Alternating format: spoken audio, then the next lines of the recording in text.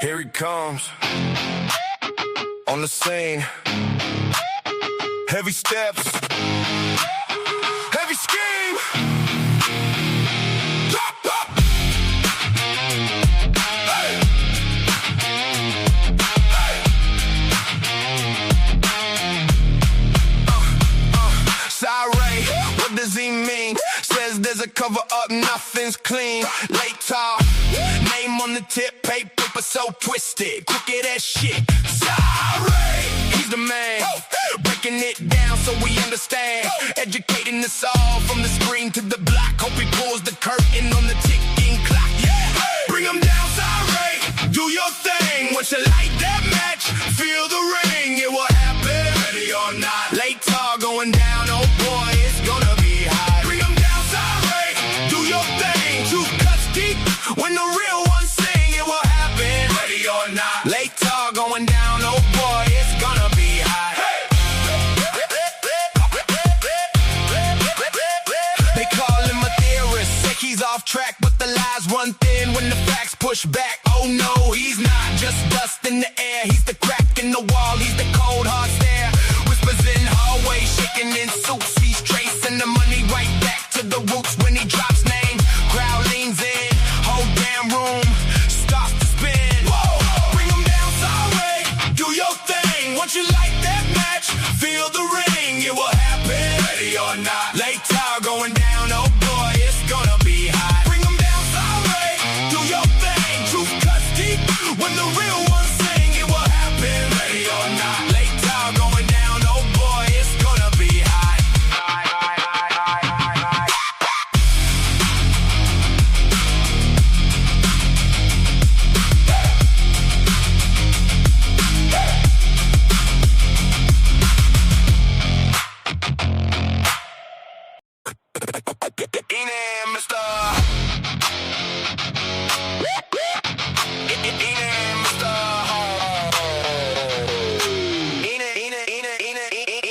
Mr. Harsh, yeah, he crawled up out the marsh.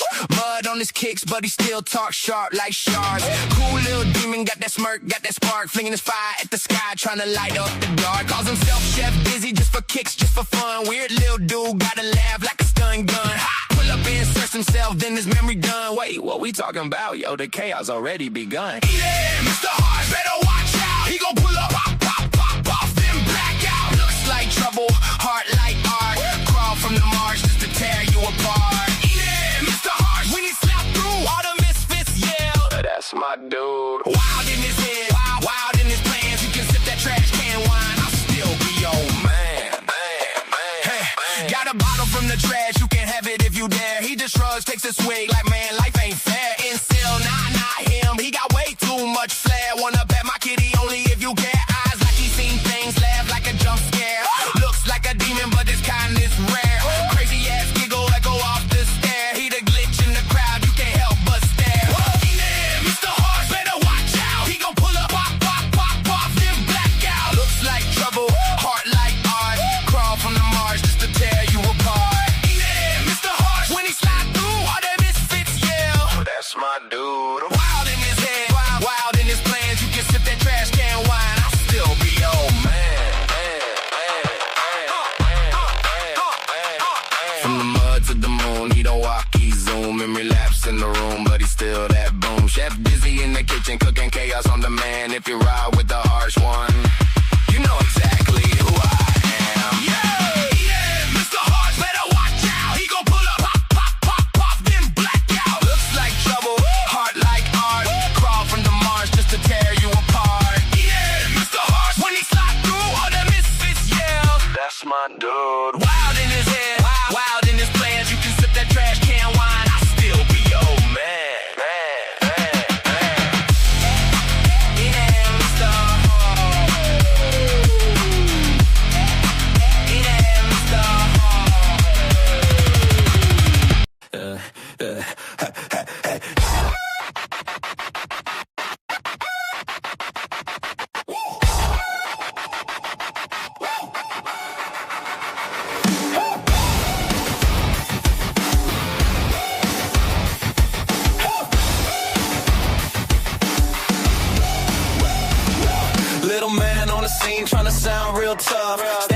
stool, still ain't tall enough. Reaching for the counter like daddy, pick me up. Wants his lukewarm brew in his favorite sippy cup. Baby pain, stomp those socks. Tiny little sneakers, big boy talk. Puffs that chest, can't lift the lock. Bangs on the door till the hinges pop. Baby pain, just a little guy thinks he running the game. Baby pain, wants a big desk, can't spell his name. In charge of the case, I don't think so. Give him some toys and shut that door. All he wants is to feel that large, but I'm the one in charge.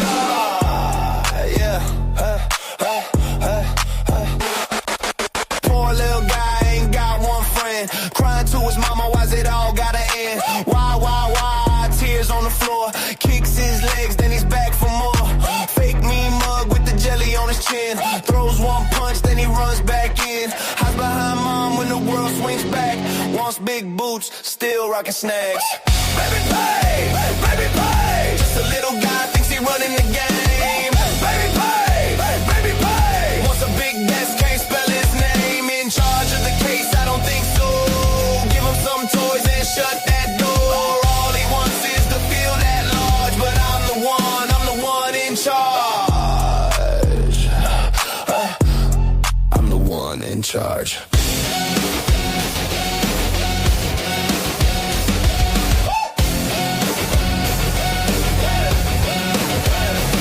Stomping up and down, red face, small frame. Tiny little storm trying to make it rain. Wah, that's his war cry.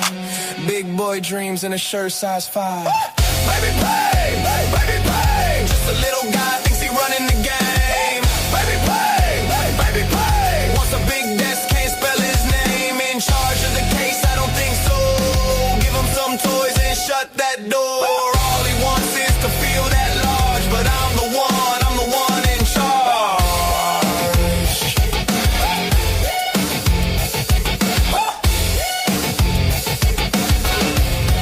I'm the one in charge. Dirty green. Yeah, you know what I mean. Smile so clean. Dirty. Hands so filthy, unseen. Big man on campus. Shark in a Letterman jacket. Laugh while the whole town drowns. He just skims off the habit. Lives in the shadows, fake sugar on his teeth. Tells tales at the comp, y'all nobody buys what he speaks. Dirty daddy green, pocket fat from grief. Plays a saint on Sunday, wears the mask all week. Got the suits on a string, all the badges on a leash. Blink, once you miss it, he'll drag you to the brink. Dirty daddy green, proud of what he steals. Smiles in your face, signs, crooked deals. Every hallway, every street, they're all in his pockets, kissing his feet. He got MPD in his jacket, ISP on the chain. Every handshake, every favor, bought and paid in your pain. By the feeder at the banquet, posing like he runs the place. But the rock drips through when you look him in the face. Oh, dirty daddy green, pockets fat from grief. Plays the saint on Sunday, wears the mask all week. Got the suits on a string, all the badges on a leash. Blink, watch you miss it, he'll drag you to the brink. Dirty daddy green, proud of what he steals. Smiles in your face, signs, crooked deals. Every hallway, every street, they're all in his pockets, kissing his feet. Watch him. Don't even blink, he'll have your world gone faster than you think. He laughs while you sink, says it's all just business as he pushes you to the brink. Dirty daddy. Dirty daddy. Dirty daddy. Dirty daddy.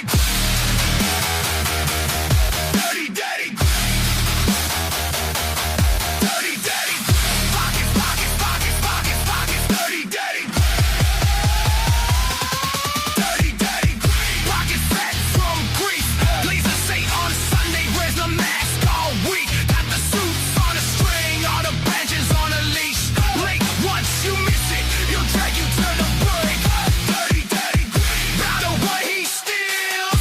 Smiles in your face, signs, crooked deals. Every hallway, every street, they're all in his pockets, kissing his feet. Dirty daddy green.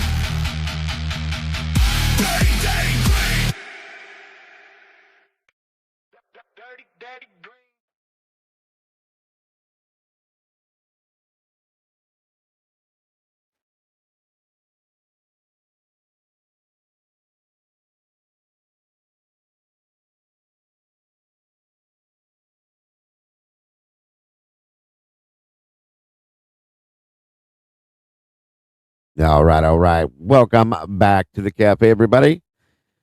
We are open for business. It's a late one tonight. Late night with Dago. My internet was out all day until about an hour or so ago. So I was not going to go another whole day without doing nothing. So here we are. Here we be. What to do? It is all we. Good to see you tonight, guys. Thank you so much for being here. Appreciate you all so very much. Thank you guys for your taking time out of your night, your evening, your day to join me in here. Thank you to the moderators for joining us. Excuse me. Sorry about that. Got the mind. Don't mind me tonight either. My allergies are killing me. So I'm going to be making all sorts of weird congestual sounds. My apologies right up front. But I am here. We are here. We're going to do this, guys. We're going to be looking at and reviewing a video that came out that I thought was kind of interesting. An open discussion, of course, Idaho for what else, folks? What else, right? So come on in, grab a seat, hit the like button, if you will, please, and thank you. Share it out, let everybody know what we're doing. That being said, let's get this show on the road. Here we go. Here we go.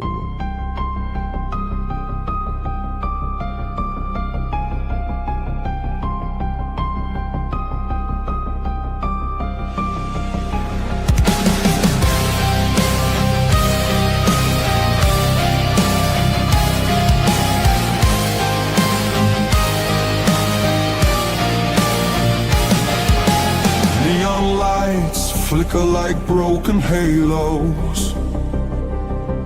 Whispers gather in the smoke-filled air. Tables carved with secrets and shadows. Every story's a wound laid bare. The kettle's boiling with a restless rage. Justice written on an unseen page. I sip the silence, bitter taste, waiting for the ghosts to show their face. At the TruCrime Cafe, we serve up the pain they try to hide away. Pour another cup of the truth you crave. Raise your glass to the names they betrayed.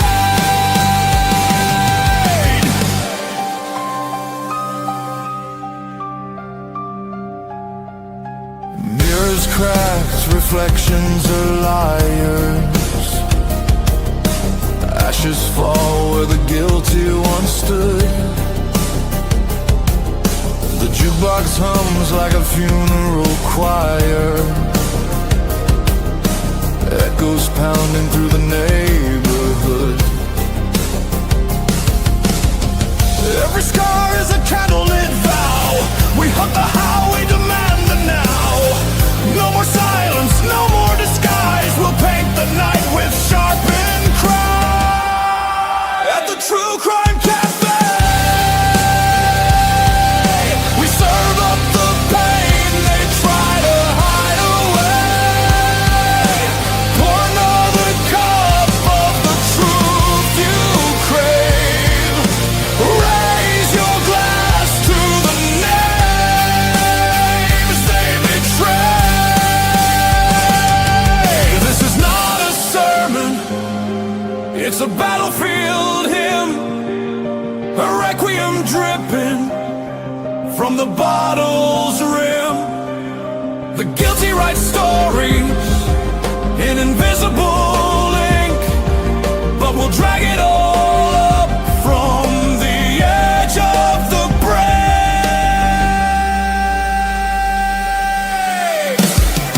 At the TruCrime Cafe,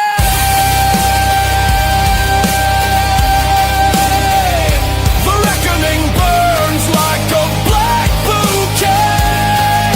Every shadow will pay.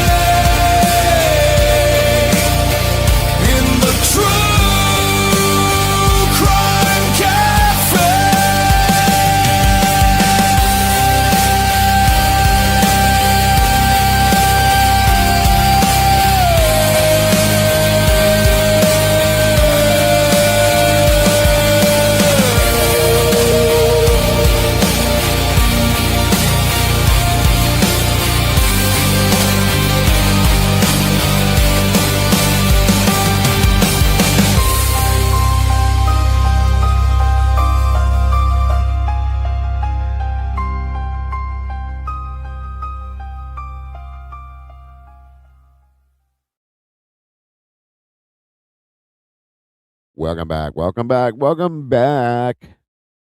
Hey, Mr. Carter. Welcome back. Welcome back. Good to see you guys. I hope you're all having an amazing and beautiful Tuesday night because you're all beautiful as you all deserve so very much. Thank you so much for being here with us. We are open for business. Yes, this is a absolutely abnormal later one. Like I said, my internet was out all day long. I had no chance to do a show, and I wasn't going to go another full day without doing one. So here we are. It is great to see you all. Thank you for being here as always. Thank you to my mods for taking time out of their lives to jump in here. Thank you to my production manager Mikey with the last 24. My videographer Miss Molly. I appreciate you both so very much for making all these things happen. And of course, all the amazing Blue Crew, period. They are amazing, and that's all there is to it. Thank you all for being here. And thank everybody for joining us tonight, guys, in the house. We are going to be reviewing a new video that came out that I thought was quite interesting, and also an open discussion as we do in breaking some of this stuff down and discussing it. So I hope you're here for it because I am. And I'm here with you, and that's the best part of the whole thing. So thank you guys again. Can't say it enough for joining us. Come on in, grab a seat, get comfortable. Make sure you got a full cup of whatever you want. Hopefully it's some truth. Let's get this show on the road. Let's try it. Let's see who we got joining us tonight. I don't know. I think my chair dropped or something. I feel like like a little kid. I feel like baby pain. Hang on a minute here.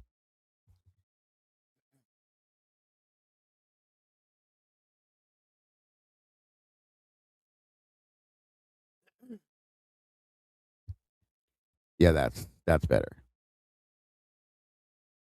Definitely. Yeah. Can I see you over the desk? That's what it felt like. It's weird. I think my son was sitting in here earlier, so yeah. Anyway, again, I'm gonna apologize ahead of time. My allergies are insane today. I was outside a lot today. And yeah. So I'm making these crazy noises trying to keep everything clear. So bear with me and my apologies, please, and thank ya. So again, who do we have here at the cafe tonight? It looks like Angie B's in the house. Welcome back to you. The Seahawks fan, Miss Tandy, welcome back. Miss Jessie Lynn, wonderful to see you, dear. Thank you so much for joining us. Turkey Creek gal, welcome back. I hope you're feeling better. Moonlit baby, welcome. Baby, baby. Moonlit. Moonlit baby. All right, all right. Miss Cassie, the sassy one's in the house. Good to see you tonight, Cass. Moto man. Welcome back, brother. Good to see you. Miss Christie's Chaos, hello and welcome. Also, yes, if you hear this, I picked up some kind of, my son gave me the sickness too. Sore throat, all that fun stuff. Gotta love that too. Yay, yay. You figure when they get out of high school, they're done with school, no more of that coming around. Nope. It's back. It is back. Sausage biscuits, breakfast for dinner in the house tonight. Good to see you. Thank you for joining us, Sausage. Gen 7S, great to see you, dear. Let's see. Susie, Triple Six, welcome. Triple Six, welcome back to you. Great to see you tonight. Wonderful to see Miss Christie from Christie's Chaos. Guys, please make sure to drop these links for these amazing creators that are in here joining us tonight. Please, thank you, if you will. Let me see who else we got. Holy shnikes. Motoman dropped 10 new memberships already, bro. Thank you so much for that. Great to see you. Anna D, welcome back. Welcome back. Hildreth, Mr. Dylan, what's up, son? Good to see you tonight. Microdot, great to see you as well. Miss Cat K, welcome back to you. Of course, Scully Skull gang. Good to see you, brother. Thank you for being here. Always happy to have you in the house. Let's see. My apologies. This damn internet. I get this brand new internet service. Haven't had one problem, and now we have all sorts. I don't know what's going on. If it was weather or what, because it did rain here for a period, but who knows? Hold on here. I wish I was laying on a couch. Alicia JLA, welcome to you, dear. Good to see you today. Thank you for joining us. Who else? Sluther75 dancing on in. Good to see you, Sluther. Always happy to have you here with us, all of you. Miss Rowe, welcome back to you. Miss Jessie, I saw you, I think. Welcome, welcome, welcome. Let me see here. Hi, Poppy. Mikey's in the house. Good to see you, brother. Thank you for joining us today, tonight, whenever it is you're here. Bing bong. All right, let me see. I want to make sure I'm not missing anybody. It looks like we got 66 people in the house and 39 likes. Let's see if we can just make that a little bit better, please. If you could. Dirty Daddy Green. You like them baby pain pictures. You can thank Molly for those.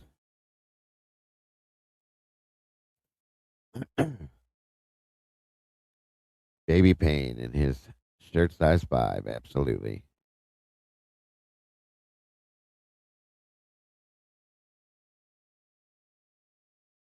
Let's see. Did I get everybody? Mama 5, welcome back. Good to see you. Michelle F, welcome to you. I think, and everybody that's hanging out in the hallway over there, just watching us from the hallway, um, we appreciate you just as much, even though you're not in chat. Lisa Winchester, great to see you. You guys all matter that very much as well. So thank you so much for joining us. Back to the 10 new, I think I got everybody now. Fizzy's fizzing around in here as well. I see ya. Standard Kayoshi, Rayturn Clyde, welcome to you. Lisa Winchester, Jazzu Esperes, welcome to you. Great to see you. Just as I say, I got everybody there. I see all these other people. Tomboys floating around in here somewhere too, I saw. I just saw you. So, no, there's no cooties that I know of. No. Candy, is there cooties that we have to worry about? I don't think so. Moonlit Baby, good to see you again. I think that time I got everybody. Sorry about that, guys. Oh, no. At Rai 1601. Sonia Stanford, welcome to you. Audacity, welcome back to you. K. Blake, welcome. Sherry H, welcome. Just see every time I say it, there's more people. Wildfire WW, Happy Life J, Lonnie 313, and Susie 666. I think I said that already. Welcome to you as well, all of you. So Moto Man dropped 10 new memberships. Looks like Susie 666, Alani 313, Happy Life, Wildfire. Sorry about that. 99 pink balloons. Reminds me of that 99 pink balloon. Yeah. Sorry. Sherry H, K Blake, Audacity, Sonia, and Rise all got new memberships. We got 10 new meatballs floating around in the sauce in here today, folks. Thank you for jumping in that sauce with us and helping us spill that sauce day after day. We appreciate you. Welcome to the fam. I hope you enjoy your stay. Let's see here. Mama D, welcome to you. Sluther's floating them red balloons. Pennywise. Let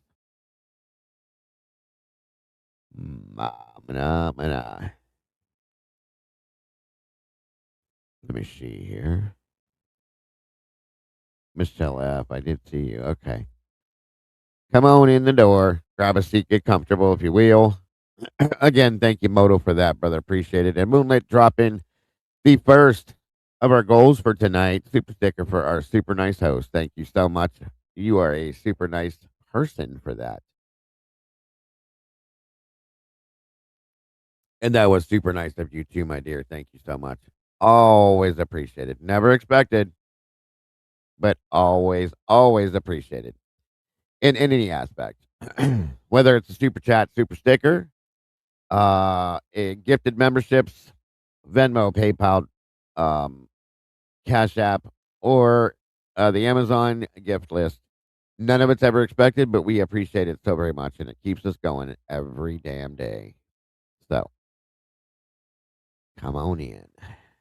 All right, guys. I think that's everything there. Miss Tandy, good to see you too, if I didn't say it already. Yes, everybody in here is all super nice, I would say. Yeah, you're all super nice. At least pretty much, I would say. Most definitely pretty much. All right.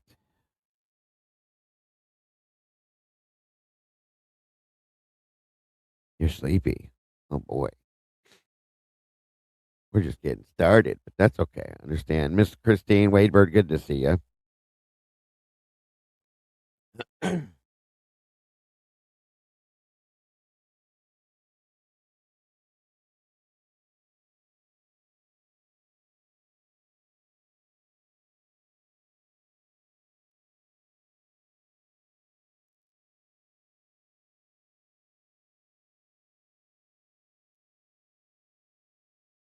All right.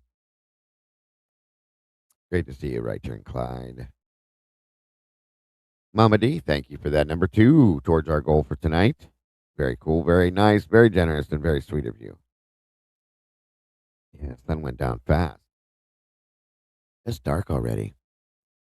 It's creepy and dark.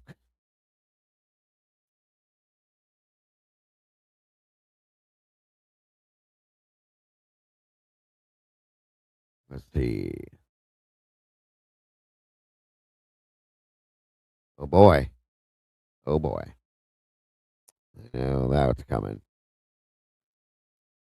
Got to get the child calmed down.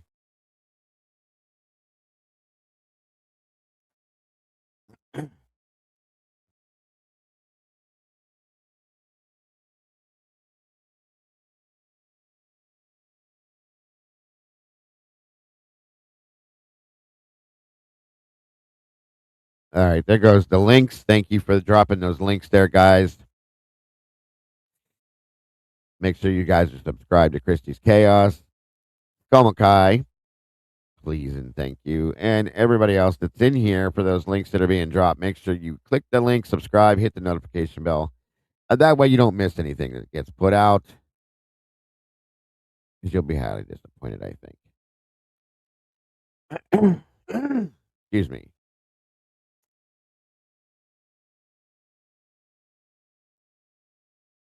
Welcome back, Skull.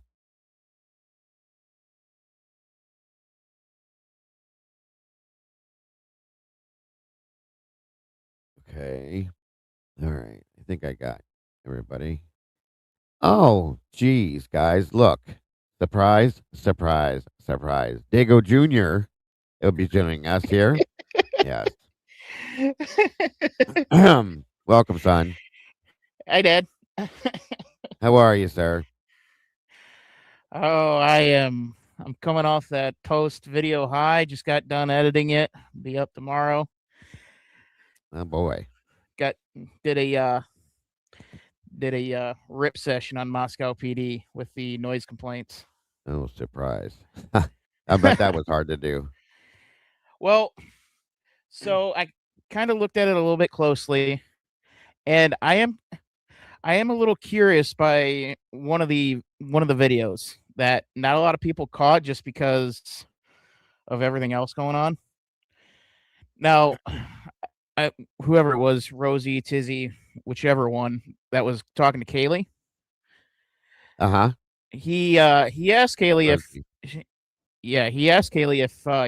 he knows the procedure, like she should already know, and she says no, I don't. Now, it could be just because of legal CYA. It could be that. Yeah. I could definitely see that.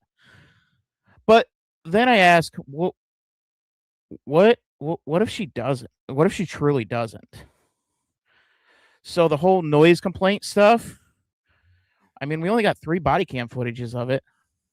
I think it's 3, right? Of which one? The noise complaints. Yeah. Yeah, I believe there's 3. And it was all 3 were different girls. So what if the noise complaint thing wasn't as prominent as what we're saying? Because if Well, it is as prominent, then Kaylee would be more. Kaylee would be more. Oh crap! Here we go again. But she looked more attentive as yeah. opposed to oh shit, here we go again. Well, she did sound like this was new to her. Now we know that Maddie spoke on the phone to them, and we know that Xana interacted with them. So you know, it's very And Xana was plausible that nervous too. she seemed well. She was kind of tore up too, but yeah, she was. Yeah, And yeah, Maddie but I sounded mean, irritated over the phone. So yeah. So what if it's not as prominent and as big of a story as we're making it out to be? What if it is actually like legitimately the first handful of times that they've actually been out there? I mean, it could be. It very well could be. That is a huge possibility. It, I have no doubt. Anything I told you, I will. Anything is possible as far as this case is concerned for me. So and so I got to thinking a little bit more, and I'm not defending Dylan, but it is a possibility with sure, her living in the house and they all talk as much as they may not like each other. yeah. They still talk, and what if the hesitation wasn't anything that people are saying that it is? What if the hesitation is she may have gotten home, stumbled upon everything, and she was hesitant to call police because every single time they go out there, they're a bunch of assholes. That's a good point. That is a very good point. That's an interesting point too. Because What what made you come to that conclusion? Possibly. Welcome, chillin'. well, it was just kind of looking at watching the body cam footage and just kind of seeing how like like every single time they're all like everybody's kind of like legitimately nervous where it normally you wouldn't be. And you topple that off with every single interaction, the cops are assholes every single time. Oh, we're Yeah, going to take this to the dean, or, well, we know that there's no music playing, but you got a big speaker there, so we're going to warn you. yeah, It, right, right. so, so That's a good point. I am curious if that was more of an issue because obviously Dylan's not going to say that, as dumb as she may be. She's not going to say that to the police. And on top of now the cleanup part is still very hard to explain away, which we'll be here all night if we try to do that. Yeah, right. But I, I am curious as to if that was more of Dylan's thought process than she's letting on. Of like, oh, I call the police, they're gonna get here, they're gonna think I did it, they're gonna think Bethany did it, and we are screwed. And and I wonder if it was more of she's calling Hunter over to try to put more of the onus on Hunter to be the one to be that barrier between her and the police. Well, I still think one of the theories that was thrown at me a while back is very interesting. That the 8 hour period of time, other than the cleanup, being involved in that at that point, it, um, it.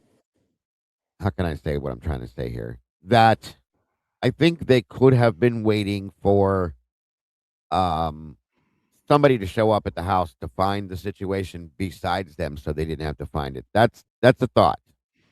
Yeah. Yeah, That is the thought. yeah, that was kind of my track too. I just decided to take the scenic route to get there.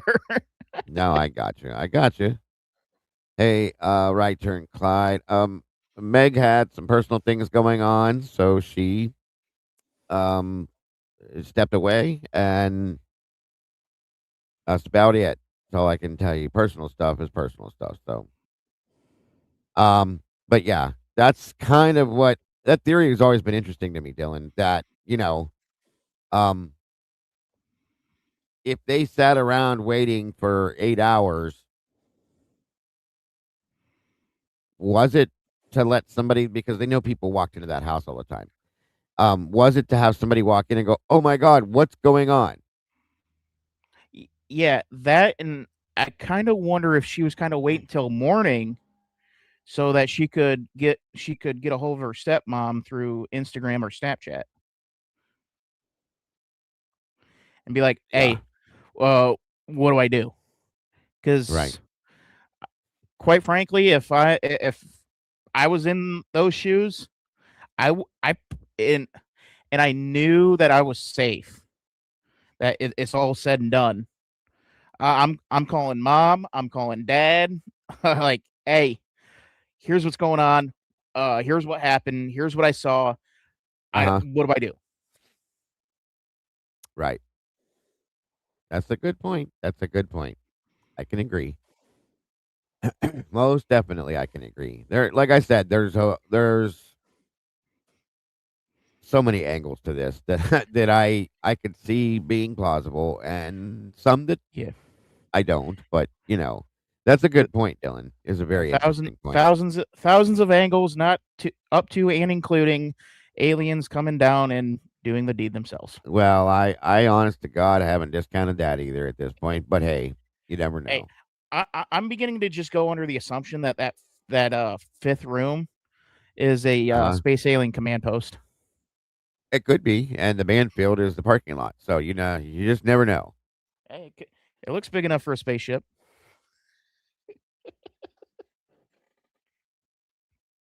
I'll be honest with you, I'm surprised we haven't heard that yet. So, all right, let me see something here. Okay.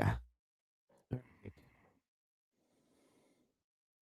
Yes, baby aliens. Busy says it swears it's baby aliens. All right, let me see. So the first thing I want to do um, is there's a new video that came out that I want to review with you guys and then break it down and discuss. There's actually two of them. I didn't get to one of them a while back, but this other one, very much. Um, so, and again, I really want your opinions on this. So hold on a minute here. All right, that's there. Are you hearing any of the traffic going on in the background? No, not tonight. Wow, there was a You got a lot that lot. just went by. I didn't hear anything. So you must have your denoise button on, which is good. No, I think this mic is just naturally quiet. Well, yeah, it doesn't pick up anything unless you're in it. Like I almost have to put it into the back of my throat for you guys to hear me. So if I come off, you can't hear me when I talk until I come back up to it. It's made just for that center Yeah. voicing. So come on in, guys. Grab a seat, get comfortable. For those of you that are popping in, looks like we have. Hold on here. 69 peeps in the house with 63 likes. We're catching up, and good stuff. Good stuff. Good stuff. Nah, I ain't no city boy. I just live on a busy street. Yeah, I've heard traffic in the past with your other microphone. I don't hear it this time. So Yeah, the Yeti is more of a 360 mic. you were right. That's what mine was too. But I kind of like the way the sound is, even though I have to like be on top of it. I still Yeah. like the way this sounds better. Okay, ladies and gentlemen, this is the first thing we're going to review and discuss. Yes, he's Dago Jr. Let's see if my wife knows about that though. I might get in trouble for that one. Let's see. You got some splaining to do. Uh huh. Yes, yes. Okay, so this video is again a channel that I really like to follow. They're very artsy fartsy, but they do put out some very interesting points. So we are going to review this, break this down, and discuss this at this point. this is coming again from Idaho Forward Reeled. For those of you that aren't familiar, the link is in the chat. Please go check them out. Subscribe if you have not yet done it. And let's see what we got here tonight.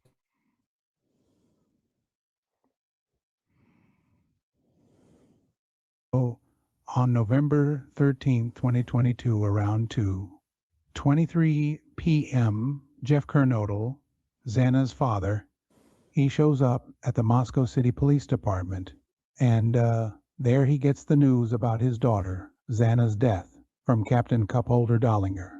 Just roll with it. Ethan Chapin's family, they got the call too, probably even before Mr. Kernodle. Now Captain Barrett, he tells Sergeant Lawrence to handle the death notifications for Maddie Mogan and Kaylee Gonsalves. Now, something that a lot of people don't know. This gentleman right here is actually the head of every bit of the investigative unit. Okay, John Lawrence. He was the lead on everything. The lead detectives were Payne and Gilbertson, but John Lawrence is the head of the investigative unit of Moscow PD. So he would truly and honestly be the head of everything if you look at it, like the right way, I guess you could say. And of course, you see his name's not on anything. So I'm just saying, all the names we see are Blaker and Payne and stuff like that. John Lawrence's name is not on anything. He should have been, in my opinion, the one to sign off and everything if he's in charge of the investigative unit. But hey, that's it is what it is. Yes. This is definitely not Johnny Lawrence from Karate Kid. A little bit of a different look there, but just saying. This, because, that's just another Tuesday. Barrett hands Lawrence the university addresses for Mogan and Gonsalve. And here's the case. Hey guys, is that the fridge that they left the door open on accidentally? Probably. Could be. No emergency contact information for Madison Mogan or Kaylee Gonsalves. None. Zip. Nada. Scott and Karen Larrabee. Wait, what? Mogan's parents. Yes, sir. No emergency contacts for Kaylee. 837 family or members. Maddie. Yeah, that's just interesting in among itself. Because she enrolled That's why we're 18. Yeah, that's why we're reviewing this. This is really interesting, you guys. There's quite a few points in this that when I saw this, I was like, I had to watch this on my phone, so this is nice. But yeah, watching this, I was like, wait a minute, we gotta discuss this one later. So thank God I got to come on here tonight and do this. This is wild.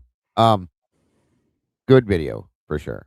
So again, thank you to Idaho 4 Revealed for putting this out. And make sure you guys are subscribed to the channel. Thank you. And on we go. They're on their way to Moscow. They get the news about Madison's death once they actually make it to the station. And then, when a Kootenai County deputy finally gets to Kaylee's parents with the news, they're like, oh yeah, we already knew.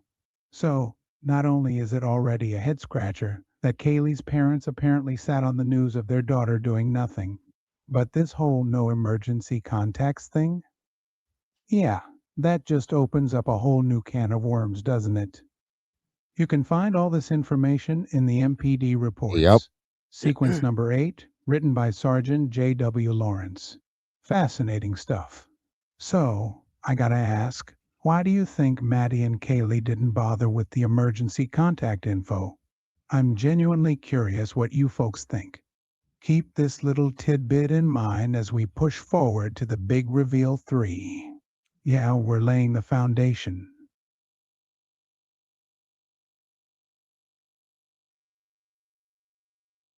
Undercover informants who work for university campus police do so under confidential agreements that differ from standard student protocols. Universities require emergency contacts for all students, while students working as covert operatives, or shall we say agents, report to their hand. Now, for those of you that don't remember, I know the direction they're going with this, and for those of you that didn't see it, we watched on the body cam. Okay, At that point in time, it was Captain. Oh my God, I just went completely brain dead blank. What the hell is his Blaker? name? Was it Blaker or Payne? No, it was neither one. It was the older guy that retired. I just completely Oh, lost his mind. yeah, that guy. I I know know what you're his talking about. name. It's on the tip of my tongue, but for some reason, my mouth doesn't want to say it. Lanier. Thank Lanier. you, Tomboy. Captain Lanier, who retired not too long after this started going down. But anyway, we heard Captain Lanier make a statement to, I believe it was Gunderson, quietly kind of whispering, saying, one of the victims in the house is a CI. And then pulled him off to the side so they could talk about it. Okay. So remembering that on the body cam that we saw, I think it was Gunderson's body, one of his body cams. I just saying. Um, Mama D wants to know how many had heard of a subclavicle artery and where it was located. So, I how did many do of some you have research on heard that. of the subclavicle artery and where is it located? I know about it, but I don't know about everybody else. Welcome, Nancy. What'd you say, bud? I did do some research on that, and from my understanding, and correct me if I'm wrong, that's not something that you just don't kind of hit by chance on a whole stabbing frenzy. You have to be going for it. Well, I said that a long time ago that seemed pretty specific. And I wondered if the person that did this, that might be a poll. I see somebody said that. That might be a good poll. I wondered if the person that did this had some sort of a background in medical, okay, or some kind of something in the medical field to know that what going for that, you know, subclavian can do and how quickly you can bleed out from that, okay? And I wondered that. Or was it just, dumb luck that they happened to do what they did and it's not luck. It's not a good thing, but you guys, there's no really other way to say it. You guys know what I mean, okay? But just saying, um, well, thank you. There's our teacher stepping up. Sub means below, so that would be below your clavicle. Thank you, Miss Tandy. So you're below the clavicle vein or artery. I'm sorry. This is what that was. Um, Bingo. That's why I wanted you, and I will put it up as a poll for sure. Once we get into this a little bit more. Oh, that's another one. Could be a hunter as well. Very good point. Somebody that knows, especially a hunter that knows how to bleed out an animal per se. That's not typically the one they go for, but yes, you can do it. You can definitely do it. Now, And it I would wouldn't it's a right down back behind the clavicle, and it just flip and boom, you're gonna bleed out in seconds, literally. So and wouldn't somebody in sports therapy know as well, or sports medicine? sports medicine, yeah, they should. Wasn't Dylan taking sports medicine? I don't know. I don't know. It That was doesn't sound familiar. She could have been. I it don't was know. something to do in that particular thing. I can't remember for sure if it was more sports or medicine. Somebody that has a medical background, somebody has a military background, a first responder, doctor, nurse, anybody that's in sports training or medicine could know. But yeah, I thought Dylan was taking medicine or business, but I probably get that confused with somebody else. So don't listen to me on that. Um, yeah, first responder, EMT, paramedic, somebody could know, you know, that's a quick way to shut somebody down and put them out for the count very fast. I mean, somebody will bleed out within, like I said, moments if you could do that. So just so you know, and And it's internal bleeding, correct? well, depending on how you cut them, it would be you would bleed outward, out of the body. And you can do both. You can do both depending on what happens, how you cut it. If you completely cut through it, you know, sever it completely, so on and so forth, and how the person is laying, how their body's moved and stuff like that. But yeah, it can definitely cause internal and external. And I can show you guys. Just give me 1 second here. Want me to eat? It's fun being the son of Dr. Money.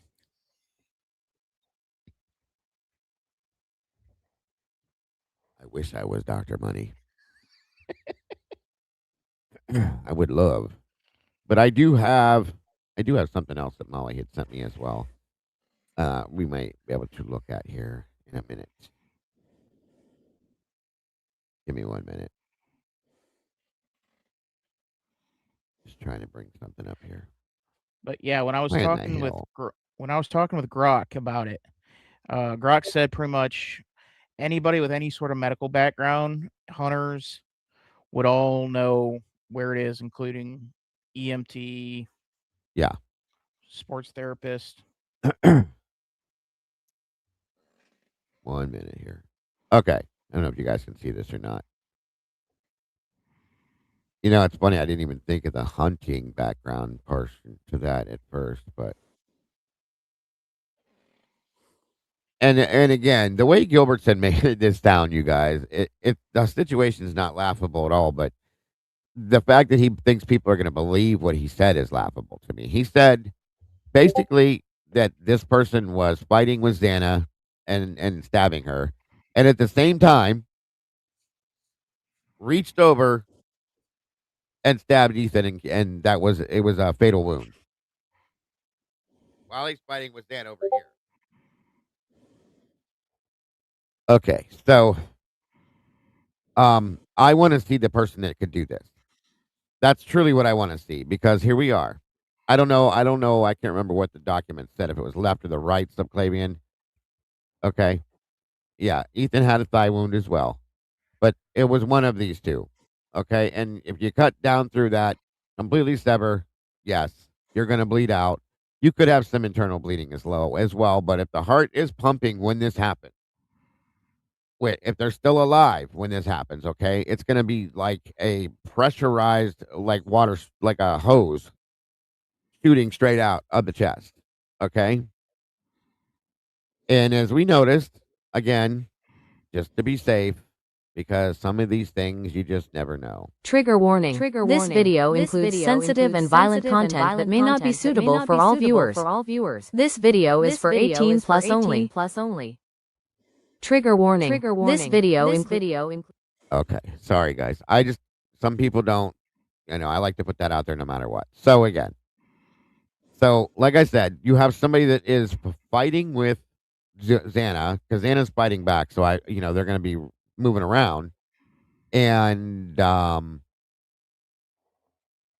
stabbing her multiple times. In the meanwhile, according to Gilbertson, reaches over to the bed and stabs Ethan, like right there. Okay? And shuts him down. And then we know at some point Ethan rolls or is rolled to his right against the wall. In that blood all drains down beside the bed, goes down into the floorboards, into the crack of the wall, out onto the foundation, and it pools. It pooled. There was so much blood. It was probably all of his blood, to be honest with you. At some point, it pools onto the floor in the corner. When they pull the bed out, you see all that. There were other wounds that Ethan had. This wasn't the only one. I think this was probably the fatal, but not the only one. Yeah, if you were to cut the carotid artery, which are these two here, you'd have definitely bled out faster. So again, if this person has the medical knowledge, you should have done that. So I don't know if this was done on purpose or if it was just like I said, luck of the draw that they hit that when they stabbed him, and it went to town with the bleeding, guys. And again, it's not luck in a good way. You know what I'm trying to say? I'm just trying to, there's no other way to say it. So you got the heart pumping.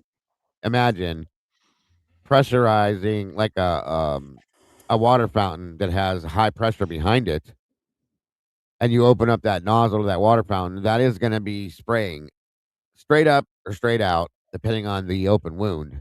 So, and a lot of people believe, that's a good point too, Sluther. A lot of people believe this was planned, like as to how to take them out. Ethan was probably the biggest problem in that house, literally, and the only problem in that house, per se, as far as defensive wise. Like, Ethan probably could have taken down two people by himself. I don't know about the the amount of alcohol I had in the system, if that would have slowed him down, but at the same point, you know what I mean? And that's what I was gonna say, Fizzy. You're floating in my head now. I've never seen somebody purposely stab or cut somebody in the subclavian. Never. Okay. So I can't imagine. I guess I can contradict it. Why would you not go for the carotid artery? And when people go, we've seen this in movies. We've seen this. I've seen this. I don't know how many times in real life, but people cut the carotid artery when you slice your throat, and give yourself the bow tie there. That is how people do this. People do this to themselves sometimes. This is an odd place to do this, and I wonder if they were trying to go for the carotid, wasn't quite able to do it, and ended up hitting this instead. So these are just thoughts, and I just wanted you guys to see where this was and how it worked. So, like, to get to the subclavian artery, would you be kind of going like down into it from the top, or would you be going from the bottom? My opinion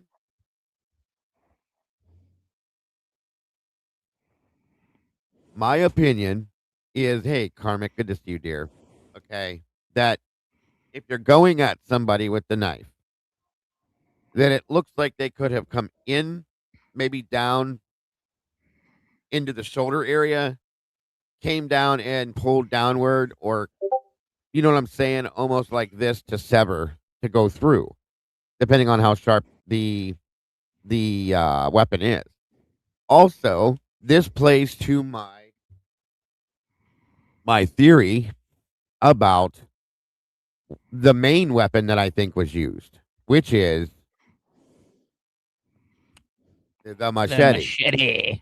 So think about this, okay? If you go at somebody with this thing and you're chopping action, if it's sharp enough, which it doesn't have to be much, and you bring this forward and go downward in a chopping and this could work with a hatchet and or an axe as well, but coming down into somebody like this, okay, could definitely do this as well. Again, another reason why I believe this may be one of the main weapons, folks. Truly and honestly. So, just something to think about. Do we know which artery it could be? It could be. I don't know yet. I have to go back and look at the document again if it shows it in there, if it was left or right side. Because if it it's could the left, be. Because if it's the left, then we got a serious problem. Well, here's my question. Problem. I'm trying to remember, like, what arm did they say Ethan was up leaning on? I don't remember. Okay, because I'm trying to visualize this, guys, and I'm not trying to be morbid here, but I'm trying to make this work for me in my mind. It's the left. Angie says the left. Okay, so that's it was this one here.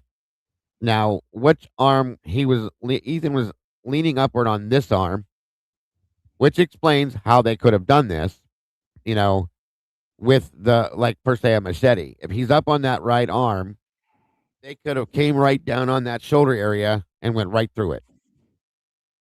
Okay. Well, I wonder if he rolled towards the wall, though, Karmic. You know what I'm saying? After the fact, maybe trying to pull away from the situation, which is an automatic reflex. But yeah, that would make sense too. So it makes me wonder. I don't know. That's why it could be that it was done purposely, or it could be that it was an accident. Like it was just kind of like, they were trying to get at him, and that just so happened that way. So it could have been either way, in my opinion, is what I'm saying. Purposely or just luck of the draw, unfortunately. You know what I mean? Yeah. Yeah, I was just gonna say, because if it's I wonder if it's the left, if it's the left artery, then the attacker would have been right-handed, correct? In theory, I would think so. Yeah, I would definitely think so. Now let's imagine. Go ahead. Well, I was just gonna say that because that would be an issue, because I remember months ago when Scott Roeder was on Lana's channel. Right. The person that the judge going off the splatter on the wall in Maddie's room, killer was left-handed. Well, that's one of them. I still believe there's more than one. So Oh yeah, if we don't, it's what I mean? impossible to do this. It's Right. impossible for one person. I'll never believe it. I can't. So what if Ethan was standing?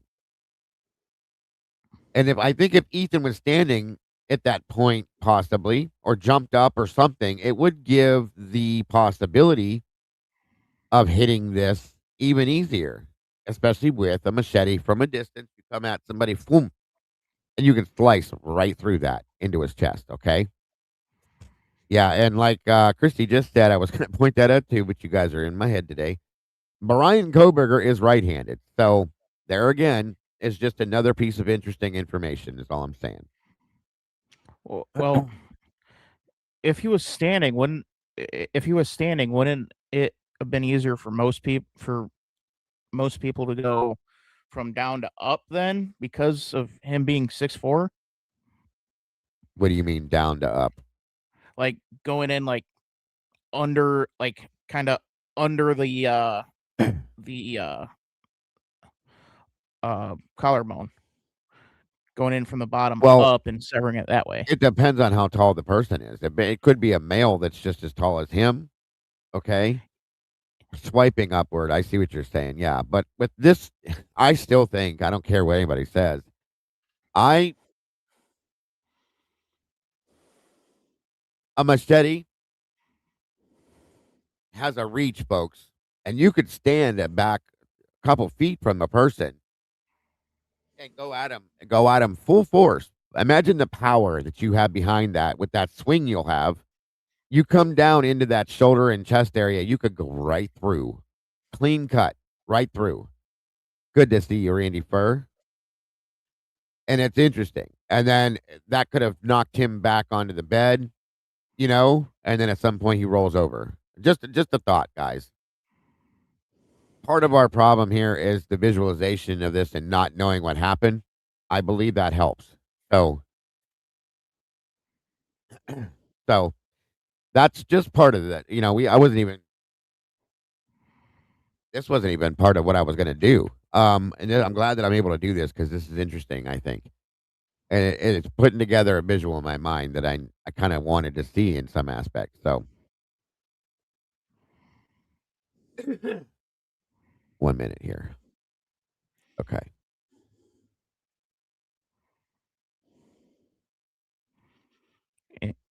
No. And that doesn't mean that has to be the way it did happen, folks. It's just, these are just possibilities, is all I'm saying. Sorry, go ahead. So, is there any bone that would kind of prevent like the average, like a somewhat decent knife? Well, your collarbone's right there too. Yeah. So wouldn't that kind of block it a little bit? It could get in the way. It could. But see, and that doesn't mean that's the only way that happened. It could have been with a handheld K-bar or something that somebody came down on top of him and did it too. There's a couple different ways this could have happened. All I was saying was that this brings in the aspect of the bigger bladed weapon is what I was saying. So I don't know that Kaylee was strangled. If you're talking about the aspiration and so on and so forth, because there were no marks on her neck based on the autopsy thing. But I think what everybody sees with that is that she aspirated on her own blood. She choked on her own blood. Therefore, in turn, choking in that sense. Yeah, the asphyxial trauma is what people are mistaken, I think, for strangulation, because if you look at the autopsy, there's no markings on her neck at all. And I don't know, I never read anywhere where the hyoid bone was broken. And I believe in strangulation, every strangulation that I've seen, that happens. I don't believe that hers was. So don't quote me 100%. I'll have to go back through that and look again. Now, if the hyoid bone was broken, then I'll absolutely tell you that I believe she was strangled, period. Okay? But from what I read, it said asphyxial trauma, which I believe is from like choking on your own blood. That's my opinion, based on what I know personally. So She also got her teeth knocked out from the blunt force trauma to her face. She could have choked on some of that as well. I'm just saying, um, there's that. So Kaylee, God bless her, had so much damage to her, internal cranial cracking, fracturing, within her inside of her skull, guys. It was horrifying. It's horrifying what these kids went through. And in that aspect, I feel so bad for their families over that, guys. But, it's always been that, but we have other things that are out on the table now, so that's a whole different story. Mama D, I think there was more than one unalive or two. You can say killer in here. It's okay. There was a frenzy of stab wounds on each victim. Yeah, I agree there was. I believe there was 3 to 4 people involved in this. This is my opinion alone. And, people don't agree with me. It's understandable completely. And just so everybody knows, the one person that's involved in this that I don't believe is involved in this is the one they have in prison for this. Based on all of the documentation we've read, I do not believe it was him at all. I don't believe he had any involvement. I'm one of the few people that is comfortable saying I don't believe there's any involvement of this man whatsoever. Yeah, and to kind of put into perspective on the amount of stab wounds and how much energy that takes. Those games where you got to like press the screen so many times in like 10 seconds. Yeah. Try doing that while running around. Here's a good point. I know what you're saying. Like throughout that whole thing, you're holding your breath, you're in a panic, and that's what trying to stab people 150 times is the closest that you're going to get to it without actually doing it. Right. I believe that there were multiple weapons as well. One of them being a machete, one of them possibly being a K-bar or a knife in this sense. I believe there was something used for blunt force trauma as well, whether it's a hammer, anything like that, folks. Again, and that Karmic brings up a good question. Were there any teeth found, at the scene whatsoever on the external part of the body, or were they found on the inside of the body? That's an interesting question. I know why you're asking, I believe, because I think, I get it. So wouldn't that be in like that evidence log thing? It should be, but we never got stomach contents. Okay, which is a big deal to me. Because I think if we were to get stomach contents, it would help us with a absolute time of death. And I think that's why we didn't get stomach contents, to be honest with you, too. So, just saying. So anyway, kind of glad we got to bring this up because I think it's good to have this understanding for this for people that don't quite get this. But anyway, and if we need to go back to that, we definitely can. I have some other stuff, medical, like educational stuff, possible for tonight as well. 1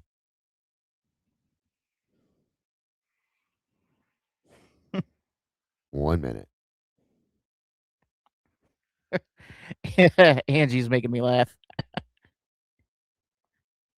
What'd you do, Ange? Good luck with that, Dylan. They can't remember where they put you. Yeah, I know. Or they have to renumber all the blood samples too because they are so inadequate. And I'm not even gonna go. Well, you got to add the knife sheath in later. Come on, Dago. Yeah, I gotcha. All right, guys, back to where we was. Sorry to trail off like we did. Just give me 1 minute here. That was a fun little scene group. Oh shit! What did I just do there? 1 minute. Oh, sorry about that. Elderly versus technology. Here we go again. You're such a funny guy. I try to be. All right. Hold on. Let me back up just a tinge here. Wait, what? Okay, let's go back to that point there. We got ahead of ourselves. All right, back to the video. Here we go with the video. The campus police do so under confidential agreements that differ from standard student protocols. Universities require emergency contacts for all students, while students working as covert operatives, or shall we say agents, report to their handlers if they should run into trouble. These handlers are almost always police. Now, I don't know if you guys can read this. It's interesting. Former division chief of logistics for Kootenai County EMSS sentenced in drug diversion scheme. Scott Higgins, 57, of Coeur d'Alene, was sentenced yesterday on charges for theft from a program receiving federal funds and acquiring controlled substances by fraud. U.S. Attorney Josh Hurwitz announced today that both charges relate to a drug diversion scheme. Same type of thing that was going on down in Letcher County, Kentucky, too, with the Mickey Steins thing. But yeah, interesting. That was the same county that Olivia got arrested in. Kootenai and Coeur d'Alene, yeah. No, you're good, Mama D. Don't apologize. I did. Yes, I watched and I listened to that earlier on my phone as well. I was on my phone most of the day because I couldn't get on my internet. But there were some interesting things that Samantha had made statements about that I'm curious about. Samantha was here once. We spoke to her. None of that stuff got brought up, but it is interesting. It was interesting. I'll just say that. We were actually told stuff like that in the very, very beginning. When Kim, WSU mom Kim, was around here talking about stuff, that was one of the things that came out that stuff had been said. So I don't know. We don't know. They probably would never tell us anyway, but it's interesting. Welcome, Chris. Good to see you, brother. Guys, if you're jumping in, please make sure to hit the like button on the way through the door, please, and thank you. Yeah, if any of that's true, it's a whole new ball game. Yeah, I definitely agree on that. Do you remember hearing Officer Brett Payne slip up while addressing unnamed students upstairs inside the 1122 King Road house, while standing outside looking up at the windows, wanting one of the residents to come downstairs, because there was noise coming from the off-campus rental at approximately 9 p.m. during Emily Allant's birthday celebration? Still in.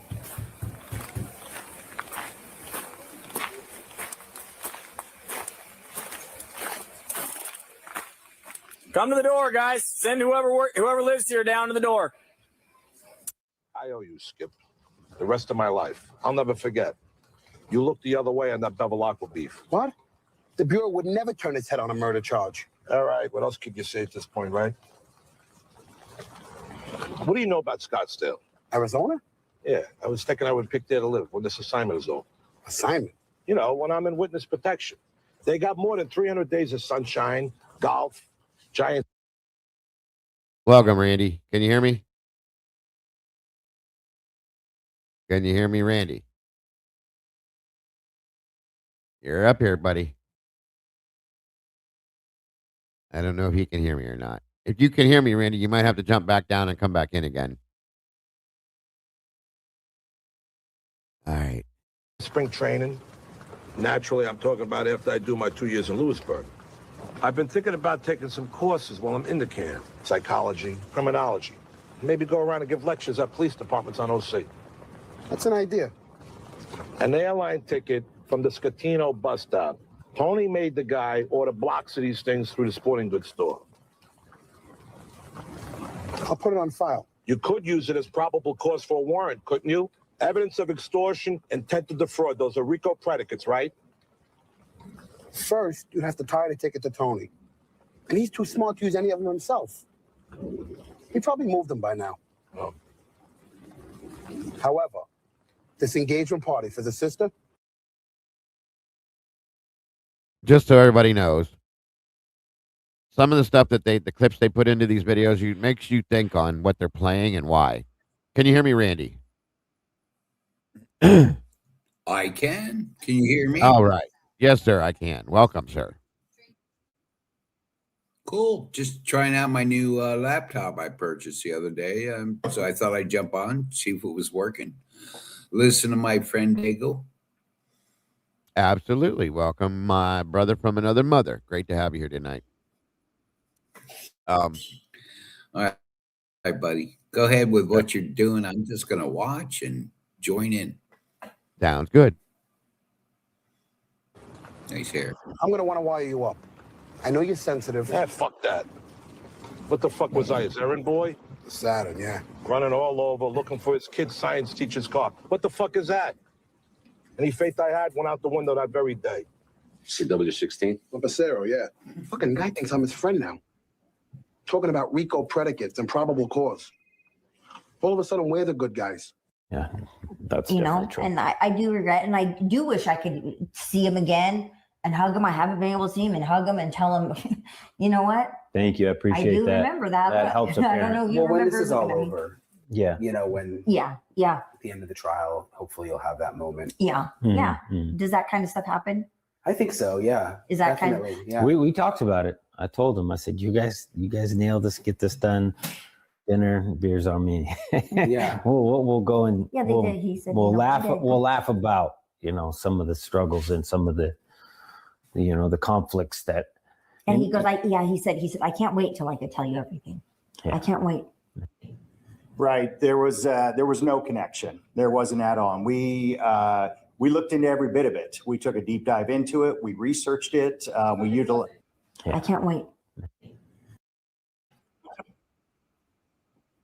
I can't wait till I can tell you everything. But according to them, they told him nothing, and they still haven't told him anything other than little bits and pieces of things that they're still fighting to get the information for. That's kind of interesting to me. I'll just say that. I find it funny that they're fighting for information while also passing a law restricting information. Agreed. On me.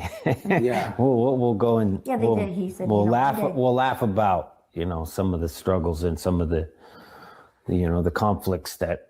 And he goes, he said, I can't wait till I could tell you everything. Yeah. I can't wait.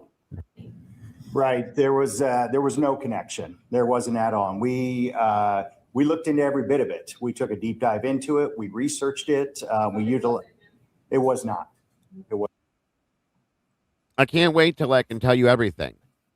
Then they jump right to this, which we all remember. There was no connection of Brian Koberger to anything. They tried. They wanted there to be a connection, as they told us all, and there was no connection, period. Gotta love it. You gotta love it. Was not. Thank you. Cut that off. It has been said that there were pictures on his phone of groups of young people in Moscow, and that Maddie, possibly Kaylee, were in some of those photos. Is there any truth to that? No truth at all. There was not. To this date, we have never found a single connection, anything, between any of the four victims or the other two surviving roommates with him. No pictures, no texts, no. There was rumor, speculation that he was following. Why is he in prison? Social media sites. What'd you say, bud? I said, then why is he in prison? That's a great question, Randy. Great question, sir. He pled guilty. He pled guilty doesn't mean he did it. Well, again, that's people. The statistics. That is a point. That is a point. But the statistics he pled guilty of how in the many. justice system they don't have a choice. The wife jumping in. I'm sorry. That's okay. That's okay. She has an opinion and a right to have an opinion as well. No worries. But when you look into how many people guilty in court, they're gonna say you're guilty and that's it. Like they're not gonna. Why would they look further into it?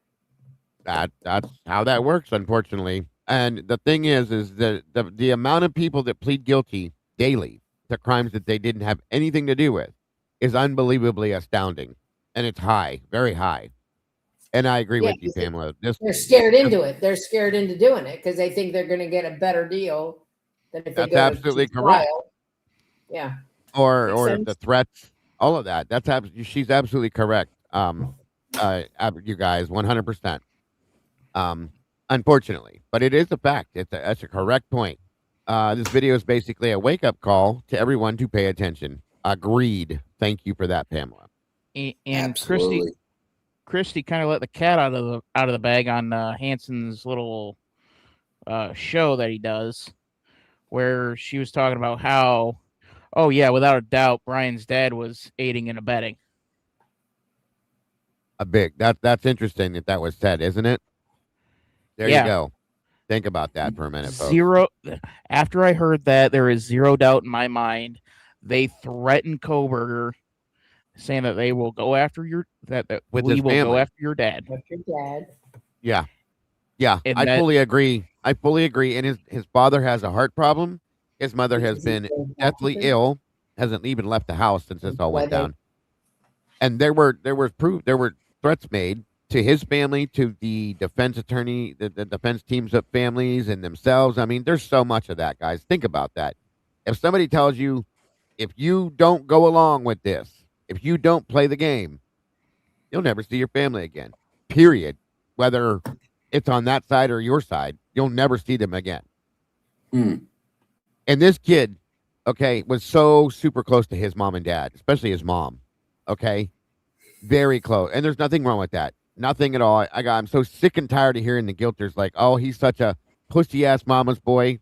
Get over yourself. Okay. There's nothing wrong with being close to your parents. Nothing at all. God bless him for being that way. Okay. So if this is this is what he has, guys, this is his lifeline. His family is his lifeline and his love, his heart. So somebody threatening to take that away from you, possibly, if you don't play the game, guess what? I can't say I wouldn't have done the same thing. Truly and honestly, I can't. So I'm just saying. By the way, welcome, Mrs. Fur. Now that you've piped in, you're welcome. We're going to have you here with us as well. So thank you for joining us. Kathy. Thank you, Kathy. Miss Kathy. Thank you. I forgot. I knew that already, but thank you for being here with us. Thank you. Yes, absolutely. Did you say you had a question, Dylan?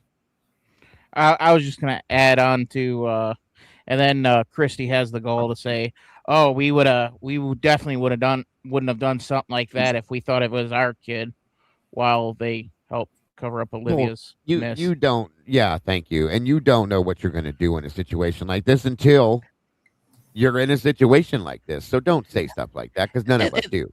And then on top of that, it's like, why would you ever just come out and assume that your kid committed this thing and be like, hey, did you have anything to do with that? It's like, what? That would probably be the last thing that especially somebody like him with his parents, they probably didn't think it was him at all. Okay? That's bullshit that they want to believe this, in my opinion, and I mean this with all due respect towards the family. Okay? I truly do because of what they've been through, but I feel that they need these things to believe what they believe. Okay? They need to feel these things to make it okay in their mind. Because I think there's a bit of guilt there when they say this stuff sometimes. And this is what makes them feel better, in my opinion. Again, this is just my opinion, okay? So. Well, in my opinion, they got 400,000 reasons to believe it was Kohberger and Kohberger alone. Right, well, 400 million. But yeah, what'd you say, Miss Kathy? They're rationalizing. Exactly. You have to make it make sense in your mind to justify what you're saying and doing. That I fully agree with that. And that is how they do it, in my opinion. Yeah, I know, Fizz. I know. Believe me, I know. Her child committed domestic violence, and she told her not to report it. I know. You know, what's good for the goose, supposed to be good for the gander, too. But it doesn't always work that way, is all I'll say. That were sent to us of, hey, this is him, he's following. They were either untrue or they were sites that people made that were completely fake. And so we had to research. Gee, did you hear that? People making fake sites, running propaganda. Steve even admitted to that at one point in time, to putting out misinformation on purpose and asking other people to do it. Okay. because he was so sure in his mind that this was who it was that he had to make sure to push that home. And we have other people out here creating fake sites and creating fake statements and fake information. This is disgusting, guys. This is all, and this is how they got him. They did not prosecute this man the way that a prosecution will prosecute somebody. They had nothing to do with it, in my opinion, because they didn't have anything. Brian Koberger was prosecuted again, I say this almost every other day, by the court of public opinion and the mainstream media. End of story. That's how it happened. That's the only way it happened. So. All right. Question, Jago. Yes, sir. Yes, sir. Then why did he plead guilty? That is the question of the year. I think, like I said just a little bit ago, I think he was cornered. I think that we'll go back a ways. I think when he asked for, well, he didn't, the defense team, you know what I mean, though. When they asked for the continuance, that was denied. She wasn't ready for this. She admitted to it. We all know she wasn't ready for it. Everything, they were still waiting on discovery, too, Randy. When this all went down, the sentencing and all that, she was still hadn't gotten all the discovery, so she wasn't ready. They wouldn't give her a continuance. That was blackballed right away. They denied the third-party defense and the possibility of, alternate suspects. That was brick-walled right away. So at that point, between that and if there were threats that were coming out, that's a lot to put on one person to deal with. I think that was why the plea deal was struck. I think they possibly did this on purpose, and I could be wrong. And if I'm wrong, I'm wrong. I have no problem with that, okay? I'll be the first person. I'll bring guilters on the panel and say, I was wrong, you were right. End of story. I have no problem with that, okay? But I think part of this was the defense, knowing they were not prepared yet, giving themselves some more time to possibly find something out or to pull more information to pull more information to be able to do this with, is what, you know what I'm trying to say? So yeah, absolutely. Hi, Esty. Welcome. I am off tonight. That's why I'm doing this. And not over there. Thank you for being here. In my opinion, time and death is off the table. Dead men cannot appeal. Yeah, agreed. I do agree. All right, on we go. And go into every single one of those just to prove or debunk what somebody had made up and of course then that spread to the media and it went wild that he was following or there was a connection and there wasn't. We wanted that, I think naturally we need that, what's the connection, what's the why, and we have found zero, never any connection. Who is that guy? That was Gilbertson, the other lead detective on the case. Okay.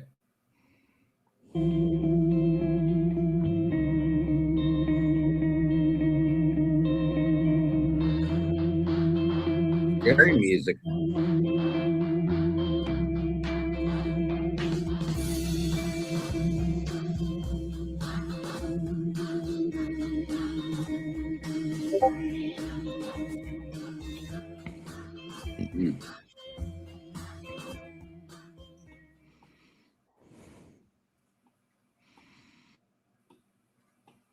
Normally, university students choose a parent or guardian as an emergency For anybody that didn't realize, that was Maddie and Jake Schreiger.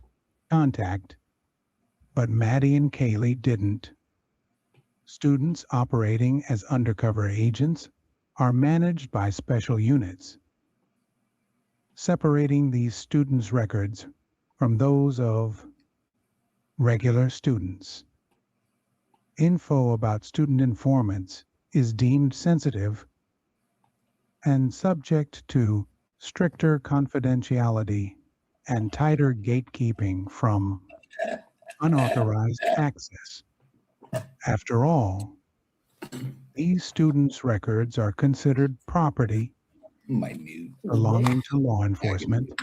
Did you meet? In October 2021, Kaylee Gonsalves gave her address as 1122 King Road to responding MPD officer Dustin Blaker when she reported a possible sighting of a missing person, 62-year-old Sharon Archer of Coeur d'Alene, Idaho. Didn't Kaylee move into the house in August of 2022 at the start of fall semester? Can you imagine if each of the Idaho 4 students were, in fact, reporting drug activity engaged in by those they had befriended and allowed into their party home? Which officer handled each of the dead students, I wonder? It would make perfect sense that Steve and Christy Gonsalves were reluctant to make that trip to Moscow if the murders at King Road were specifically targeted, with the subject of a targeted attack being any of the 4 who had recently been exposed, or if, as Bill Thompson once said, the house itself was also subject of a targeted attack. Is this the reason why Dustin Blaker was angry at Maddie and Kaylee for doing what other students do on a Saturday night? Drinking and hanging out with other students downtown? This is impossible to do when you're home where the cops want you to be. By the way, for those of you that are curious, I mean, not that I should have to explain myself, but I like to do that. The reason why we're so late tonight is my internet was out all day long, and I already went one day without doing a show. I can't do that 2 days in a row, guys, because that really messes up my set, the way everything is. So, just wanted to let you guys know why we're so late tonight instead of earlier in the day, because I had no internet until about 2 hours ago. So, anyway. I'm digging the cafe being open after hours. Do what? I'm digging the cafe being open after hours.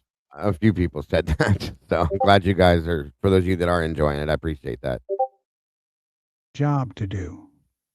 If so, you will never see those contracts.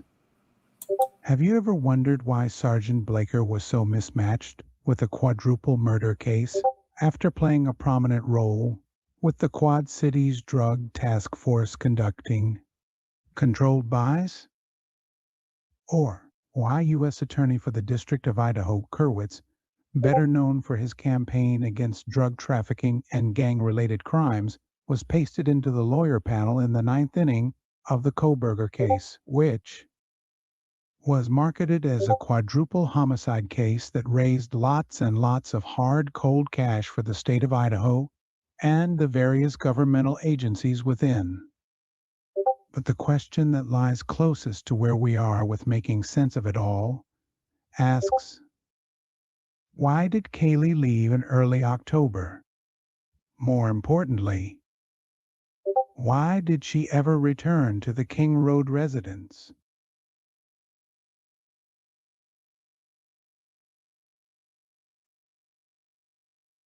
Great question. Great question. Hold on a minute here.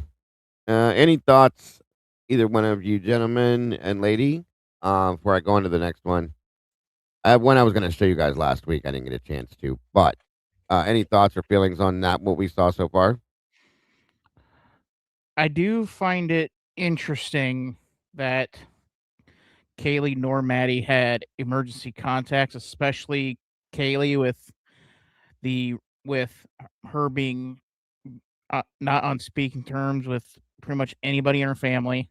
Yeah. So I do find that interesting, and the fact that you have to have an emergency contact to essentially be a CI or whatever the case that is. That I find very interesting. They were pointing some of that stuff out.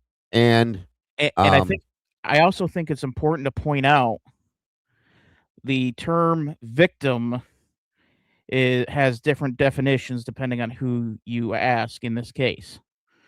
Because some people, they'll tell you Dylan and Bethany are victims. Yeah. So when the officer said, I don't see him that way, but yeah. Yeah. Nobody with a functioning brain does, but that's beside the point. Neither do I. Right. Right. But Not victims. So I Who, do the think that. survivors? So I do think that I do think that Dylan and Bethany are on the table as being potential CIs. But as much as we like to fantasize about the CI having a part in this, I don't. If for whatever reason Kaylee or Maddie, or at least Kaylee, if Kaylee was one, I don't see the benefit of going that extra mile to take her out essentially if she's going to be gone in 3 weeks.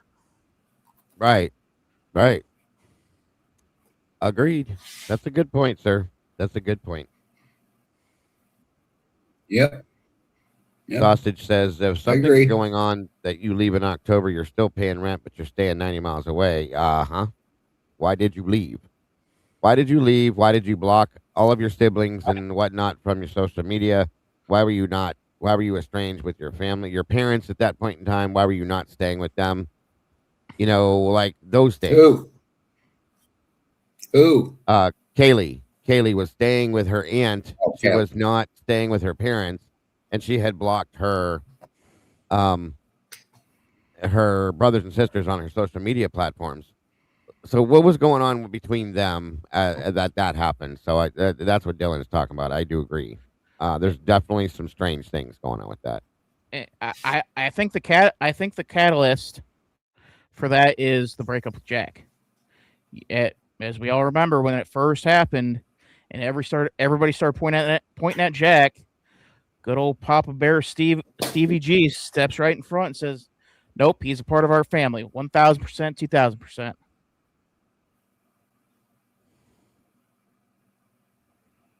Hey, Hildreth. That's a good point, buddy. What's up?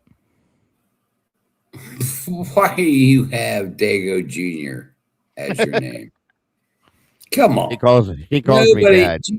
Dago don't have a junior. Dago's his own man. Actually, I do. I do have my oldest son. I guess you could consider him a junior, but he's not a Dago. He's a Joe like I am, but he calls me Dad all the time. So that's the joke behind it. It's funny. I don't believe this big boy is your son. Definitely not. Definitely not. He's old enough to be my child, but yeah, he's not.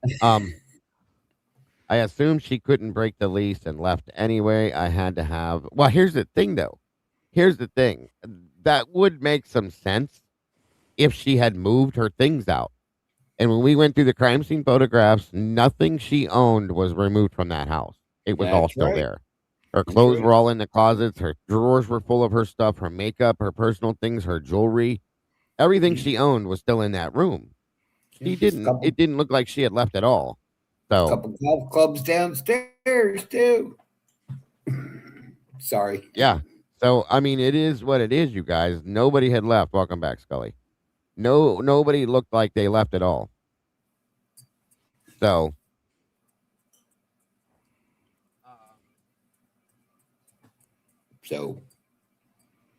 One second.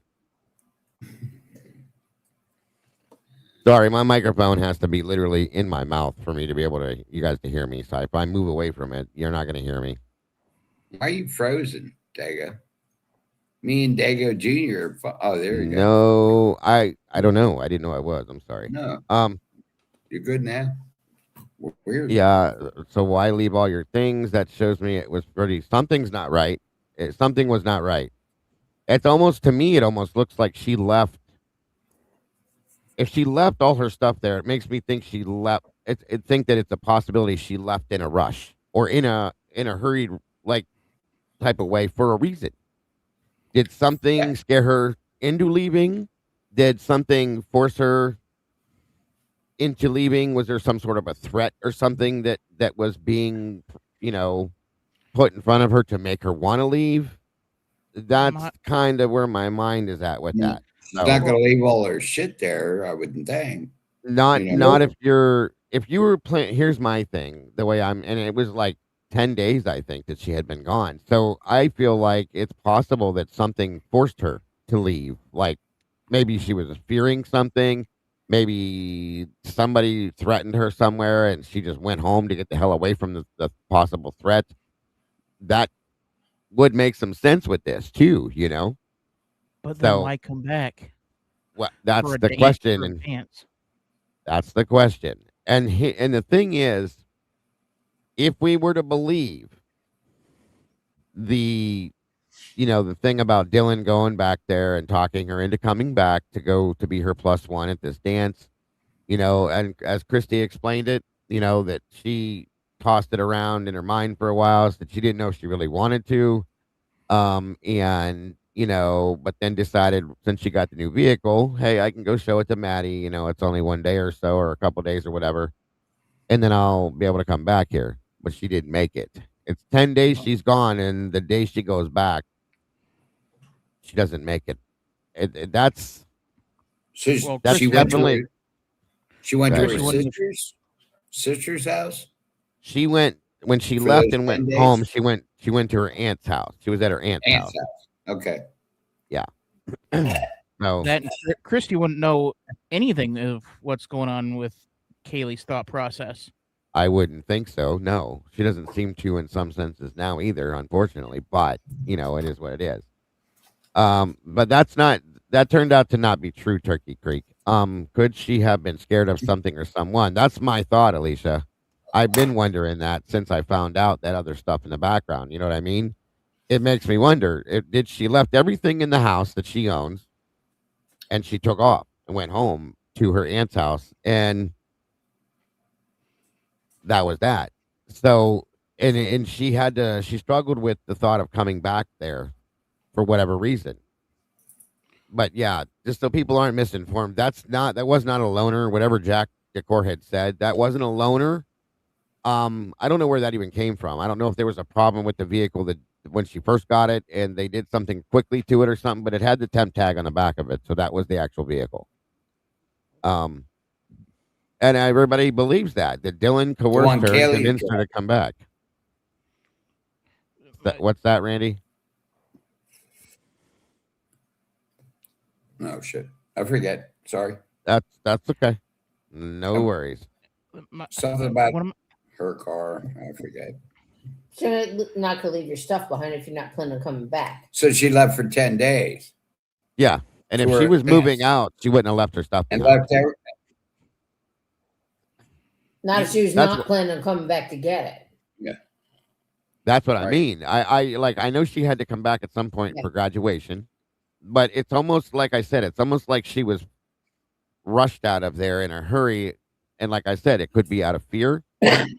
Maybe there was somebody that had said something to her that scared her into leaving, to going home, or something in that. I'm not saying that's what it is, you guys. It's just something that's playing around in my head. Like it's a good possibility. So there's too many things that don't make sense if Kaylee left out of fear.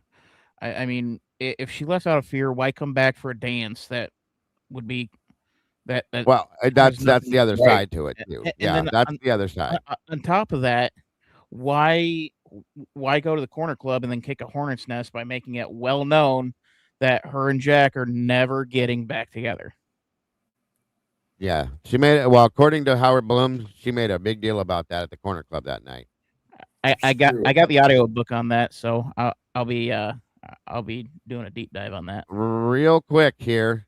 I'm just gonna speak on this once and once alone. Anything over here in the chat, you guys, all due respect, anything that doesn't have anything to do with this channel doesn't belong in this channel. Okay, I don't have anything to do with anything going on in other channels. So if it doesn't pertain to me, it doesn't need to be in here. I don't have nothing to do with none of that stuff. So please keep it over wherever it comes from, not in here. That's all I'm asking respectfully. Thank you. And if the moderators say something, guys, please respect them. That's that. I got a picture of my wife at the grub truck. I swear to God, there's a picture of a woman that looks like my wife at the grub truck. And I keep asking her, I'm like, were you there? Were you there? I deny. I showed her the picture. She goes, it does look like me, but it does look like her. Everybody has doppelgangers, so it's very plausible. I've seen a couple people that look like other people as It's well. not So me. yeah, But it's I'm really sure I wasn't weird. her, but yeah, It's really weird. Yeah. I got you. I get it. Could Kaylee have I been know it seeing wasn't Adam? me. I've never been watching it. Or Idaho. Oh, Or right, Idaho. right. Absolutely. Jack Adam? Could she have been seeing Jack or Adam? I mean, anything's possible, you guys. Anything is possible. There's also another theory about her seeing a law enforcement officer, possibly. Anything. I at this point, like I said, I don't discount anything. Unless it's the whole alien thing. I really can't push that too much. I can't go with that. But at this point, until we get some real actuality to this and some truth, you can't discount a lot of things. At least common sense things, I should say. So, anyway, no problem. Either one of you guys, Right Turn and Scully, thank you for that. I appreciate it. On we go. So this next thing I want to look at, this is the same creator. I really like watching their stuff, and their stuff really makes my mind gears turn for sure, guys. So this is a little bit. I'm sorry. What'd you say, Randy? Who is it? Same place. I was Idaho just 4 asking. Revealed. Yeah, it's Okay. Idaho 4 Revealed is the channel putting it out. This one's not. Neither one are very long, but these things are interesting. If you listen to what they're saying and what they're showing, these things are interesting for sure. So, and I just caught up on all this stuff. Like I said, I had no internet, so I sat and stared at my phone all day watching all this stuff. So, on we go. That hex hat on. Yeah, again. Gotta push that crypto coin. I see. I'm gonna go ahead and let this start, and I'll Yeah. be right back. I gotta run to the little boy's room. There's no motive. In the minutes after Brian Koberger was publicly named, the Gonzalez family went online. They just told us the name and we immediately started Googling. They believed they had found a possible connection through Instagram and immediately took these screenshots. Just sells a little no. Don't do that. What? This sells a little nights.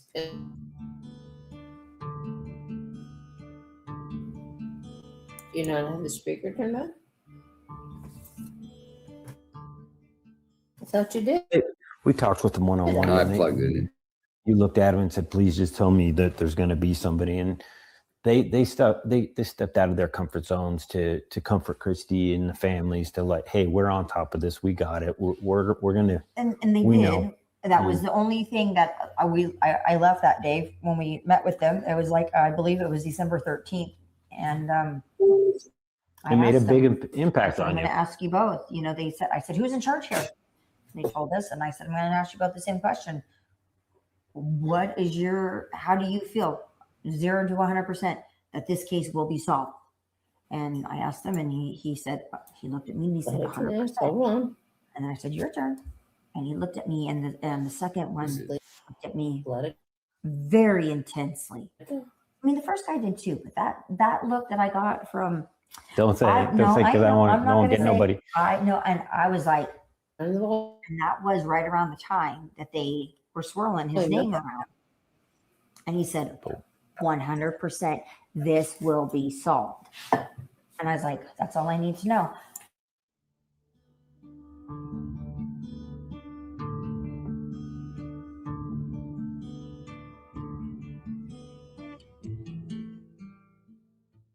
His father says the arrest brings some relief. This is the first bit of joy that we've had in close to 7 weeks. We hope they pick the right guy, and that gives us hope, and we haven't had hope for a long time.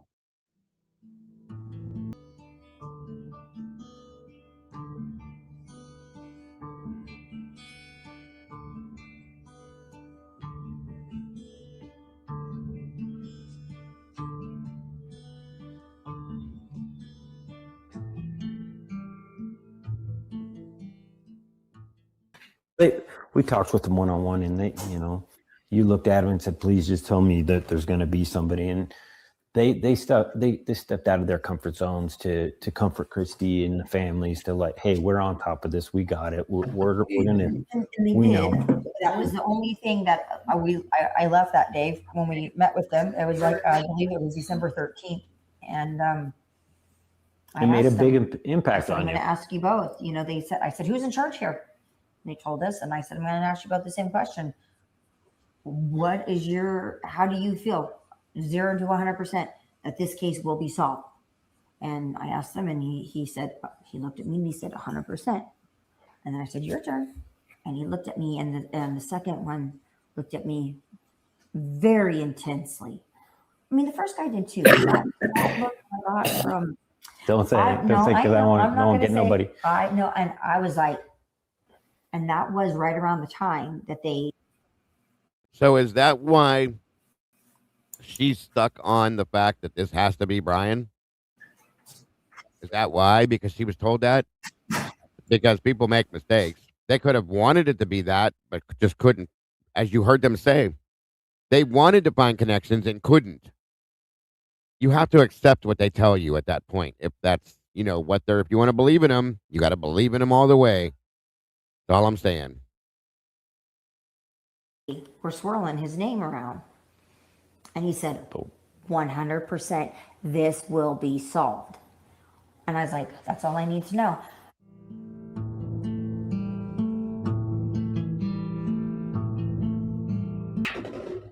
Game 3.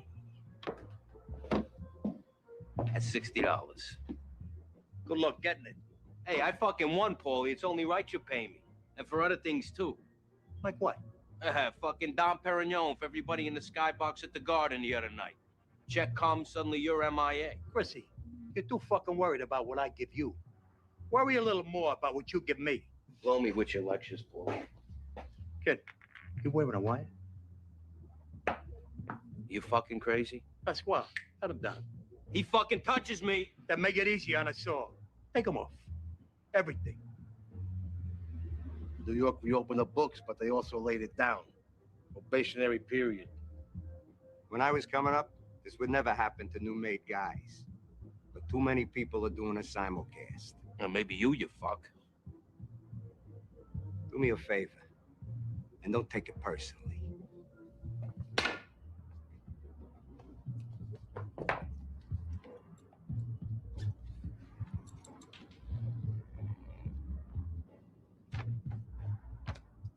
I said everything. Go fuck yourself.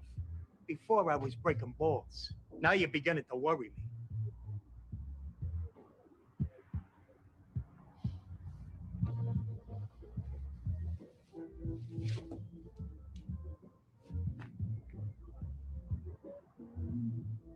I guess you could call that a dick.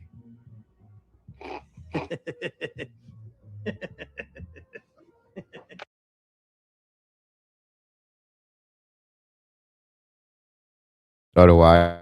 And welcome to the 6:30. Good to be with you today.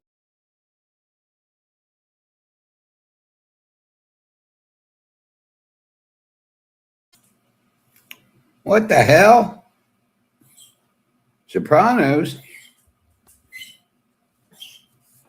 Yeah, that's the way that channel does Hey, things. They're kind of an artsy channel. They put little messages in different things that they mix in there. So it's how you perceive it. That's all. I never got into the Sopranos. Oh no, I did. Me neither. I loved it, but anyway, I'm just catching up with all of these. Running these. So, where was I at now? Any thoughts, Dylan, Randy, anybody, anything thus far? I'm on set, ready to roll. Okay. I'm sitting. What do you got? Here just enjoying what you're showing. Got you. Okay. Got So, what do I have? No. got I just nothing. wondered if you had any thoughts, about that. That's all. Can we go to the trash? in PA just for a second. Is there a, what are you talking about? What trash bowl? Get fucked, respectfully. Probably when they went through the trash in the Pennsylvania Allentown house. Did they go through the trash there? Yeah, His parents' right. house? Yeah, I got you, Tomboy. All right. Yeah. Have a good night's sleep there. Oh, great. More Bama fans coming up here. Great. Awesome. Bama's the best.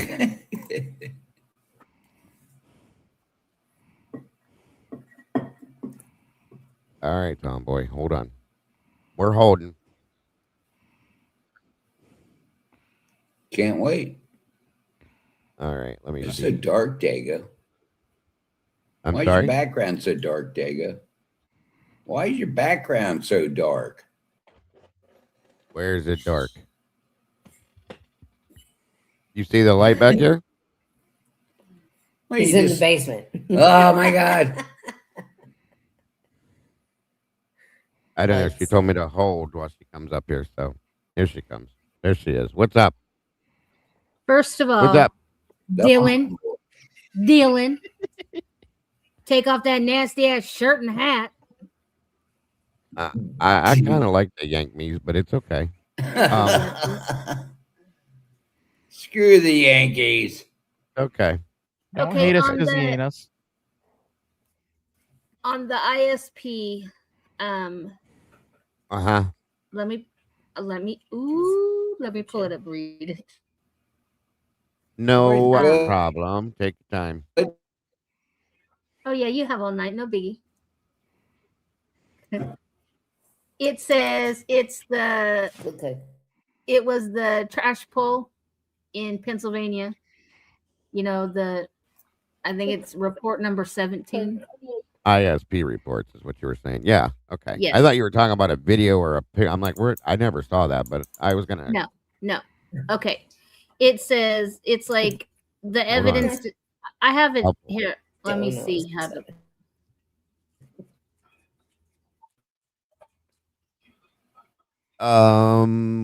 Okay.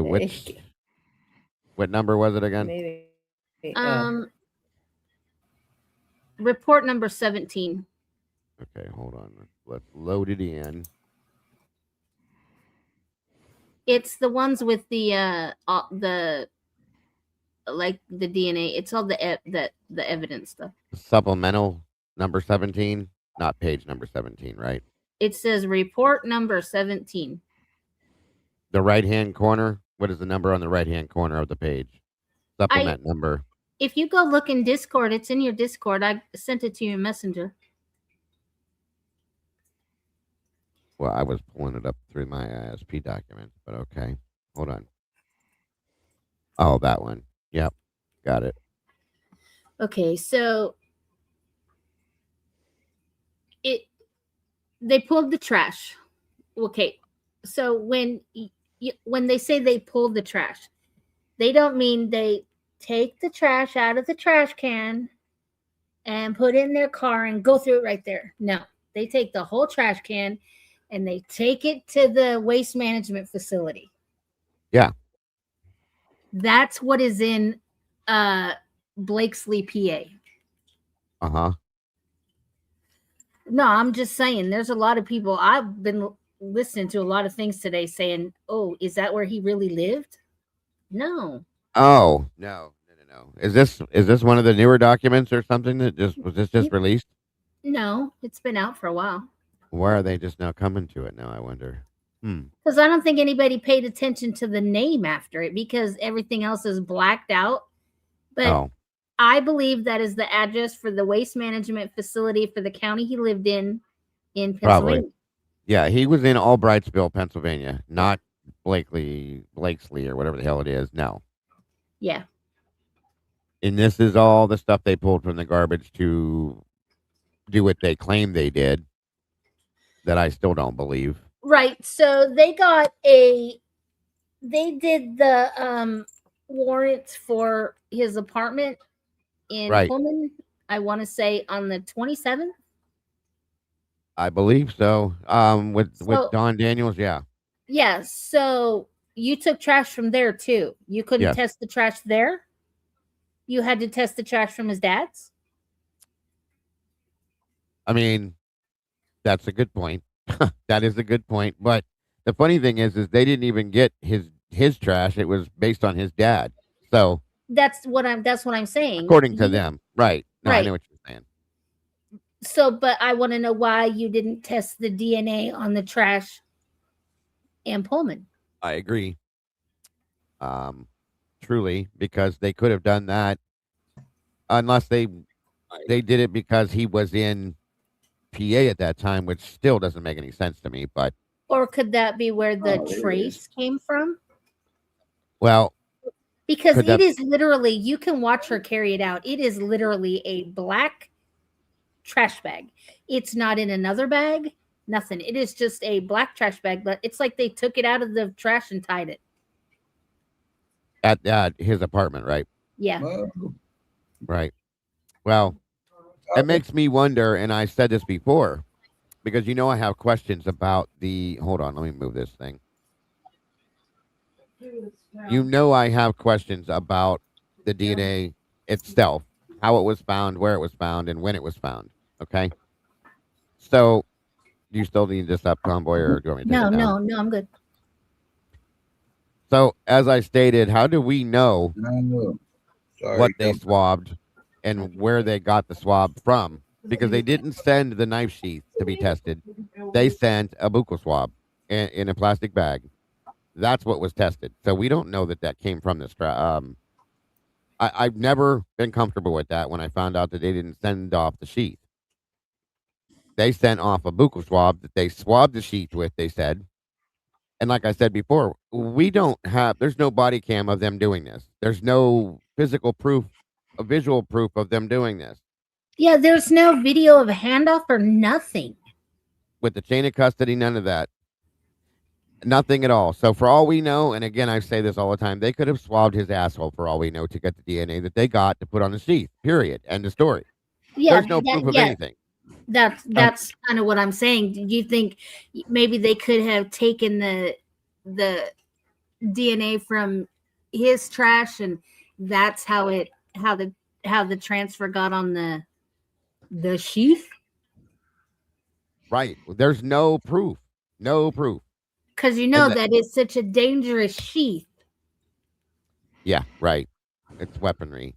And they still have not yet showed us a physical receipt proving that Brian Koberger purchased a sheath either. Remember that. So But they found a sheath when they were in Pennsylvania, but remember it was a cooking knife. yeah, well, different story. What is the date that they pulled him over twice? In December 16th or 15th? I think. Don't quote me because it's within one of those 14th, 15th, or 16th days. Oh, I think they resubmitted it for a reason, and I think it has to do with what they pulled out of PA or out of Pullman. That's a very interesting point. I've even thought and talked about that before, truly and honestly. Not to mention the DNA magically grew from one lab to the other. Yeah. Well, and in size. What still bothers me is they claim they sent it off to Idaho State Lab. Tested it, was it twice or 3 times, and got nothing. And then send it off to Othram, and then all of a sudden, poof, now they have something. Okay. If you As they were so. trying to frame Showalter for the murder. Yeah, that too. But Sausage, they never asked him for his license at the 2 stops in Indiana. They did at one of them, I'm pretty sure. They did ask for something that I remember seeing in their hand, but I can't remember which one it was, but I'm pretty sure there was one of them they did ask for something of some type of. I'll have to watch it to remember for sure if it was a driver's license or insurance or something like that. Mom, I don't think they knew that it was Kopaka. I just knew that they said that there was a SWAT incident. Yeah. because they got just like They got the when alert. something happens. Yeah, when something happened on Idaho's campus, the vandal alert goes out. Brian got the wazoo alert or whatever the hell it's called over Cougar there. alert. Cougar alert. That's it. Thank you. So yeah, it could have been that too. That's how I think they knew about it truly. And I think Brian's dad was just talking to talk. I don't think he was like purposely referencing something. You know what I mean? We got out of there right before this happened. He's talking to the cops about a cop situation, trying to be not to be mean, but maybe some people get nervous when the police pull him over, so he's just trying to be relevant with the police officers, possibly to make conversation nice conversation. That's how I took it. Brian didn't look nervous at all. It either stopped. He kind of looked confused on the second one, which I would have been too. And that's exactly what they said was that they got the alert for the shooting. So, and they had left the morning of before all that went down. Yeah, that's what So- I'm saying. I don't think they were saying it was Kopaka because I don't even think they knew they were gone. No, I don't think they said his name. They just said somebody, and that was that situation. So there is that. Where are we at now? Okay. So, there was something else I was just getting ready to pull up. I don't remember now because I got distracted on something else. My apologies. Hold on.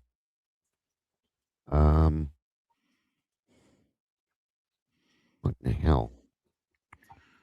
They really didn't think that through with their alert system at Washington State, did they? What do you mean? A cougar alert. Well, it's because that's their. Yeah. Yeah, I know. But, What you're I saying. mean, come on now. I know Actually, what you're I saying. think it's called a Coug alert. Coug alert. Yeah. That doesn't help. No, it it truly doesn't. But Damn near fell out of a trying to chair. use their mascot, right? They pulled Brian over in his car. I think he was already on his radar. When I do too. And they swear up and down they did not pull him over on purpose. I don't believe that. I just don't.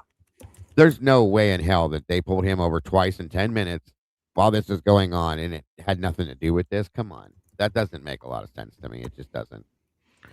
And especially on the second, like with that type of a time frame of getting pulled over twice, that second time, like you would be like, if you actually did it, you'd be shaking. He would have been way, way, way nervous if he actually was involved in something. If he would have even stopped, we don't even know. Yeah. Just saying. I mean, personally, if I was a mastermind behind that, I probably would have stopped for the first time just to see see how it goes. Second time, Right. absolutely not. I'm gone. 10 minutes later is like, wait a minute now. And Randy, can you bring your dog over to my house to chase this damn cat Benatar asshole heathen cat today? I don't know if he heard you. Hold on a minute here. I'll send him right over. This damn cat has shut off my computer 3 times today. She just jumps right across My my laptop. Chester. Okay, hold on. Let me. No, my dogs are pretty good. They don't. No idea how he would react with a cat. No. Honestly, no idea. I It'd be love- fun to watch. Cat Benatar's an asshole, and no she'd cats. probably eat that puppy. Oh, my husky would be all over that cat. Oh, All right. So, I'm going to run this. These are the Indiana stops right here. Okay. It was on December 15th, 2022 at 10:42 a.m. in Indiana.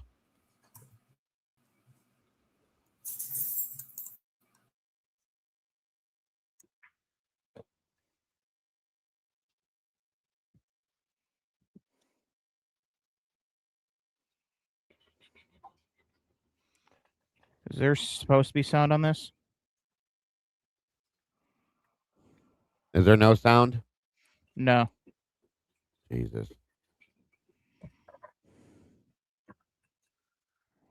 Try it again. Ouch. Don't hear any Patience. sound. Patience. Nope. Okay.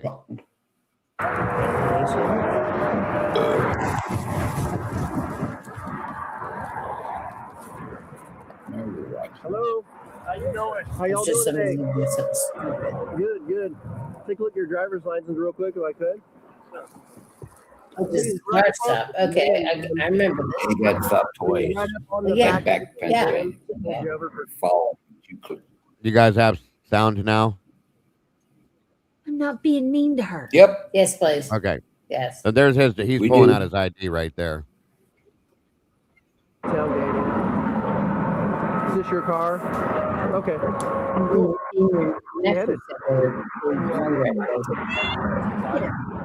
Well, we're coming from WSU. And what's WSU? Your nephew from the FBI said they had information. Don't you remember that? Yeah. Anyway, but why would they just pull him over from I'm having a tailgate? hard time hearing you because of the traffic. So you're coming Yeah, from so I don't- Washington State University, and you're going where? Oh yeah, look how he is holding that. What's that? Look how he's holding that ID. I know. He's like palming it. Yeah.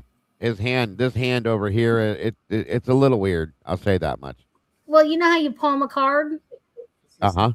Yeah, it's like, so he's only touching the edges of that ID, that driver's license. Right. Yeah, I like holding it like this. So. Yes. Yeah. Oh, okay. Yeah. So we're slightly clutching. It's good because they weren't Hours. Days. his ID. Okay. And what did you say about some SWAT teams? Where?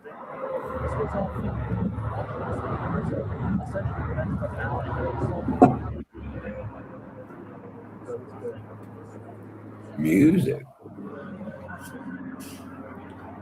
Interesting. Well, it's horrifying. It's the universe.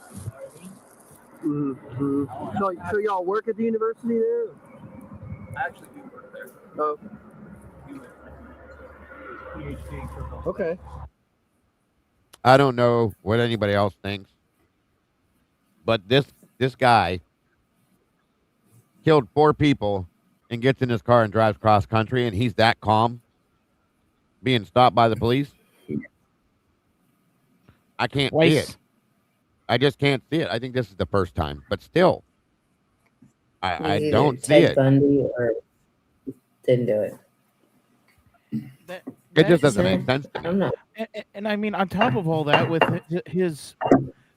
his social issues that he has, he would be freaking out. I would imagine, yeah.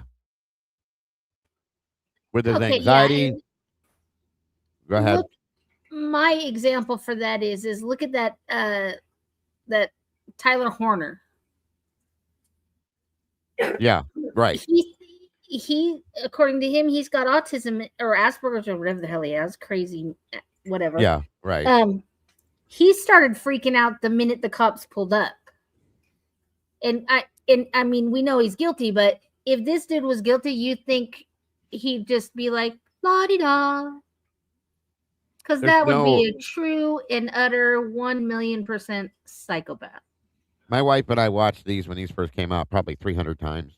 And I wanted her opinion. I was like, give me your psychology background aspect to this. What do you think? She's like, it doesn't, all she said was, it doesn't mean that what I'm saying is right, Joe, but there's no way, in her opinion, that this person killed 4 people and goes on a road trip and has not one bit of nervousness at all being stopped by the police.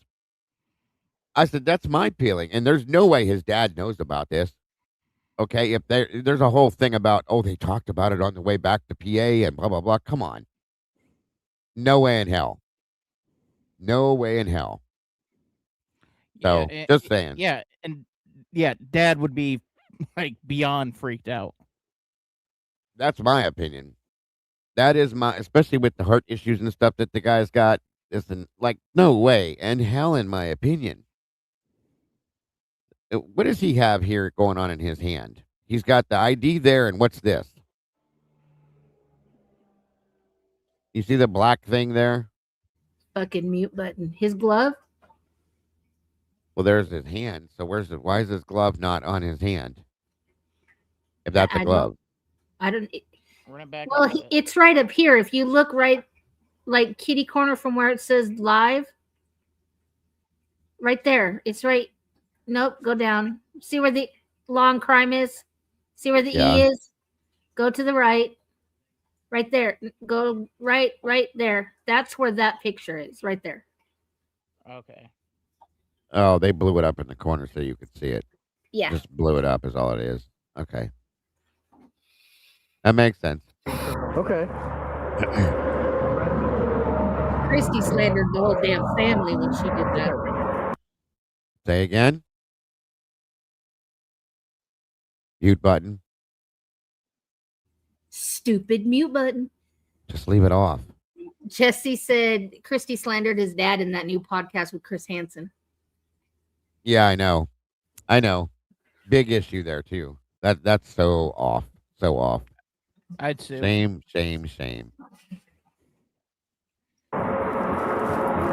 I hadn't heard about that incident. Just yesterday, or? This happened this morning. About an hour and a half ago. We're still wrapping it up for investigating. I'm not sure there's two shooters because they did shoot somebody. Let's see. And then you don't know about that actually. Interesting. Wow. Okay. So do me a favor, don't follow too close, okay? All right. Thank you. Appreciate you.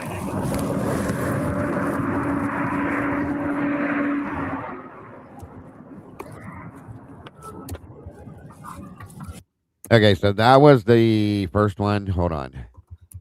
I got another thing that just popped into my head. Yeah. So, if Brian is guilty, wouldn't he want to stay and help out from Washington State side?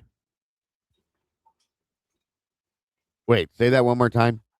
If Brian was guilty, wouldn't he want to stay and like help out? What do you mean help out? Like, so I don't think it'd be much of a stretch for him to go over to Moscow and say, "Hey, I got my I'm going for my master's. I can help out with this case." Oh no, I mean I'm sure. Yeah, I could Like, see him and- doing something like that And too. he's got but he would have references with WSU.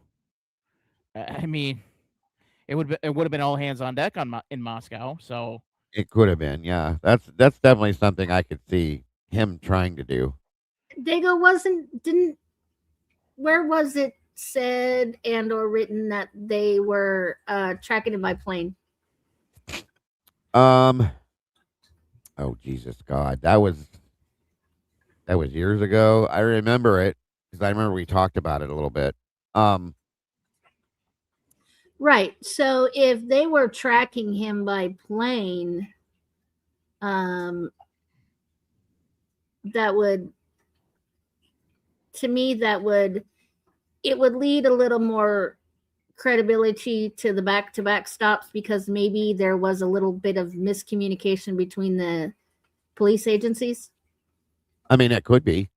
Somebody brought up the fact that when he kind of was going in a different direction or something than what they're guessing that he was going to go. Oh my or God, I something. went that direction too. There's all you got is mountains and there's a crap ton of snow. Right.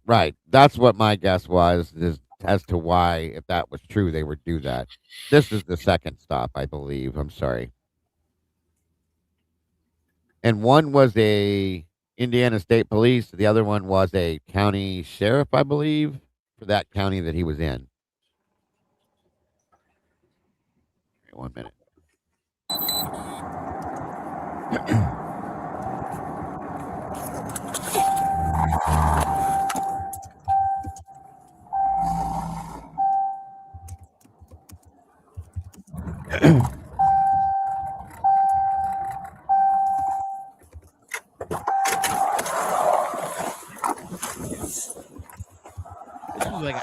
later. This isn't 10 minutes later.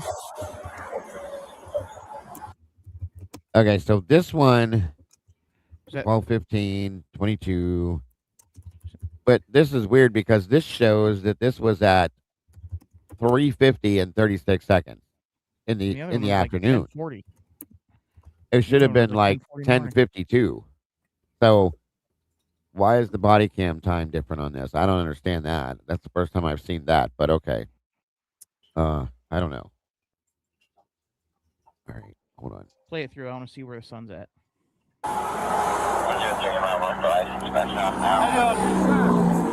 State police got your license and registration. I stopped you, man, when you were driving by me there. You were a little too close to the back of that semi. You got one car between you and the back of this trailer. About one car going 10 miles an hour. So you're going 60 or 70 miles an hour. About 6 or 7 cars.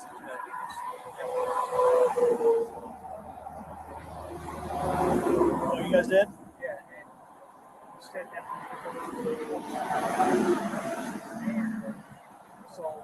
I don't know, Ro. You got stopped by a trooper? We don't have any SUVs. It was a county guy. Was it like a black SUV? Okay, all right. You thought you guys were following too closely? Yeah, see, total miscommunication.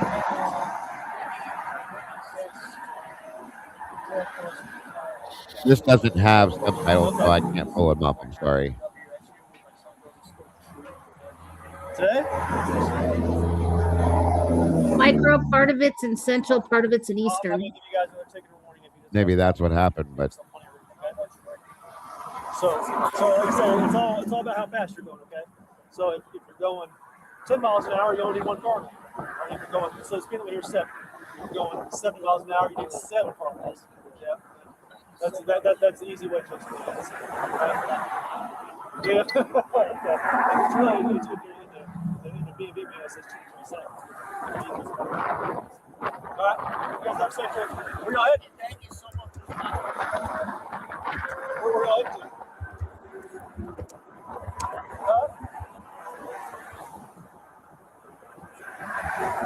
Where at? Yeah, it's a long haul. You guys scared of airplanes?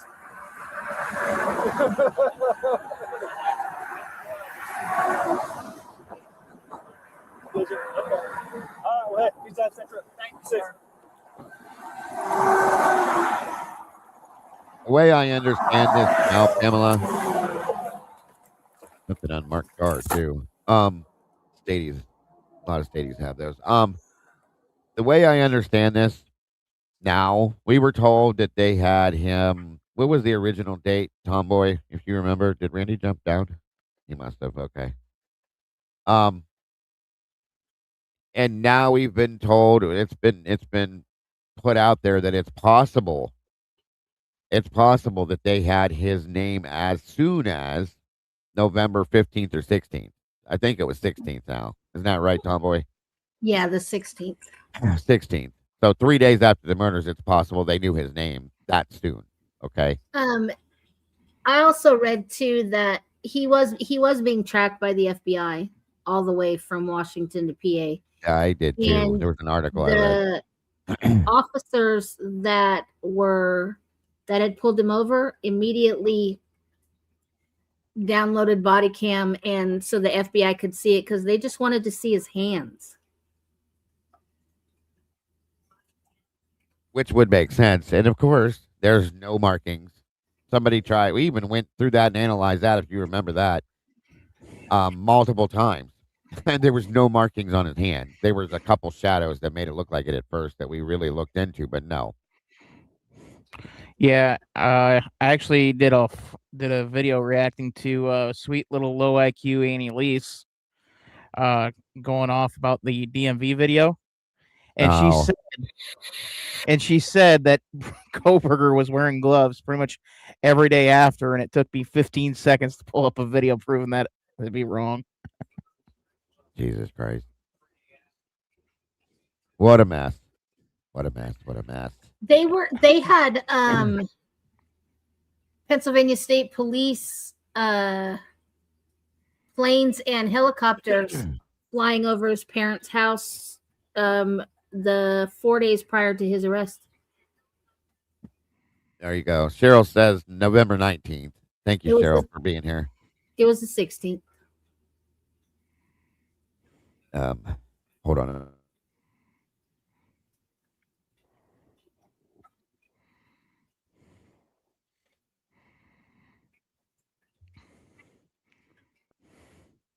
At this point, if you told me they had his name November 7th, I'd believe it. Well, that was something Twister was throwing around there. What if they had it? Not saying that there's proof of that. Just saying, what if they had his name before the crime even happened? You know what I mean? Which is an interesting theory and thought. So, truly and honestly. Yeah, wait, there's no way it would have happened to me because I'm pretty certain I would have got ticketed for everything they could possibly have ticketed me for. Yeah. Why do you believe that? Just because when you're out of state, they tend to be a little more particular. Oh, well, yeah. You get picked on a little bit, I guess. Now, one thing I never covered. Hold on here. Some of these things are ridiculous here.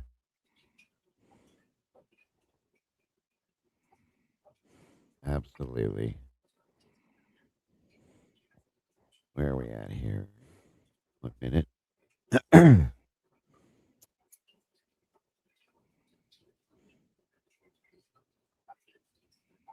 on and load. Oh, here we go. Actually, Ro, in Georgia, I can say I have not had a bad experience with police there. As long as you keep it under triple digits, they'll leave you alone.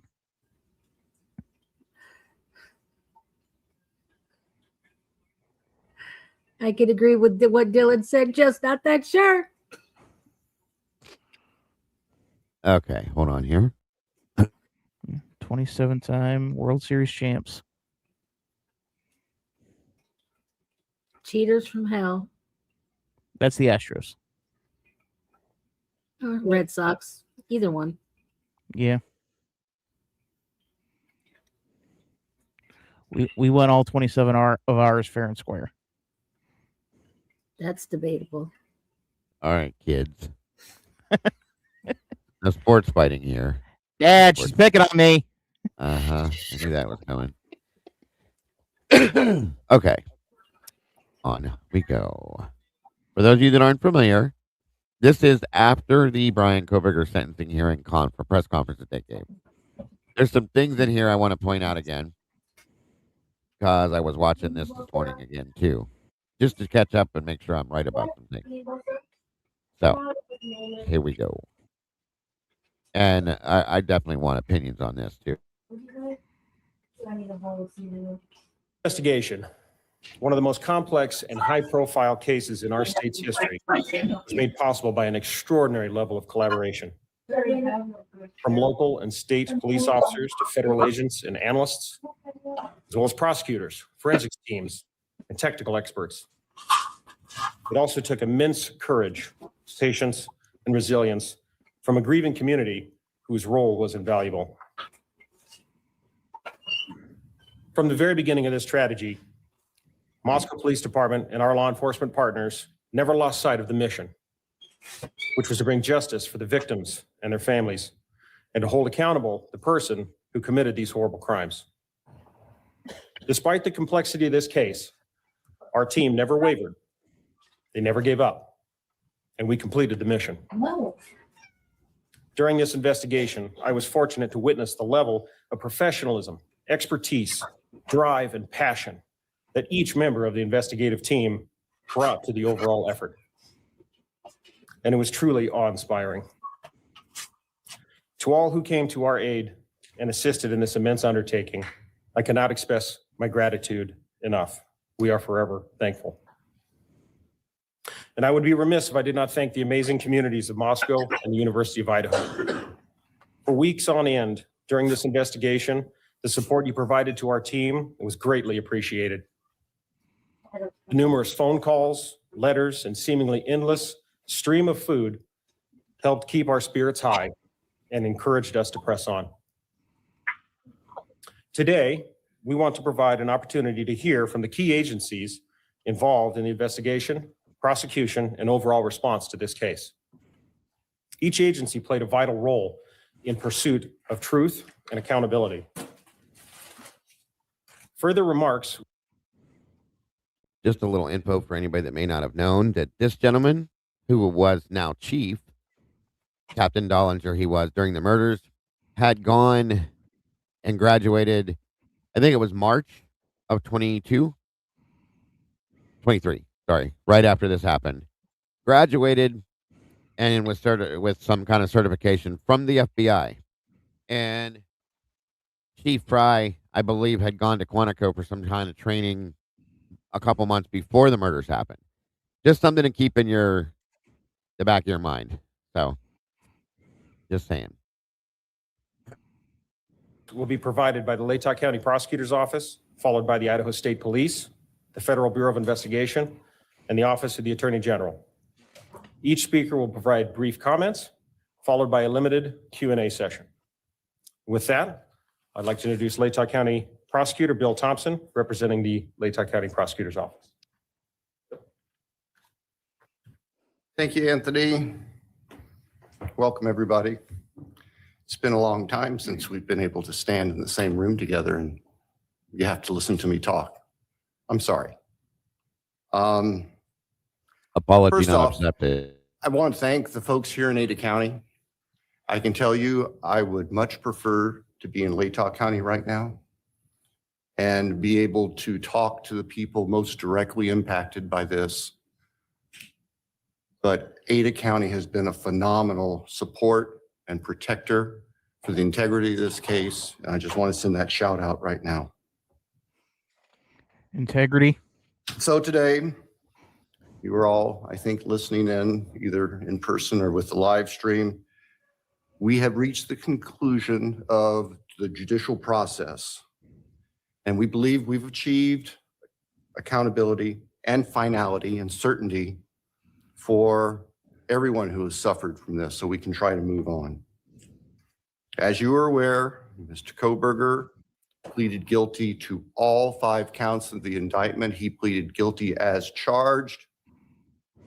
There was no plea bargain to change charges, drop charges. He pleaded guilty straight up, and he admitted under oath to Judge Hippler that the allegations are true. He has also received a life and death sentence, and that he is going into the Department of Corrections custody, and he will remain there until he dies. And our communities are protected from him. Our communities are safe from him. And we have finality and conclusion, not just for the families, but for everyone who suffered But we're not safe from you, sir. That's the scariest part to me. because of this. Chief Dollinger talked about the extraordinary teamwork on this case. And I can tell you that Ashley Jennings, my senior deputy, and I,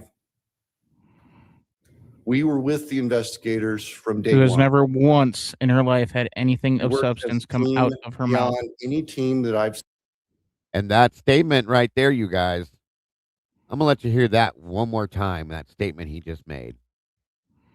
work on this case. And I can tell you that Ashley Jennings, my senior deputy, and I, we were with the investigators from day one. Think about that and remember that, okay? That's kind of important in my opinion. Just saying. And that's an admittance of guilt. That is a problem. It should be seen that way, but that's me. But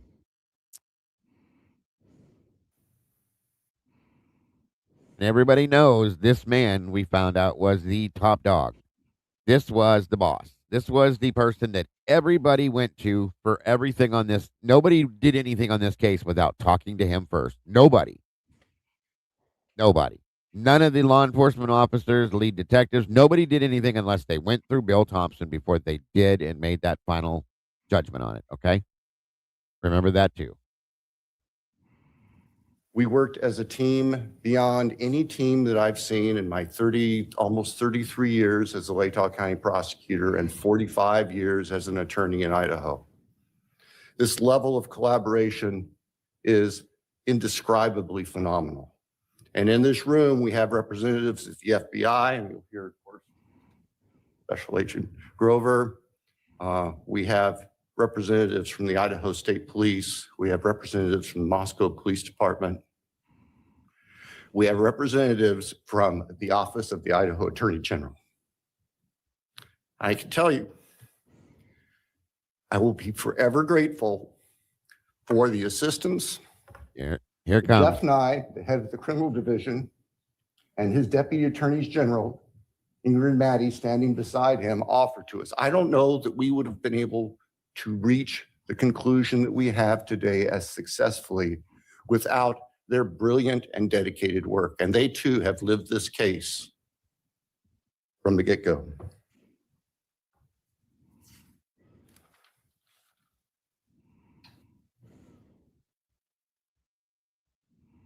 That question on screen's for you, Tomboy. It says, who do you think? It's from Cheryl. If you couldn't see it, just so you know. Who do I think? I believe that's what it says, yeah. Oh, I think it was an outside job, and I've always thought, who best to clean up a scene and know what you need to clean up and how you need to clean it up than Law enforcement. And I was the FBI, but well, that's still law enforcement. And I didn't even really think that way until after Lana joined us this Saturday. That's really been really stewing in my mind after that too, because it makes sense. Like, who would be the best person to know exactly what needs to be removed when you're cleaning up a crime scene? yeah. Truly and honestly. Just saying. I don't that was think a huge point Ellie- to me. I don't think Ellie took part in the killings per se, but I do believe they had a huge part in the cleanup and the Narrative. yeah, swerving of the narrative. Yeah. Our hearts and prayers go out to the families, not just the immediate biological or legal families, but the university family, the 1122 King Street family. You all saw the group picture, and you've seen that group picture so many times over the past 2.5 years. And now you have real faces to go with those young, vibrant people who, 4 of whom were killed 12 hours, half day after that picture was taken. Did he just say 5? What did he just say?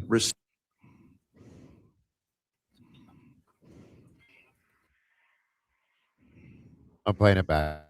Attorneys General, Ingrid Maddie, standing beside him, not just the immediate biological or legal families, but the university family, the 1122 King Street family. You all saw the group picture, and you've seen that group picture so many times over the past 2.5 years. And now you have real faces to go with those young, vibrant people who He said vibrant. I thought he said 4 of 5. them were killed 12 hours, half day after that picture was taken. We respect the families. We realize that we had tough decisions to make, and we made them, but we did not. No, he doesn't. Not even remotely. Make them in a vacuum. As I said in court today, we reached out to the families. We asked their thoughts. We listened to what they had to say. No, he didn't. We accept and recognize that not everybody agrees with the decision we made, but this isn't a popularity contest. This is a save your ass contest. Appropriate decision. This is the same man that promised them, no matter what happens, whether it's state or federal, there will be no plea deals. 100%, that's what he told them. And guess what he did? What he always does. I still think that this case and the case out of Orfino with Skylar Mead and Uppenauer, they're connected. And Josh Hurwitz, he was brought in for a reason. And I think he it has definitely to do was with not that. brought in to oversee the psychological background testing of Brian Koberger. No. Exactly. And I believe either he knew something from Mead and Uppenauer case, or Anne knew something and she went to him and said, look, this, I mean, yeah, he didn't just get in there willy-nilly. No, they brought him on purpose, and it was, in my opinion, it was for the basis of drugs. Okay, you're not going to bring a guy that specializes in specific things like that into to oversee the background psychological testing of a defendant. That makes no damn sense to me. None. So there's that. I'll just say that. And again, everything we talk about, things I say like that are all purely my opinion. Somebody can prove me wrong, then you'll prove me wrong. That's fine. Until then, that's my belief. The law and on the facts. I do want to correct some people here before we get going. This wasn't a decision that he made. It is the decision that he had to make. This thing goes to trial. It goes to hell in a handbasket. This wasn't going to go to trial. There's no way I can ever believe. That's a good point, Dylan. There's no way I'll ever believe that this man had ever planned on taking this to fucking trial, ever, in my opinion. Based on the fact that when he stood there and read the PCA when he was giving their investigation into how they came about their investigation, there's no way in hell he planned on taking this to trial, because they had absolutely nothing against Brian Koberger. Nothing. So I don't believe it ever was going to go to trial. It couldn't. It couldn't. They had to stall the defense out to the point where she couldn't present a case, which they did, and she was not prepared. They knew that. They took advantage of that, cornered him into this damn plea deal, and that was the end of it. Why do you think they started out with the dumping of all those files to her? And very disorganized dumping, so it would take her forever to go through them. Okay? They threw them at her, basically like, hey, come on, Ann, we're going to play 52-card pickup. Here's your fucking discovery. And threw it at her, basically, and said, figure it out. And that's exactly what she had to do. That came out of her own mouth, okay? No organizational skills whatsoever. None. To the point where she said she couldn't go through that. And the gigabytes, the 51 terabytes, I'm sorry, of whatever the hell it was, the digital evidence. She said herself, out of her own mouth, that she brought in an expert to look at that. And they told her that it would take her upwards of 3 years to go through every piece of that, which she obviously did not have. She asked for a continuance. He said no. She tried to bring in the alternate suspects. He said no. There was no way in hell that they were going to allow this to go to a trial. He was not going to allow any of this to happen, you guys. None of this. And the one person that could have shut this shit down, he completely and totally insulted and denied right there in the courtroom. That man was sitting there ready to explain the whole thing. And guess what? No. Right. Yes, Cheryl. It was like 52-card pickup, the way that the prosecution gave them the discovery. It was all over the place, mixed up, messed out, everything. It was a mess. And they did it on purpose because they knew that she didn't have the time to, sit down, because Anne herself had to go through this stuff. They had a team, but she needed to see everything, okay? Because she's a death penalty attorney, she has to put her eyes on every single piece of evidence. Yes. And they knew she wouldn't do that the way they sent it to her, because they knew they did not have evidence that proved that Brian did this. They still don't. Come on, I think we're now proving that the suspect vehicle one is what, a Dodge Dart? Yep. The fog lights, the car's different, all of it. Sausage, you are correct. And if I remember correctly, Gooch came out of retirement to do this. She did. That's how I understand it as well. None of the evidence stands up. I mean, it's flimsy. It's not even flimsy. It's weak as hell. It's non-existent. You barely breached the surface of every piece of evidence that I heard. Right. It's a joke. It's a big, huge joke. Yeah, like you say 52 car pickup. I say 52 filing cabinet pickup. Well, same thing. You know what I meant by that. No, But, no, yeah. that's because imagine just standing on a house and dropping 52 filing cabinets down at your feet and say, okay, now you sort it out. It's not my job. Right. The way I envision this is, and I know it's not how it happened, but they took, you know what evidence boxes where they have all the files in the boxes that they carry around with them. That's what I envisioned. Is they flew over top of her house and dumped these boxes over top of her house and said, "There you go, good luck." It's obviously not what happened, you guys, but that's kind of how I seen this happening. And she was still waiting on discovery. The day he took his plea. I'm sorry. The day he took his plea. Yeah, the plea deal changed. They were still waiting on discovery. 24, I think it was at that point. So, well, there's a reason. I need to know the reason why they filed this to amend the restitution and then to amend the amendment to the restitution. I want to know that myself. Yes. But yes, absolutely. On we go. To give this case closure, in a sense, it would never be realized otherwise. Closure, the fattest part of my Judge Ohio talked ass. today about, I guess, the fallacy of expecting that there would be some miraculous coming clean and disclosure from the defendant. In the first instance, as the judge said, he doesn't have the power to compel that. You said it. He said it right. He doesn't have the power to compel that. You know why? Because he has no clue. He could have not said one thing truthful because he wasn't there, in my opinion. Their way, and there in turn, there's no way for him to give any kind of an explanation of any of that. Hey, PG and Pi Norman, welcome. No way, in my opinion, was he going to be able to ever, and that's where I just said this the other day in my show, there's two reasons, in my opinion, they did not allow him to speak. One, because he had no clue what the hell he was going to say because he wasn't there. Now, two, if he were to speak on anything, what he would have been saying would have been a lie, which would have voided the plea deal. And it could have been proven. Those are my reasons behind that. And then you sit here and say, oh, well, you know, the confluence is right down there of the Snake and the Clearwater, so that knife could be anywhere. Then take your ass down and go swimming, fucker. Well, yeah. Agreed. Airmail, right. You remember the very first thing that I said on this channel, Dago?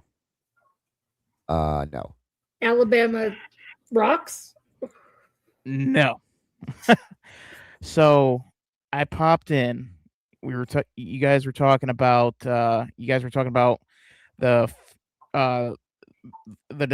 prosecution or the families talking about how they were afraid he was going to write a book. I pop in and you ask about my thoughts, and the first thing that I said was, "You will never get a book out of Brian Koberger because Brian Koberger wasn't there to be able to write it."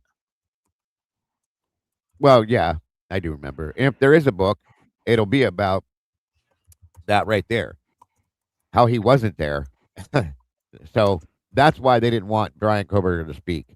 No, instead, they make some dumbass reason for it. Well, you wouldn't understand it because he's going to do nothing but lie. Okay. That's what you're doing. Hot meat kettle. It's a joke. The state don't have the power to compel that. And as a practical matter, it would not be helpful. It would give him a forum to share whatever he thought to control the dialogue. Not going to happen to our victims. We can't allow that to happen. You're not a good actor, Bill. So I'll say this with caution. I look forward to your questions. I will be perfectly honest with you. I will answer them as best I can. If I can't tell you the answer to something, I'll tell you that. And I ask for your assistance and your respect as we walk through that, because there are still people who are suffering, and I'm not going to victimize families. I'm not going to victimize the deceased again. And I'll just tell you that if we get those sorts of questions. But we'll get to that in a little bit. Right now, what I would like to do is hand the podium over to Colonel Bill Gardner from the Idaho State Police so he can share his agency's perspective on this. Thank you. But you don't think promising the families of the victims that there will be no plea deal and that this man will get the death penalty, you don't think that that's victimizing them by what you did? Hi, Sarah. Welcome. That's such a... But yeah, I would normally say don't quit his day job and become an actor, but I mean, the world would be a much safer place if he did. He is so self-righteous. I'm Colonel Bill Gardner, Director of the Idaho State Police. To the families, your courage and strength throughout this painful process, it indeed kept us moving forward. Your strength, and particularly your love for one another, was inspiring, and it motivated all of us. You've carried a burden no one should ever have to bear. This investigation demanded the very best from everyone involved. Crime scene teams, forensic scientists, intelligence analysts, and investigators answered the call with professionalism, precision, and resolve. They did not do it for recognition. They did it because 4 innocent lives were taken, and the victims and their families deserve nothing less. It is clear this case required a team approach. Not only did the Moscow Police Department, the Latah County Sheriff's Office, the Idaho State Police, and the FBI come together quickly, but others provided significant assistance behind the scenes. I'd like to highlight a few of those. I personally want to thank Colonel... Good point, Sausage. Very good point. Harris of the Pennsylvania State Police. Once this case moved across the country, the Pennsylvania State Police went out of their way to provide resources and support while our people were on the ground there. Also, it's important to note that from the moment this case began, Governor Little was fully supportive. What's that? of the You is investigative smart. process. You is, what is it? Say again. I didn't hear you. Oh, I'm talking to Tandy. Hold on. Okay. He provided funding and support to make sure the job was done right. And finally, as was already mentioned, the Idaho Attorney General's office provided significant input and help during the preliminary motions. We relied heavily upon their expertise as we moved throughout this whole process. As law enforcement officers, we often say that this is more than a job, it's a calling. This case reminds us why we answer that call, why we stand, why we fight. In this case, why we fight pure evil, and why we keep going, even when the road is long and answers are hard to find. In this horrific case, I am proud of the work that was done and the people who carried it out. They exemplify the very best of our profession and help to bring closure to 4 families. I'll now turn the podium over to Salt Lake City FBI Field Office Supervisory Senior Resident Agent, Brett Grover. Closure, the fattest part of my Buckeye ass. Good afternoon. My name is Brett Grover. I'm the Supervisory Senior Resident Agent in our Coeur d'Alene office of the FBI, which is part of our FBI Salt Lake City division. On behalf of the FBI, we offer our deepest condolences to the families of Madison Mogan, Kaylee Gonzalez, Xander Canoodle, and Ethan Chapin. Jesus. The culmination of this case was a long time coming. What now? Matter. 3 years in, and this low IQ jarhead wannabe can't even learn her freaking name. A lot of them don't know their names. It's sad. Insane.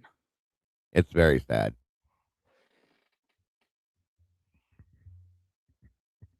And we hope the victims' families and friends have some sense of peace in knowing that Brian Koberger is being held responsible and accountable for his heinous actions. The FBI is proud to have supported the Moscow Police Department in the state of Idaho with the investigation and prosecution of this case. Countless hours have gone into this investigation. The FBI dedicated significant resources to include digital and forensic analysis, intelligence support from our folks at FBI headquarters and field offices around the country, and victim services, which continue to this day. Today's sentencing also demonstrates how the responsible use of investigative genetic genealogy, or IgG, can transform a crime scene into accountability and closure. The IgG process involves the use of DNA analysis combined with traditional genealogy research to generate investigative leads for unsolved violent crimes. In late 2022, IgG provided a crucial investigative direction for investigators working this case. But I want to be clear, IgG was just one tool that led us here today. It's a powerful complement to the core investigative work done by both the FBI and our partner agencies. The bottom line is that successful cases like this are about strong partnerships and a shared goal, the goal of keeping our communities safe and providing a measure of justice for the families of our victims. Thank you. I'll now turn the time over to the Attorney General for the state of Idaho. Oh, here we go. Good afternoon. I'm Raul Labrador. I'm the Attorney General of the state of Idaho. Today's a heavy day for the families who lost their children, for the community. I'm getting on my abacus to count all the lies. Entire state of Idaho. With the sentencing today, a painful chapter closes in one of the darkest and most heartbreaking moments in our state's history. We're here because 4 young lives were stolen from us far too soon. They were full of promise. They had dreams and aspirations, people who loved them, and communities that believed in them. Their loss is immeasurable. Their absence is felt every day, not only by their families, but by classmates, friends, neighbors, and all of us who came to know their names and their stories. There is no sentence that can bring true justice for this kind of evil. Nothing we do today can undo the heartache or fill the empty chairs at family tables. But today's sentencing ensures one thing, that the perpetrator will never again walk free. In fact, he will never harm another family. I want to extend my deepest gratitude to Prosecutor Bill Thompson, whose steady leadership has guided this case from the beginning, to the people of Latah County for their trust and commitment to justice, and to the state of Idaho, and to the state, also to the local and federal law enforcement communities who have been focused on bringing justice for the victims. I also want to recognize Jeff Nye, who's the chief of my office's criminal law division, and the team of attorneys in my office who work side by side with local prosecutors. Their contributions were quiet, but vital. They help protect the grand jury's work. They push back I'm up to like legal 35 challenges now. and successfully defended the use of advanced forensic tools that helped identify Cobra. Say again? I told you I'm using my abacus to count all the lies. Oh, okay. My potato abacus. Good luck with that. Gonna need a big abacus. That's a lot of potato. I agree, Moonflower. Burger. These were groundbreaking legal efforts done with resolve, with care, and in the name of public safety. Their outstanding legal work spared the families and the public from a drawn-out, painful trial that would have reopened wounds and prolonged the family's agony. When I became the Attorney General 2.5 years ago, I interviewed Jeff Nye. He was not the chief of the criminal division at the time. And I asked him if there was anything he would change in the office of Attorney General. If you get to know Jeff, he had a long list. It was a very long list of things that he would change in the criminal division. But the first thing he talked about was the fact that our office was not helping local prosecutors with their defense, with their prosecution. It was a take it or leave it kind of approach, that we either took the case and handled all the matter, or we did nothing at all. And he said that there were important cases where we could actually assist in the Office of Attorney General. It's one of the reasons I hired him to be my chief of the criminal division. And I think today culminates the wise decision that he had to make those changes and the important change that we made in the office. This moment didn't come easily. It was the result of tireless effort, careful preparation, and unwavering pursuit of the truth. Behind the scenes, our legal teams worked diligently to defend dozens of legal challenges. Their efforts not only helped ensure a just outcome, they also spared the families and the community from the painful trial and endless appeals that would have reopened deep wounds. To the families of Madison, Kaylee, Xana, and Ethan, no words from any of us, no legal ruling, and no sentence from a judge can heal what you've endured. But I want you to know this. My sincere wish is that you have not carried this burden alone. Idaho grieves with you. Idaho stands with you. And your children's names will not be forgotten. We honor them, not only with our words today, but with our commitment to protecting others in their memory. I will never stop fighting for the people of Idaho, and I thank every single member of this community who has just reached out to the families and supported them. And may God bless the souls of the victims and the families who have suffered. Thank you. Now we will transition into our question and answer phase. Joining me at the podium will be Bill Thompson from the prosecutor's office and the two lead investigators, Brett Payne and Darren Gilbertson. This is the most Just a couple of important things part before we as far as I'm begin. concerned. We recognize that everyone has a lot of questions. We're going to try to do our best to get to as many as we possibly can. Also, keep in mind that there are Did still he just touch Aaron Taylor and smile like his shit don't fucking stink? either privacy interests for the victims and their families, and or they are under Yes, seal to me. currently in the court. So if those items do come up, then that will certainly be the answer that you will receive. And to keep this sort of orderly, I will try to be the one to point out who's got their hands up. Right there. Chief Dollinger, Yes. Amanda Rowley with Crime 2 in Spokane. What more can you tell us about the release documents that the police department is working on putting online, and what can we expect from that? Certainly. As we put out in that press release, I hope everybody can understand the immense amount of information that's in this investigation is going to take a lot of time to prepare. It has to be gone through legally to be redacted or figured out whether or not it can actually be released. So I did get word today. It sounds like our website will be going live hopefully this afternoon. There should be another press release coming out in the next few hours to show that website so that people can start accessing that. Initially, what is going to be on there, and certainly this is just for the Moscow Police Department because we're only the holders of our records, but it will be all of our police reports from this investigation. So just the documents there. They'll be redacted, ready to go, again, free of charge for the public. We want to be as transparent as we possibly can. But it will be all of our police reports from this investigation. So just the documents there. They'll be redacted, ready to go, again, free of charge for the public. This investigation. So just the documents there. They'll be redacted, ready to go, again, free of charge for the public. Free of charge to the public. Gotta love that one, guys. We want to be as transparent as we possibly can, so we wanted to get those out to everyone. Chief, from the very beginning, your department was saying this was a targeted attack.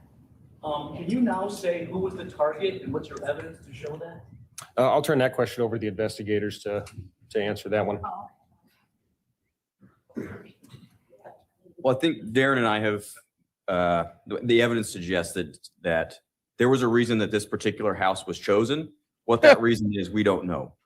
We don't know who the target was, and we're not going to speculate on that up here today. You fucking liar. And Mr. Koberger, that residence. Does he think every time he lies he's gonna get taller? But that's A bullshit? A bullshit? to the best of my knowledge, that's what that. It's squeaking McGee. So we know the house was targeted, but we don't know why the house was targeted. They will not now, they refuse to now claim that somebody in the house was targeted. This blew me out of the water when this happened. Okay, now it's just the house, and also Bill says something else coming up about this too. It's real interesting. Cheryl, I still think that he thinks the more he lies, the taller he's going to get. KHQ, there was Yeah, buddy, you're not Pinocchio. Calm down, okay? a social media account that surfaced that has long had speculation that it was Brian Koberger.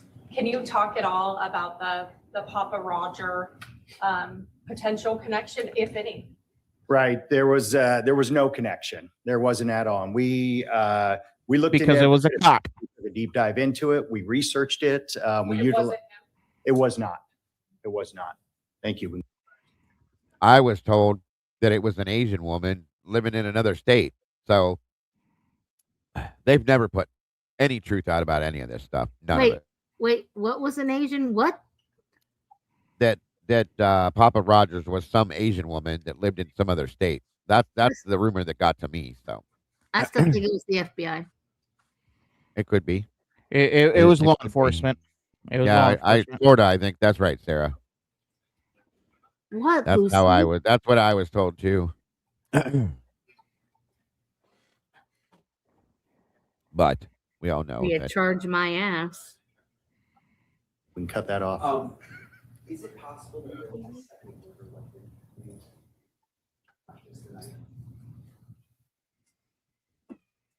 Is it possible? All the evidence shows and tells us that he used a knife, a K-bar knife, and that's a weapon we believe was used to commit all the murders. What evidence is that, Darren? Because there was magically a sheath found at the scene. That's the evidence that you had. Period. So that's another bullshit statement. If you can't even say how many weapons were used, you can't charge anybody.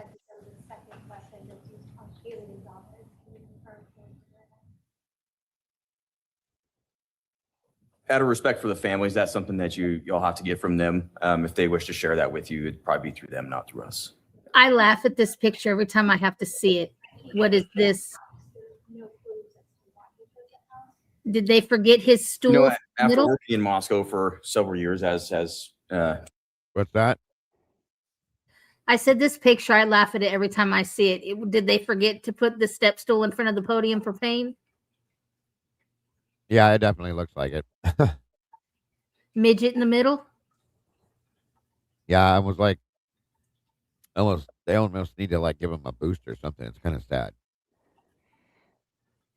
Chief Dollinger, that area is frequented by many, many people at all hours of the night when college is in session. So what Darren and I have surmised is that perhaps it's the old hiding in plain sight. There's lots of people around. There's lots of vehicles around at all hours. It's not isolated where you'd be noticed. So that's where that comment comes from. It does. And though it doesn't make sense, and it's if you were in that neighborhood at all, it's a very complicated neighborhood. It's very closed in. But at the same time, there's everything from college kids to adults that live there, people that have full-time jobs, part-time jobs. So any one of us could come and go and fit in there. So, Roger. DA Thompson, during the plea hearing and then again today, it seemed like Mr. Quiver you were either putting up photographs or mentioning victims' names. I'm just wondering about the emotional toll on that one. Yeah, you're right. My voice was quivering. Y'all were in there. There was a lot of powerful emotion. The losses are almost indescribable. And maybe my filters aren't as good as they might have been 45 years ago when I started in this business. But I think you also saw that even Judge Hippler was affected. So he's had 45 years to perfect his lie. There's no easy way to remain stiff-lipped and Exactly. dry-eyed through this kind of tragedy. There just simply isn't. I'm sure you're not aware of this yet, but there was a photograph, or they zoomed in on a picture that Brian Koberger had on the defense counsel table. It was an image of a black heart. I don't know if you've heard this or if you've seen the image. hearing this, your thoughts? First, I've heard of it. There is something I need to say though, real quick. This is a product of, I'm sure I'm getting old in my failed memory, but there's one other person I need to recognize, and this is very important to us because this was a key person that was going to take us through trial, and that's Josh Hurwitz, the former United States Attorney for the District of Idaho, who left office and voluntarily joined our office as a special deputy to help us. My apologies for the oversight, as I wasn't reading my notes correctly, but thank you for that little interlude. Chief? I guess my question. He voluntarily Oh, joined their yeah. office just for nothing, no big thing. You're full of it, Bill. That is such a bullshit line. I'm sorry. Is for Mr. Thompson, since you're still up there, intimately do with law and crime. You said that it was your decision to accept the agreement. It brings finality. He will die in prison. But corporation just said they don't know who the target was and why he targeted this house. Was there a reason why, as part of the agreement, you didn't require Ann Taylor to have her clients sit down at all and to answers to these questions? I think that Judge Hippler addressed that today very, very well. Of course, Judge Hippler addresses everything very well, we've found. The law does not give the court or us the power to require a specific factual allocution. And just let me finish. And we recognize that. We recognize that we could have said, well, in order for us to move forward, we want a factual how he used I have to Hitler's be perfectly candid. speech almost verbatim right here. Say this again. I said it's sickening how right here he uses Hitler's speech almost verbatim Oh, yeah. Yeah. because he Yeah, has no mind of his fucking own. This excuse is a joke to me. This is hilarious. Almost laughable, you guys. I don't believe that there's anything that would come out of his mouth that would be the truth. I don't believe that there's anything that would come out of his mouth that would be anything other than self-serving. And I don't believe there's anything that would come out of his mouth that would not further victimize the families. And so that just simply wasn't a factor. We made our decision based on I think they both sat down at the bar before the sentencing hearing the night before and went over that same statement there and shared it and got it together. That's how that sounds to me. Now, a real reporter, if there was a real reporter in this room, the very next question after this would be, what history of Brian Koberger being a liar would you point to justify not having him go through allocution? Well, here's the thing. That there are reporters that would have asked that question. Independents would have asked it. They only took the questions they wanted to answer. You have to know that that's true. Okay. You know that they field these questions and made sure that there was nothing in here that they were going to have to answer that would look in a bad light at all. Yeah. So, well, I would have said, oh yeah, I'll give this question and then go completely off script and watch Right. these SOBs squirm. Yeah, they had to shut it down. This is just what they've done through the whole thing. our assessment of law and the facts.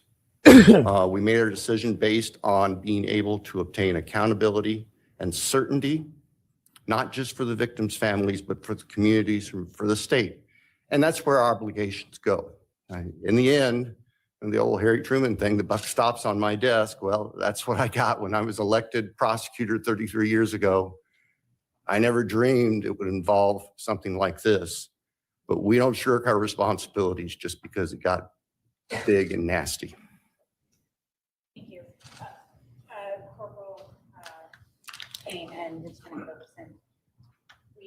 First of all, I want to say to you, Corporal Payne, that the Chapin family told me that you called them every night during that nearly 7 p.m. And they didn't have to. And I just think that that goes to show. That being said, I'm curious as to where you think or believe the murder weapon is, where you think or believe clothes Koberger was wearing that night are, and how do you think he avoided forensics? Well, I can just tell you, and forgive us if we go back and forth. It's just kind of how we roll. There's no evidence that we found that would lead us to any specific, even general location as to where the murder weapon or the clothes have been. And we searched. I mean, the FBI, again, to their credit, we had folks doing soil samples and so all sorts of things to try to come up with somewhere to start searching for these things, and we just never found it. As far as the forensics piece, I'll let Darren speak to. Yeah, and on the weapon, it wasn't a lack of trying. Everywhere that we had evidence of where he went, based upon phone records, based upon the evidence that we had gathered, we searched that. We went there. We did searches on the ground, in the water. We did searches. We sent soil samples to try to figure out maybe where a shovel had been used. So we searched everywhere that we possibly could. But the reality is we're looking for a singular small, it's not that small, but K-bar knife, and that's it. So it is small though. It's a 7-inch blade with 2-inch width. It's tiny. So it's endless of where it could have been, and we just were not able to find it. What So about the clothes and visibility of those for forensics at the scene, in a murder scene where we now know Cable Gonzalez was stabbed 34 times and that another victim was stabbed more than. right. So the reality is that somebody can carry this out and still not get covered in blood. That's the reality of it. And this does happen. And there's plenty of studies of that. And we've had some of the world's experts that we've asked those same questions because we've struggled with that. Why do we not find more here and there? And the reality was, if somebody has the training, if somebody has thought about it, if somebody wears the right type of clothing, that could be the outcome. And that's what we were left with. Chief of Stars of CNN, to Mr. Thompson, did you do psychological testing on Brian Koberger? Did that weigh into your decision to have a plea deal? And stabbings, multiple stabbings are very personal. How did you assess that mode of murder? I can tell you that psychological testing was done of Mr. Koberger. The results of that do not rise to a defense to his conduct under Idaho law. The results of the various testing, most of it done by the defense or on behalf of the defense, it's also sealed by court order. So I can't speak to any specifics, but I can tell you, yes, psychological testing was done. I can also tell you that no, psychological testing or any potential psychological condition of Mr. Koberger, that did not play a role in our decision. Bill, does it have any bearing on where he will be placed or housed? Where Mr. Koberger, where the defendant is going to be housed, is going to be up to the Idaho Department of Correction. And that could very well change over time. And the reality is we will know about it after it happens. Over here. Did you monitor Mr. Koberger's communications while he was incarcerated? And did he say anything that was helpful or gave you any insight as to why he did this? Yeah, we did monitor it, both while he was housed in Latah County and then once he was moved down to Ada County. We have hundreds, thousands of hours of monitoring that was done, but there was nothing of evidentiary value that was gained from any of it. Will you be releasing those conversations? It's my understanding that the jail. Wow, that was cute. Did you see Baby Payne's face for that one? Watch his reaction in the back behind Bill. Hundreds, thousands of hours of monitoring that was done, but there was nothing of I never saw evidentiary that value that was before. gained from any of it. Will you be releasing those conversations? It's my understanding that the jail will not be releasing things that involve personal conversations with third parties. That ultimately would be a decision because the recordings are in possession of the two correctional facilities or detention facilities. But I'm pretty certain the Latah County Sheriff's Office policy does not allow for that. And I would guess Ada County is similar. You can ask them. Back here. Thank you. Greg Fisher with CBS News 48 Hours. Was there any evidence that Koberger was following the social media of any of the victims? So trust us, we wanted that to be the case. We've looked for a link and we have not found one, not one. Yeah, through the entire investigation, I think that's something that we need, that you want, is to help to understand this and say, well, what's the connection? What was the link? He just old Little Tyke there just accidentally showed the entire playbook. We wanted that to be the case. Of course. That is so far and beyond what an investigator should never ever say. That it is insane. Gilbertson says it too, that they wanted there to be a connection there. Payne says they wanted there to be that he was following him on. I mean, they wanted this to be what it was, and there is nothing. This was truly and honestly, folks, my final decision. This press conference here was my final decision as to whether or not Brian was linked to this or not linked to this. And after watching this, I came to the absolution that there was nothing. And when I say nothing, I mean absolutely nothing that this man had to do with this crime, in my opinion. Nothing. This is pathetic. Like what like the thing that you should be rooting for is a conclusion with a timeline and everything coming together and making sense. There's nothing. None of it. None of it came together. None of it made sense. Nothing connects this man to these people, to this crime, to this area, to any of this, period. Nothing. I mean, there's more of a link between me and Ethan than there is between 100%. Brian and anybody. I mean, we're both good-looking stallions. Dylan, were you playing in Dad's alcohol again? Hey, you're the one that left the lock off of it. Yeah. But no, truly and honestly, folks, there was nothing that they could find to link him. And this is what made me make my final decision, like I said. Nothing. I have no doubt in my mind, unless you somehow, somewhere can show me something different, there's no doubt in my mind Brian was not connected to this whatsoever. Truly, in my heart, I believe that. Actually, Angie, it was the kids' edition of Clue. Normal Clue was a little too complicated. Thank you, Tammy. I appreciate that very much. Yeah, that's how they investigated this. They played Clue and said, "There's your answer," and moved on. No, it was the kids' edition of Clue. Well, either way, what's up, Creddy? It's still pathetic. It's absolutely pathetic.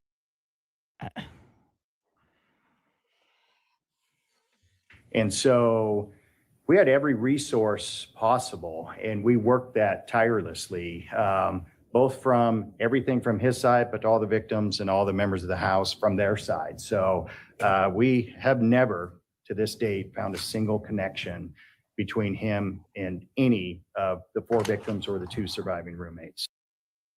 When that statement was made, that should have made the world realize that maybe you need to take a step back and look at this and say, okay, if you can't find even a remote single connection somewhere, what does that say?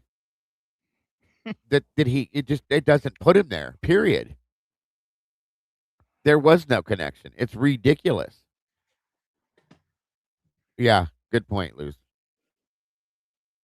Insane. Michael Ruiz from Fox News Digital. My question is for the investigators.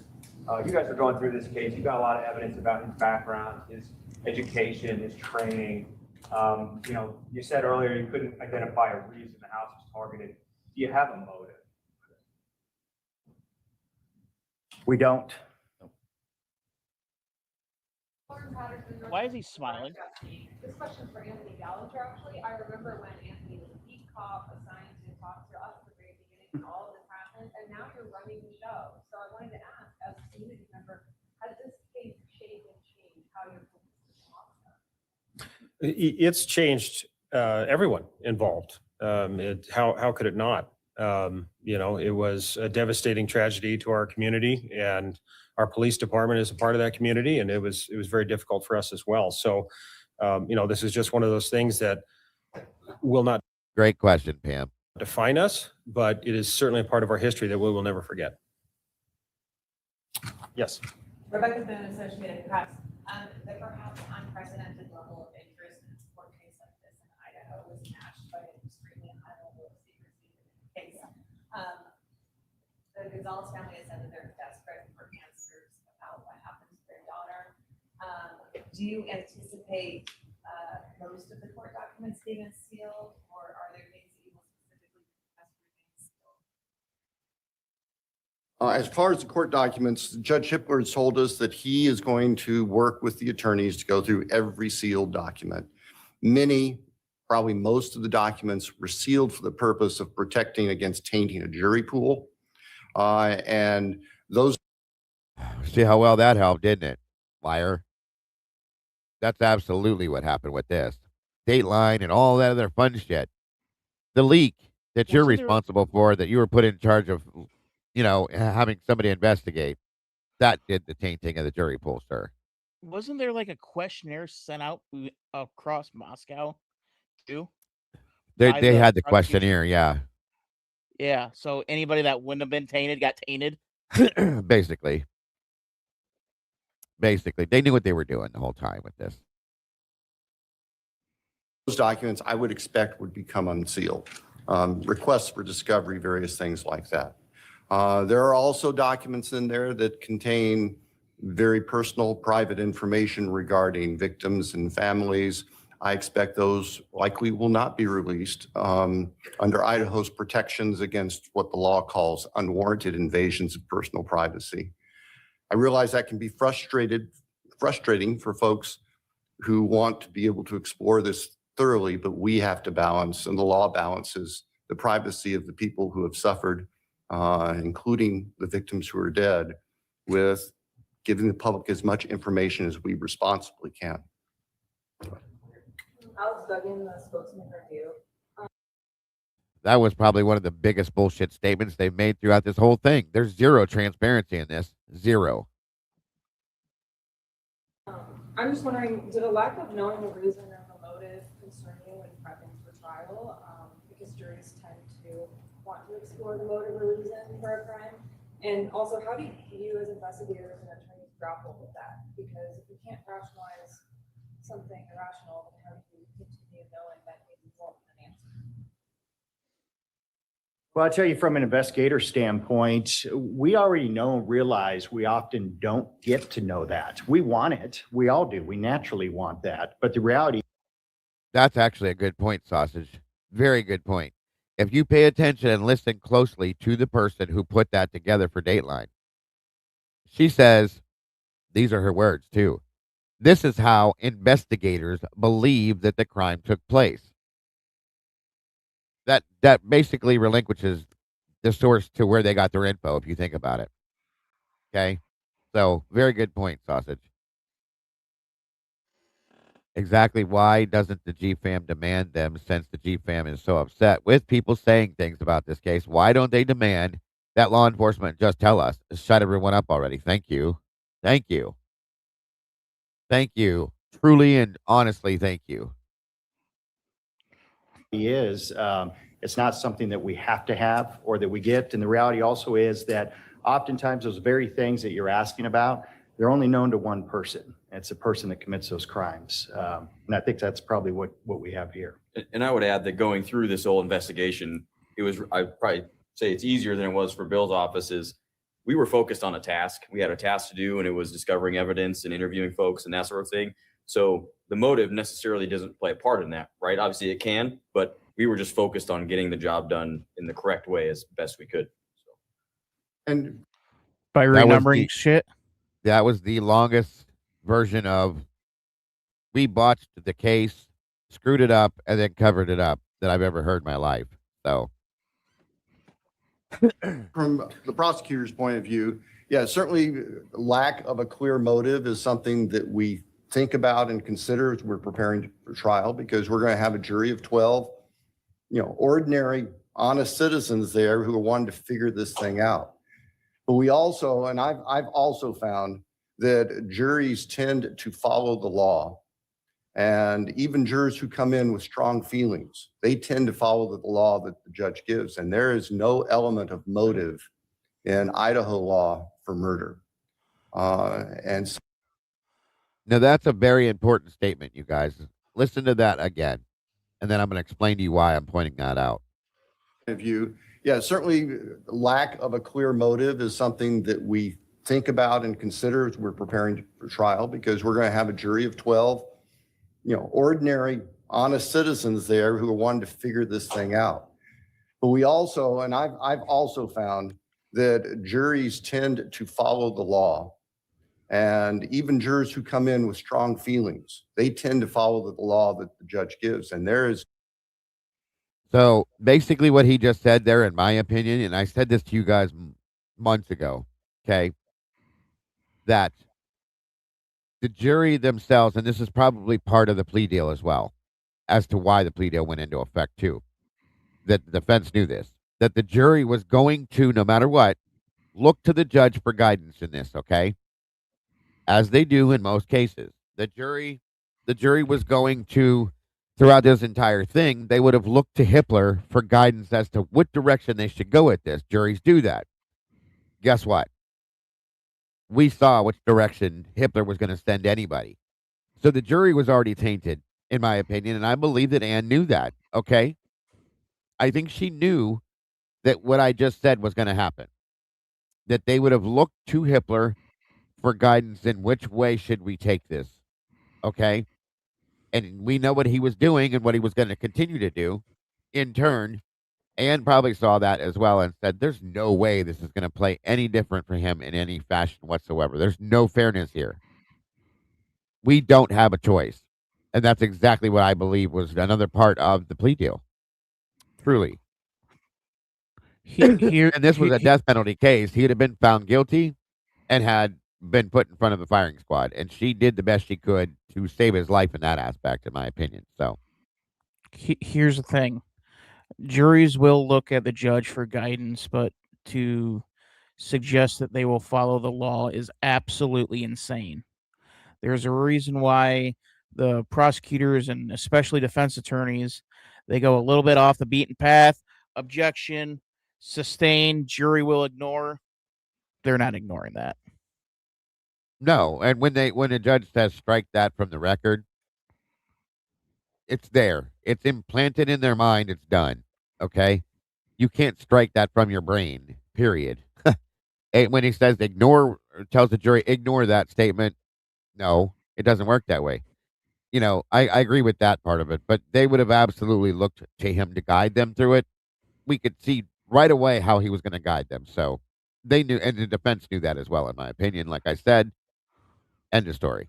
So I am kind of curious to see what would have happened if this would have gone to trial and Ann Taylor just went with the pretty much the counterpunch sort of defense.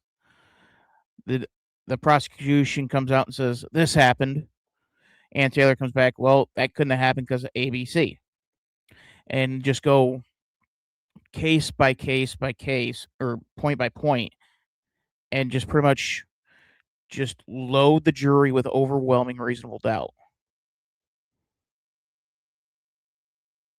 what I believe was going to happen here, this is again my opinion based on what we saw, is that they were going to play the victim cards. Good night, Tomboy. They were going to play the victim's cards to the jury. That's the only chance they had, is to play the victims against the jury.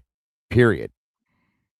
And their families. That would have been the only thing the prosecution had to carry this, in my opinion. That and the judge, of course. And everything else was denied. Everything else was denied, you guys. So there was no chance for the defense on this. Yeah, well, that man was not going to get a fair trial anywhere in the state of Idaho, period. The thing is, you would have to be heavily relying on getting 12 emotional thinkers. Which I feel like would in be this a little case, getting 12 emotional thinkers and not finding one person that would think before getting emotional. Thank you, Kim. Well, let me put it. I find that a little hard to bank on if you're the prosecution. here's what I'm going to look at. If I was the prosecutor, I would have played on, do you have children? Do you have grandchildren? Okay. Most everybody in that jury was going to have either a grandchild, a child, a niece, a nephew, any of that. And that's probably the direction he would have went with it. And that's what I mean by playing the victims as playing their cards. That's what he would have done. That's truly what I think. And that is all he had to do, was yank on that emotional heartstring. That would have pulled the emotions out of all of them, in my opinion. Again, this is just my opinion, you guys. It's not something that's a fact. We don't know. This is just how I think it would have went down, and that's just me. So I could be completely wrong. Yeah, that would be the attempt, but but the thing is, your star witness would be so unreliable that that emotional thinking would come back and fire back. Because if I'm Ann Taylor in that closing argument, I'm reminding the jury, death is on the table. We have gone through every single bit of their evidence and proved that it is not physically possible for that to happen. And that's why I agree with you. She would have shredded them on the stand. I would have paid money to see that. You're right. Here's the thing. That's why this was never going to go to trial. They knew that too, in my opinion. Truly and honestly. Yeah. The prosecution was going to do everything that they could, but it's not completely on the prosecution. It takes two to tango, which is why I kind of question Ann Taylor on why you even take it, even though you're kind of fighting at the bottom of the hill. Meaning, what do you like? What do you mean by that? Like she's at a clear disadvantage. Well, yeah, that's what I was saying. Yeah, but I mean, I feel like it would have been worth the roll of the dice, just for the simple fact of how flimsy the case was. And you can play off the emotions if you're the prosecutor, but if you're Ann Taylor, you can come back and use that against him in the closing arguments of, they said that this happened. We proved without a doubt that didn't. No, I agree. And you No, I keep got going what through you're that, saying now. and then you drill home that my client's life is on the line, and if you say guilty, he will die. And are you willing? And are you willing to sentence somebody to death over a witness testimony that we have proven to be categorically and absolutely false? I fully agree with you, which is, again, why I believe it was never going to go to trial. Because, again, the plea deal has to come completely from Brian. Ann cannot tell him which way to go with that. She can, give him some advice, but that's his choice. And I still think that the threats possibly play a lot more into that than we probably believe. Yeah. As far as decision making goes. And like the fact that they left the defense with no options. Between that and the fact that there were threats made, basically, I think that was the decision maker right there, personally, in my opinion. So yeah, I think when Christy in that interview brought up Brian's dad, that's when it kind of clicked on. Oh yeah, they threatened his dad. 100%, in my opinion, and I think it wasn't just. I think multiple people did. Willie said that who Willie is, lives out that way, stated that there were like private security companies that were. It's already a gated community, but they had private security companies patrolling this area, like this entire area, and overwatching the Koberger household and things like that as well. So that told me, like, right there, like, damn, there's definitely some fuckery going on, probably in that aspect. And if nobody was even doing anything, they were at least probably making them uncomfortable enough to feel that there was. You know what I'm saying? Just by presence, I'll just say. So, and again, just my opinion. So,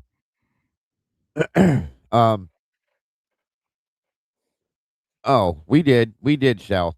We absolutely know the Delphi situation is just as bad, if not worse, in my opinion. So, yeah, thank God that this man at least got an appeal coming.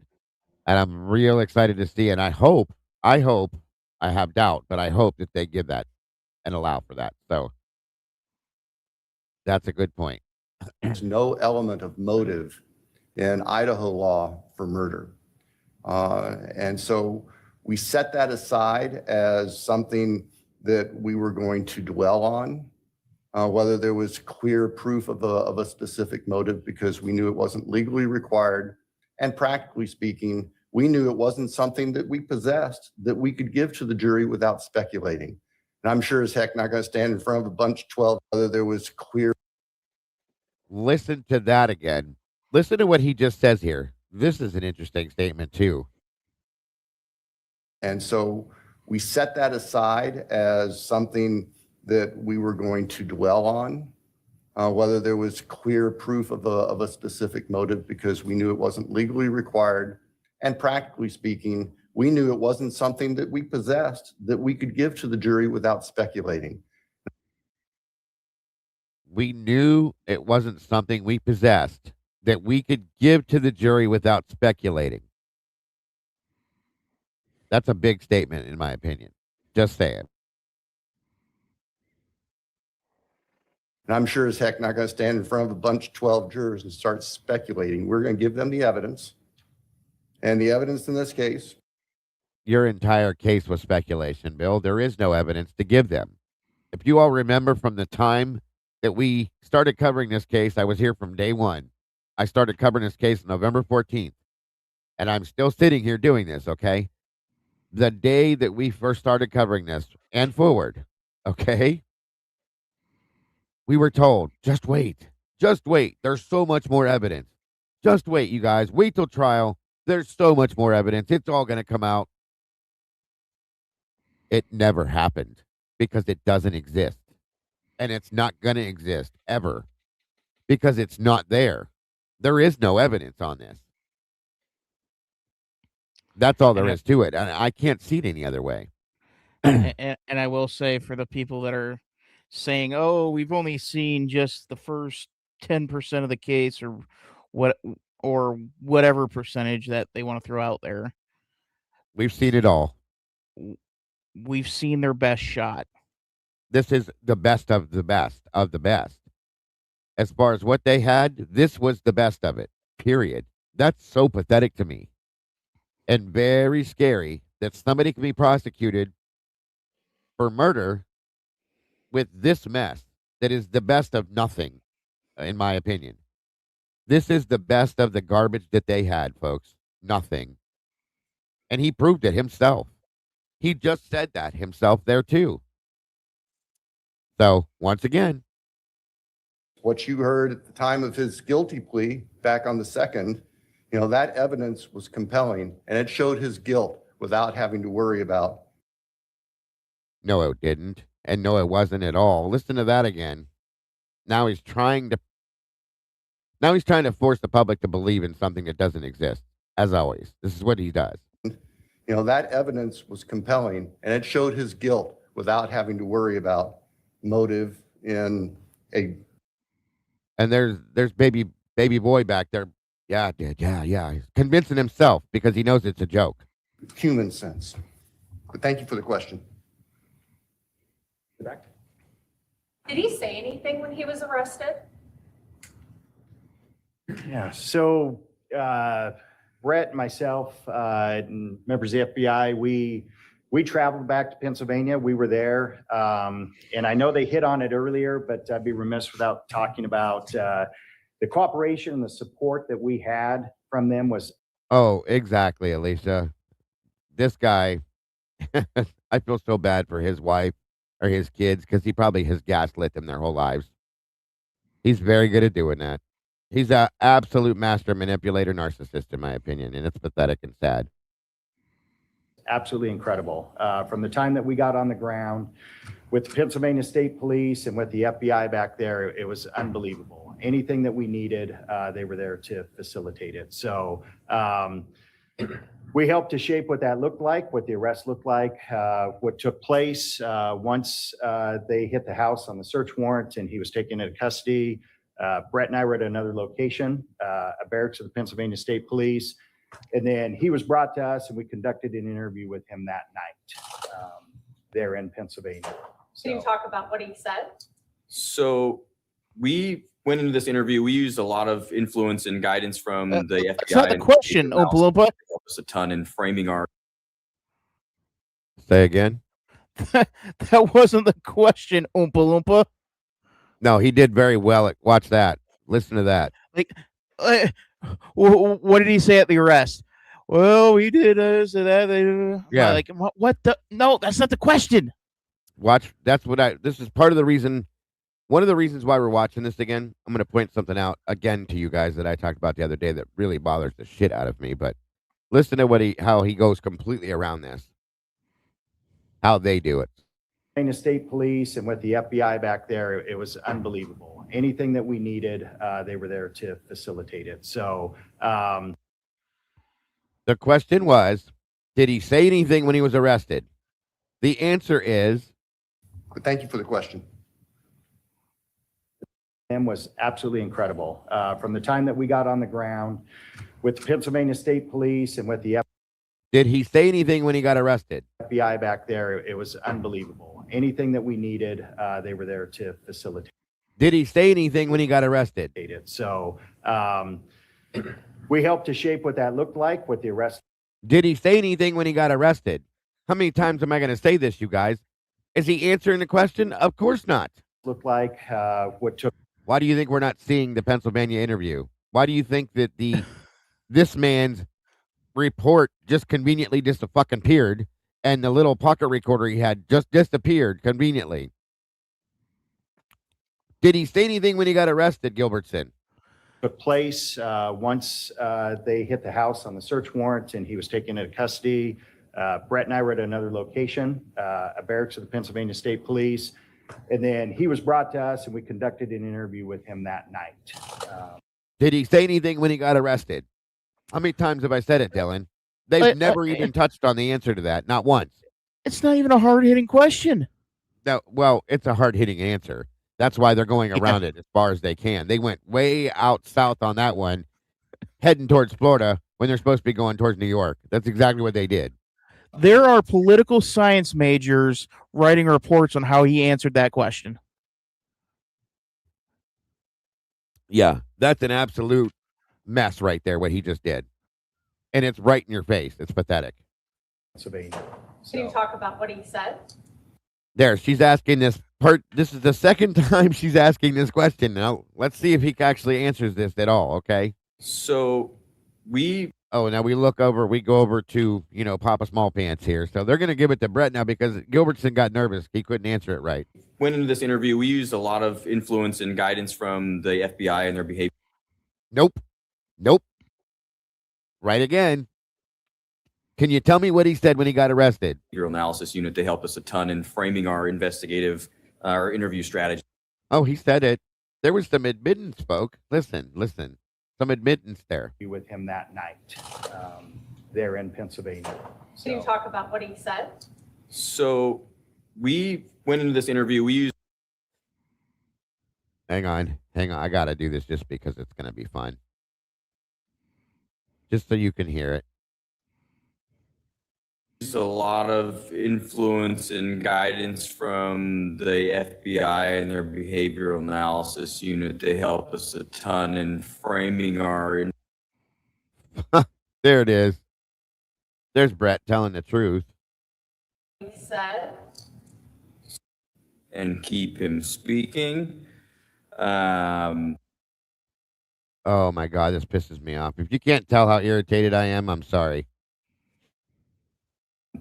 It was pretty surface level, and then when we tried to get into things a bit more detail, he decided to end the interview. That's pretty. Could you tell us what he said? Once again, did he say anything when he got arrested? And can you tell us what he said? They didn't go anywhere near it. Nowhere near it. That, and I don't know if you've seen what was it True Crime Design or I know Harsh was covering it, but the police report where they talked about his interview. Yeah, it's gone. There's a police report on it. Yeah, there's the report that I read it, but then Jules tried to FOIA the rest of it, okay? Because it says at the bottom of Little Man's report here, for further questions, refer to Detective Gilbertson's report. guess what? It doesn't exist. So Jules called Audrey in Moscow. I think her name's Audrey, and she said, "Oh, it's missing. We don't know where it is." If that's not convenience, I don't know what the fuck is, folks. Sorry, it's a joke.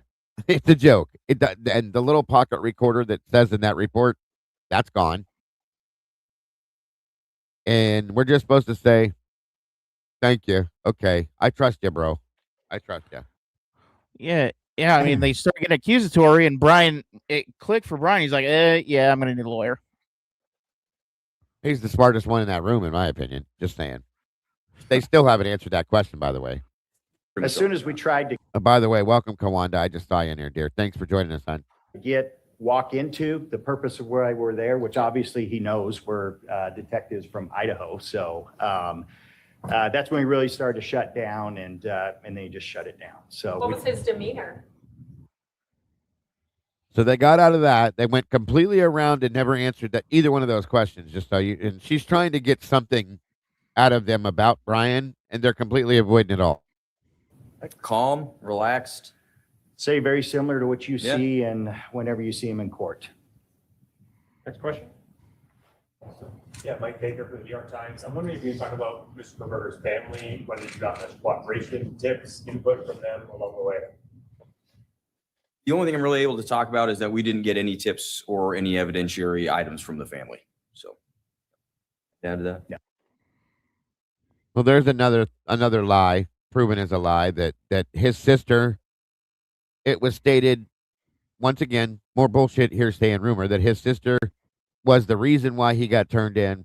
Also, that his sister was going to testify against him. None of that would play out based on what he just said there. So there's another lie that was created and lied about. Excuse me. No. Just wondering if you ever had any idea of what made Mr. Koberger take the plea deal in the end? No. Down to that. No. Just wondering if you ever had any idea of what made Mr. Koberger take the plea deal in the end? This is a fun one. Just wondered if you have any idea, if you ever wondered what made Mr. Koberger take the plea deal. And I'm going to explain something about this plea deal for those of you that are newer to the case that I found out to be factual as soon as he answers or doesn't answer this. No. So he just lied. Okay. And if you watch his face, it's interesting how he did it. Items from the family. So down to that. No. Just wondering if you ever had any idea of what made Mr. Koberger take the plea deal in the end? No. That was a lie. That was a lie. He and the rest of them made this sound like Brian and Ann went running to them, begging them for a plea deal. That's not how that works. That's not what happened. Okay? Judge Hippler, Lucy will know the exact time probably, but I think it was at the end of June, beginning of July, or something like that. We were watching a hearing, and Hippler said, it's coming to the point where I'm going to need your last best offer, folks. That was to the state. Okay, I'm going to need your last best offer. And I know Lucy will be able to reiterate this for me because she said this many times in the chat. Okay, that was it was. It was a couple weeks, and he said it's that time for you guys to hand us, that last best offer, to put that out there for a plea deal, if anything. Bill was like, "Oh my God!" Ran in the bathroom, had to change his underwear. He was so excited because he knew he was able to do it now. Okay, period. There it was. They did not bow down and run to him and ask for that fucking plea deal, folks. And if you listen to what Steve said, and I know it's hard to believe a lot of what he says, he basically said that they got on their hands and knees and begged the defense to be able to take this plea deal. So you take it however you want to take it. I'm going to kind of mesh the two together and come up with my feelings on it. And that's They did not beg these guys, the prosecution, to give them a plea deal. They did not do it. I don't care what he says or anybody else says. It did not happen that way. It doesn't work that way. Okay. The defense does not go running to the prosecution ever to try to get a plea deal. It always comes from them usually. Okay. So again, thank you. I knew she'd have it. June 25th is right. I'm going to need your last best offer. That was what Hitler said. That's where this comes from. And I'm pretty sure he had this on his mind probably from November 14th. The moment he walked of through the 22. door. Yeah. Yep. Hours 24 supplemental before the request. corner. Yes. Equals the Y. And it was, I agree with Lucy on it. It was Molly. So there's that. See, Rui knew. As I recall, he spent 10 minutes in the bathroom. There you go. Told you guys. I told you. I don't know. I don't know what That was a short funny about answer. that answer And in the room at the time. look at how this is a joke to them. This is a joke to them about this plea deal thing. They're laughing. The crowd's laughing. It was a short answer. You probably have time for a short follow-up. Just wondering if you ever had any idea of what made Mr. Kohlberger take the plea deal in the end? No. Can I ask a follow-up question? I know the report. That was a short answer. You probably have time for a short follow-up. Can I also ask a follow-up to the investigators? I know there was some reports that there was Kohlberger's house in the house. Did you ever determine what that was? No, and the belief was in the one surviving roommates in her statement, and that's out there, was that she observed something in his hand when she saw him, but we don't know what it was. Well, according to her, it was a dustbuster. Yeah. And you notice that they don't know anything. This is what blew me away with this. They really don't know anything.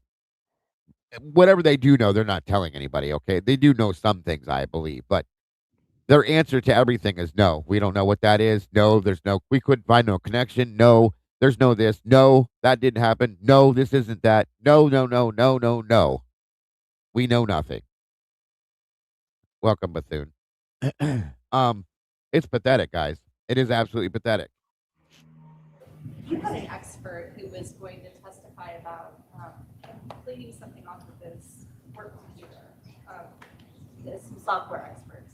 Was there any evidence that he had tried to wipe anything from his phone, software-wise? The Barnharts, I believe, is their name. Yeah, and so this kind of goes into the connection to the victims as well. That's a similar question. We had the world's foremost experts on this look into it. The world's foremost experts looked into this. Okay.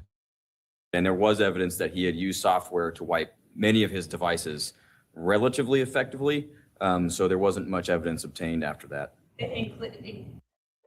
There was no evidence obtained. And I believe that the reason why, if that happened, was because of what he did.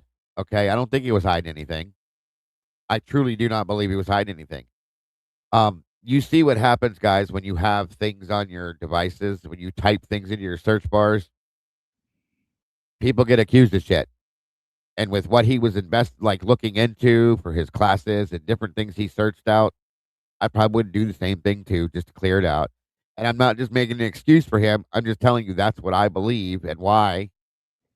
And he's also somebody that is very high anxiety with paranoia about certain things.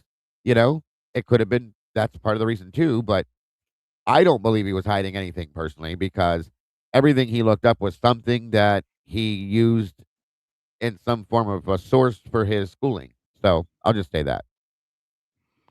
Until June 13th, look at the docket. You'll see why the footage was outed when it was. Right. Exactly. Go ahead, Dylan. You mean there's a reason why a criminology student would be looking up crime cases? Yeah. I know it's hard to believe, but insane. Guilty. Yeah, well, same here. I said that. Like, holy shit.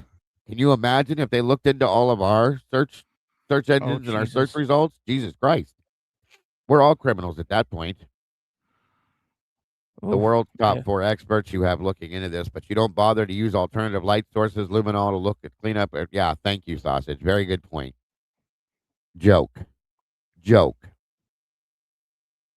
I think he had two cell phones, or was it just the one cell phone?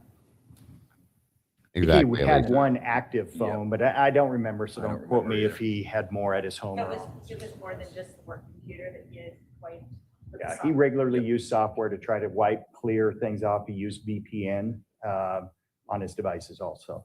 I use VPN. Jules uses VPN. Mikey uses VPN. A lot of us use VPN. So, again, we must all be criminals. Just saying. I knew you were in Idaho on November, Dago. I knew it. Well, that's my birthday. So, yeah, I wanted to go see if I could find the golden potato in Idaho for my birthday that year. That's all. Yeah. But it's a fact, folks. People use VPNs daily. People clean their devices daily. Especially when you're in the true crime genres. Come on, you guys. Good night, Tandy. Thank you for being here, hon. I appreciate that. Oh my God. So we're almost done, guys. I promise. I know we've been here a little while, but I just really wanted to put this stuff in your guys' eyesight so that you could just think on things. That's all. Statesman, I'm hoping you can walk us through the decision to hand off the DNA processed on the knife sheath over to Offram Labs, who's contracted by ISP, and then ultimately the FBI takes over that IgG process. And then Prosecutor Thompson, I'm curious if you had concerns about constitutional rights issues based on how the FBI conducted themselves in that partial to Offram Labs, who's contracted by This guy is. ISP, This and is then a great ultimately the question. FBI Listen to the question, you guys. Yeah, he regularly used software to try to wipe, clear things off. He used VPN on his devices also. Hey, back here. Kevin Fixler with the Idaho Statesman. I'm hoping you can walk us through the decision to hand off the DNA processed on the knife sheaths over to Offram Labs, who's contracted by ISP, and then ultimately the FBI takes over that IgG process. And then Prosecutor Thompson, I'm curious if you had concerns about constitutional rights issues based on how the FBI conducted themselves in that partial. Let's hear it, Bill. I'll start, and I'll just speak briefly to, when we were notified that we had a DNA from the knife sheath, and it was a single source male DNA, touch DNA, then we knew that we had capabilities to take that further. So you're correct, the Idaho State Police has a contract with Offram Laboratories in Texas. So we flew that over there, and they started the process of working that and what was the beginning of the IgG process. And at some point during it, we were working with the FBI, which we did closely throughout the entire case and every aspect of it. We talked and met with them, and they had further resources and some capabilities that we thought may get us somewhere quicker. And so we made the decision to then shift that to the FBI and continue that process there. They didn't have further resources. They used an unsanctioned database to look this up and took a shortcut by using MyHeritage and things like that. That is not a further resource. That's just a resource they're not supposed to use, and they illegally looked it up that way. That's how they did it.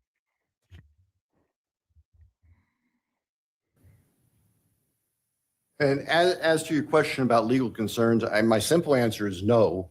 I didn't have legal concerns about how the FBI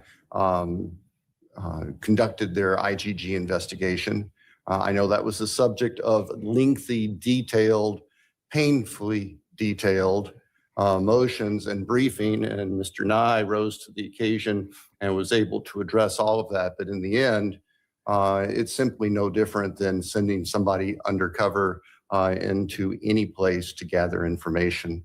And I was not concerned about the legality of it. And the judge came through and made the right decision that there. Because this is how you do things. That's why you're not concerned about the legality of it. It's completely wrong. 100%. So.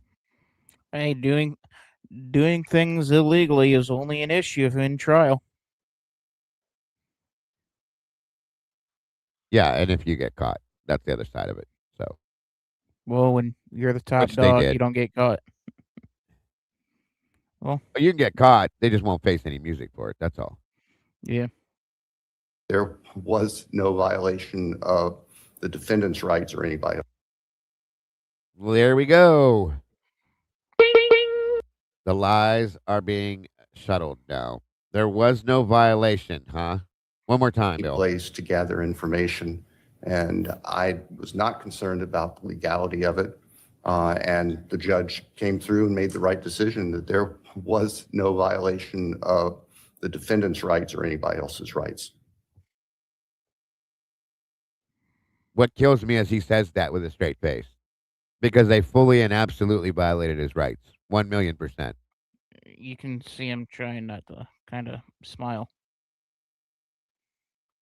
Well, he knows. Look at his face. He knows he's lying. He knows that's a lie.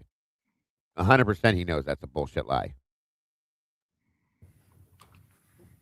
Had he not left the night sheet behind, would you have been able to track him down? We've talked about this ad nauseum, and the answer is yes. Through the car, most likely. We had some amazing people going truly line by The wrong car?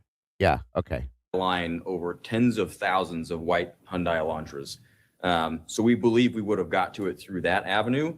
The time frame for that is uncertain. It could have been a week later, could have been 2 months later. We just don't know. We would have found it.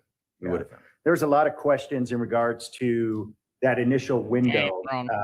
Brett and I made the decision on what that window was, even though the experts were saying there may be more years that match it. But the simple numbers that we began to look at were astronomical, of thousands and thousands, tens of thousands of these vehicles. So we chose to try to narrow it and start smaller. And then as we had to, we were going to open that up. But At least we know that golf game between Hippler and Thompson, it paid off. It was a good game. I'll just say that.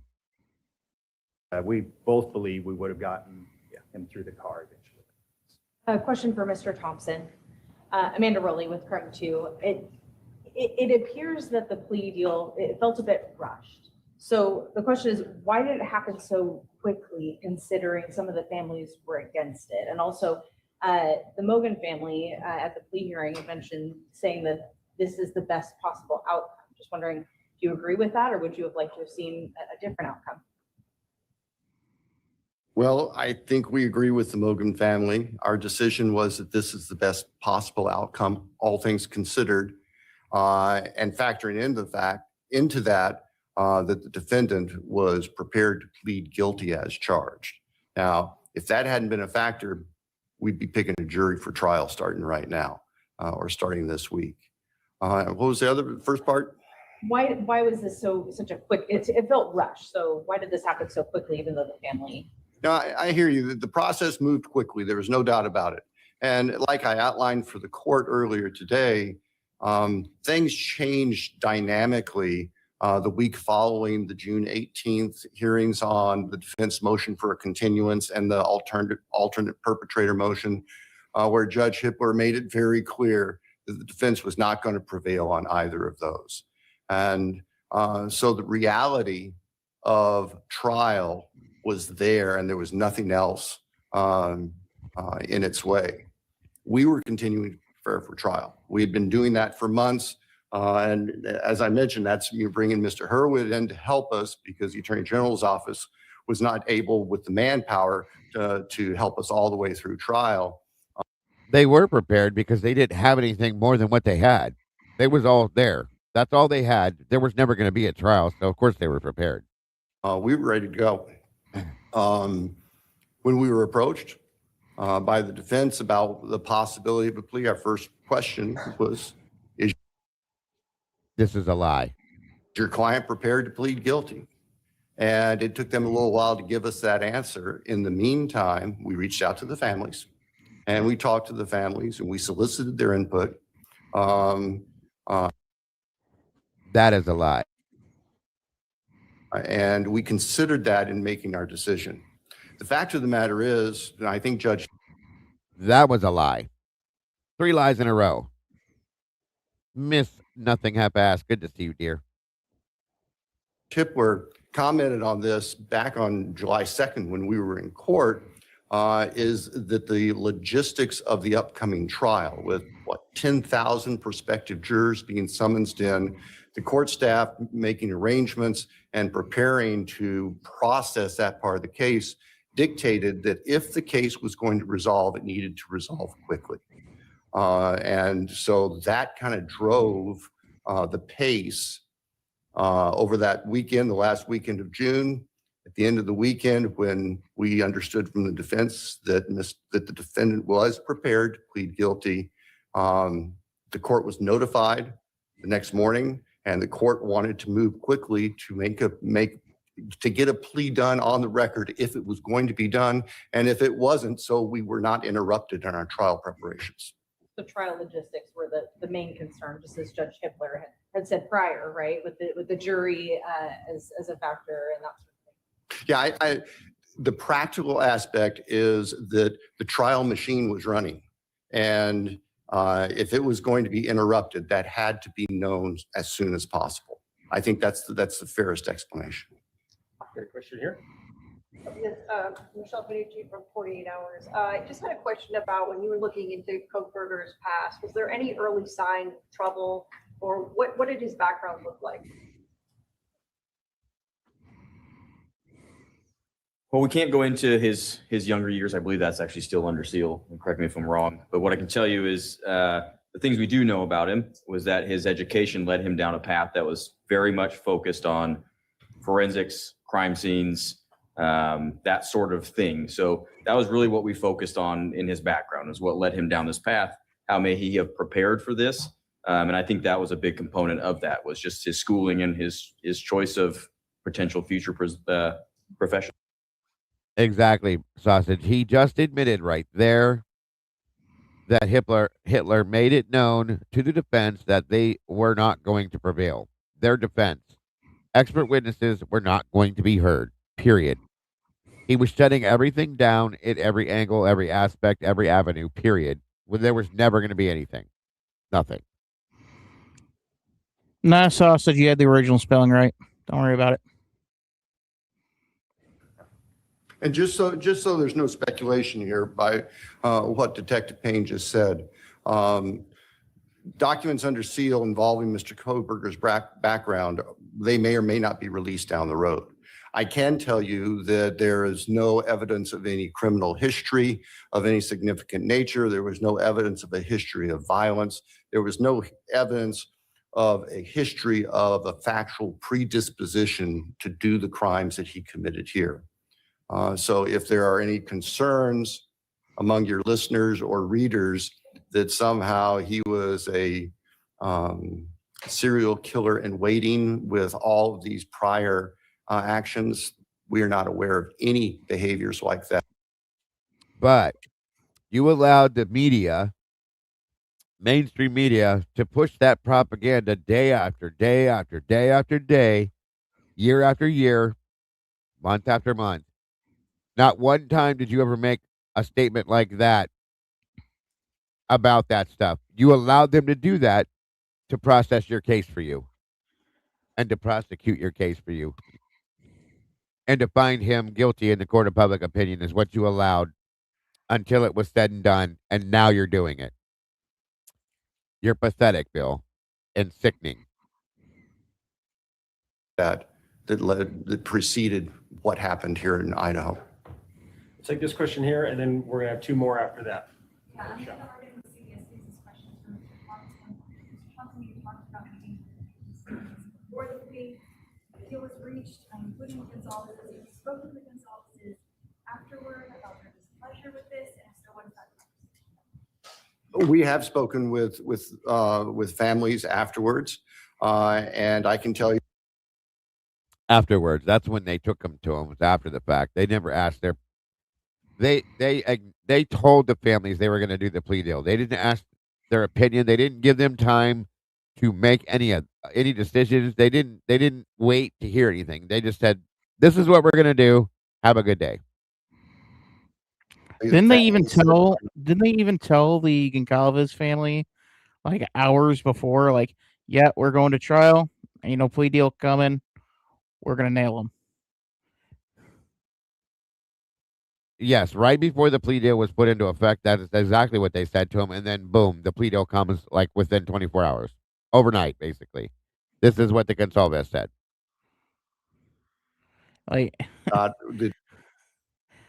The it reminds me so much of the Brian Kelly situation. Yeah. He so when he was the coach at Notre Dame, he was recruiting a kid, and he was having dinner with a family. He walks outside for 15 minutes, comes back in, finishes dinner, and the family starts getting like notifications that, oh, he's leaving for LSU. And then they ask him, "Are you leaving for LSU?" And he's like, "No, I'm staying at Notre Dame." Gets in the car 15 minutes later on the TV. Brian Kelly leaving Notre Dame for LSU confirmed. Yeah. Right? No, I got you. And Third Apache's right. As much as I hate to say it, the prosecutor's not legally required to get. That's true. That's true. The point I'm making with it, though, Apache, is that they promised them repeatedly, and then turned around and smacked them in the face with the plea agreement. So it just proves the morality that this piece of garbage sleeps with every night in his own mind. That's all. that did not agree with our decision have made that very clear to us. And I don't expect anything different. I respect, and we respect, that everyone is going to grieve differently, even within family units. And everyone is going to look at the case and possible resolutions from their own light, and they are entitled to that as victims. I'm not going to pretend that everybody was just fine with our decision, because there were families and family members who were not. And we accept that. We recognize that. It's just a fact of life.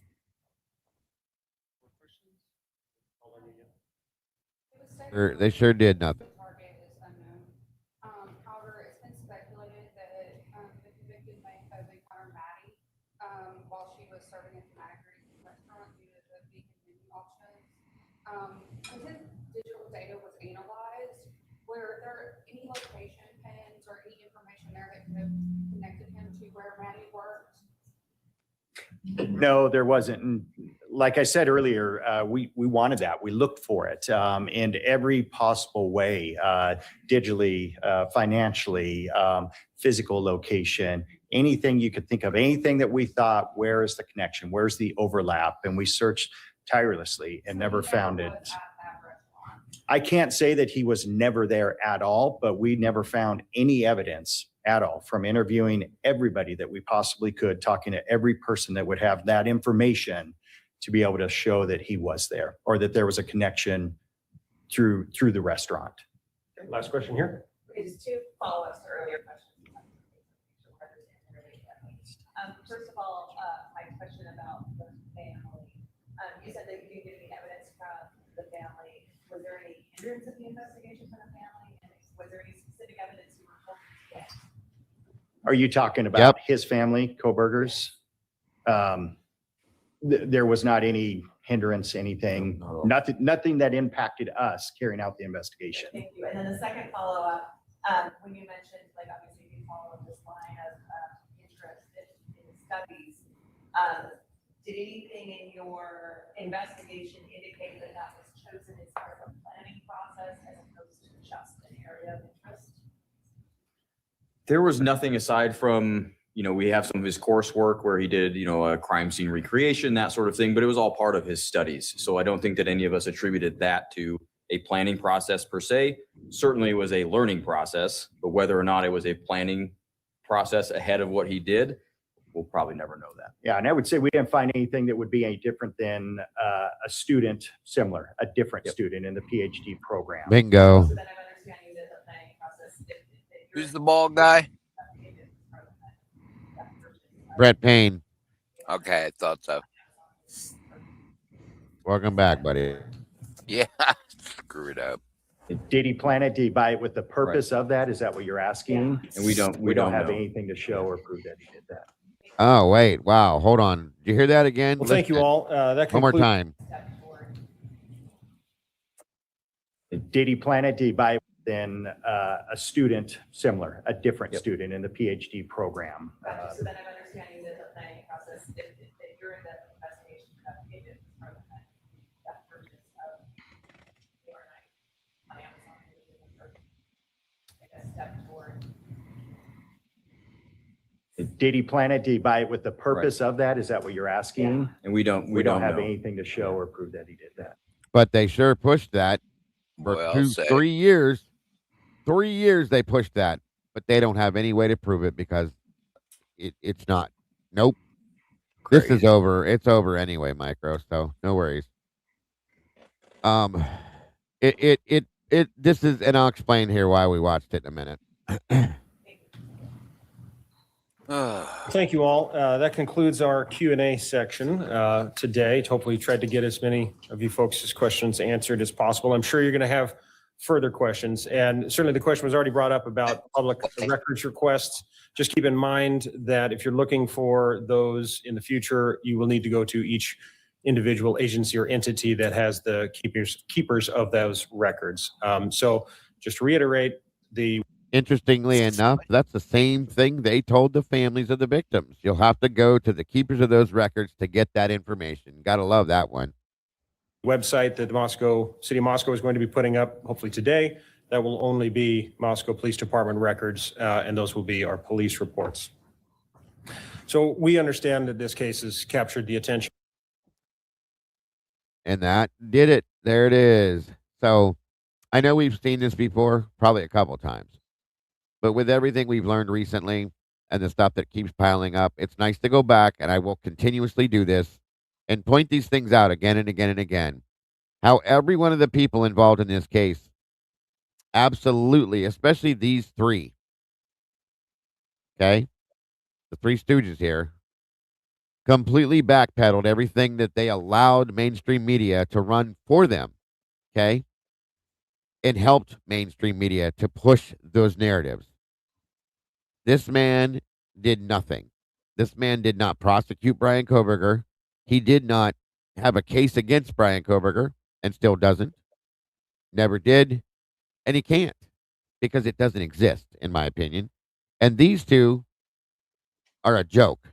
There was no investigation, no typical normal investigation that happened, okay? So I'm just saying, you got to see it for what it is. What are we talking about, Bethune? What do you got going on there? Van life is cooked. What's wrong?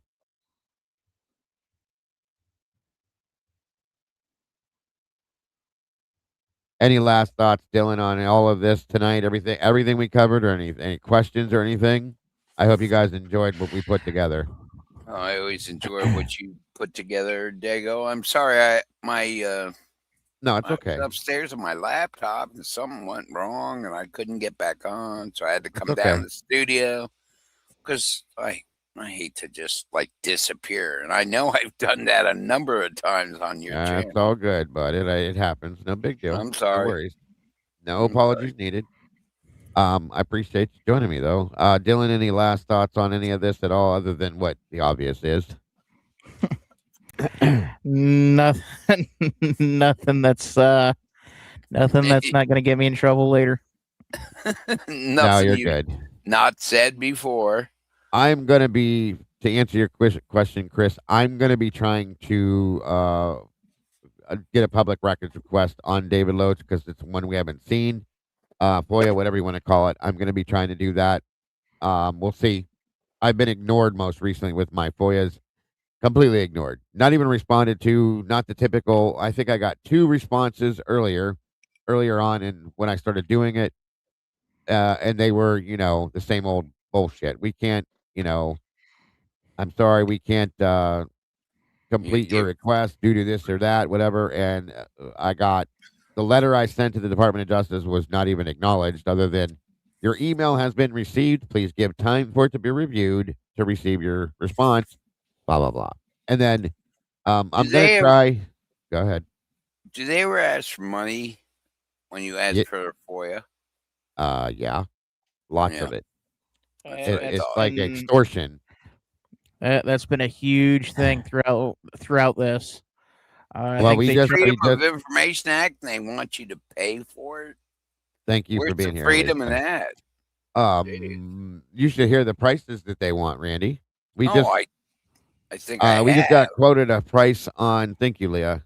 We just got quoted a price from Senor Wazowski, who's trying to. Jesus, Dylan, what was he saying? He was trying to FOIA. I can't remember. Oh, it was Rosie's body cam. Officer, Nate Rosenthal's body cam. Right. Take a guess how much they asked for that one, Randy. I don't know. $200. $1,900. Holy shit! Jesus Christ! There goes my bank account. That's not. There's been people that have been approached with. But I think it's freedom of information. Why can how right. can they charge you? It's supposed to be free to the public. Like they even said it tonight. You know, so 100%. And I think it was initially Annie tried to FOIA like all of the files, right? $20,000 they quoted her. I think it was 20 grand. Yeah. Jesus Christ! Are you serious? I'm dead serious. $20,000? I swear to you, that's the right number. Yeah. Good. Yeah, for I'm definitely freedom. going after that, Chris. There's I 20 have. Yeah. There's a lot of people. They've made a lot of money off this, Randy. A whole shitload of money. All them, all the videos that Jules FOIA'd and got, she paid like $1,000 for most of those, and then Oh yeah, she a did. Yeah. pop. Yeah, a pop.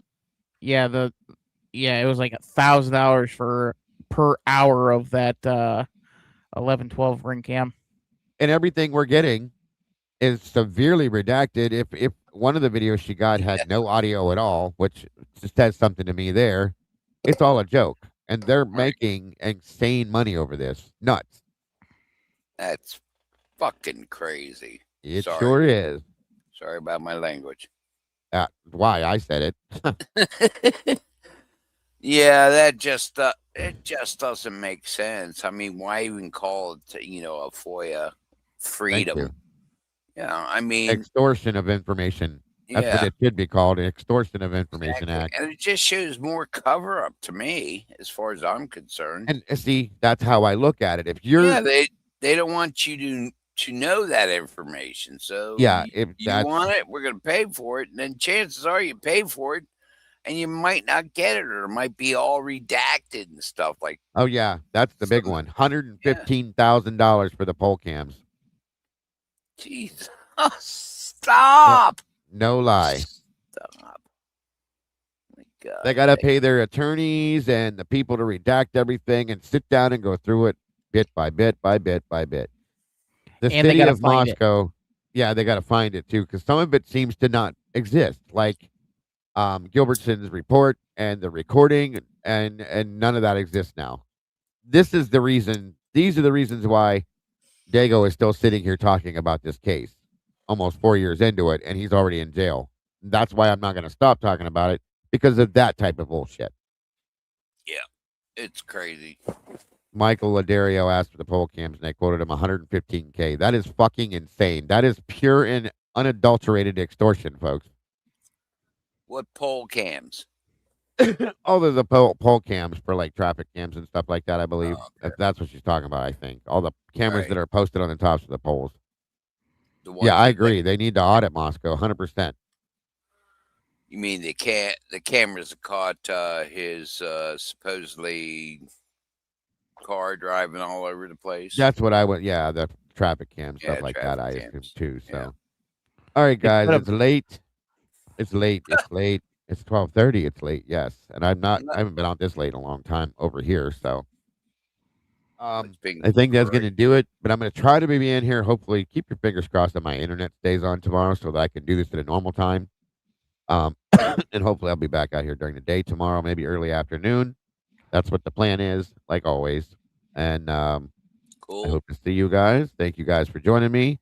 Thank you, Mr. Randy, for being here when you could be here. And no worries. I understand how that works. Thank you, Dylan, for your input as always. Always welcome, Randy. And thank you to all of you amazing people in here tonight. Love you, Dylan. Love you, Randy. And Thank you, the Dad. moderators, Yes, sir. No problem. Go to bed. It's late. Thank you to the mods. Thank you to my production manager, Mikey. As always, you are very appreciated, sir. All of you, you beautiful people in here. As always, guys, don't forget to love yourselves and love each other. And please, please, please, don't change a thing because you truly are beautiful the way you are. Nothing but love, folks. God bless, and we'll see you soon. Bye-bye. All right. Good night, Dago. Good night. Good night, good night.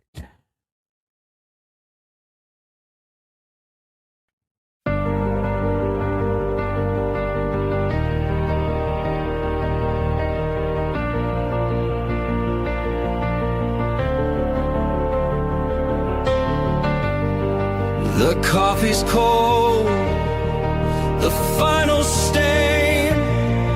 We laid the map out in the pouring rain. No hidden corners left to creep. The dark truth woke while the city was asleep. The evidence lines up straight and true. A perfect picture of what they chose to do. The quiet street erupts in flashing light. A reckoning delivered in the night. SWAT serves the warrant, loud and clear. The sound of justice, the only thing we hear. At the TruCrime Cafe, we watch the suspect finally pay. The dark truth is backed and signed and sealed. The wound is closed, the name is finally healed. It's finally healed.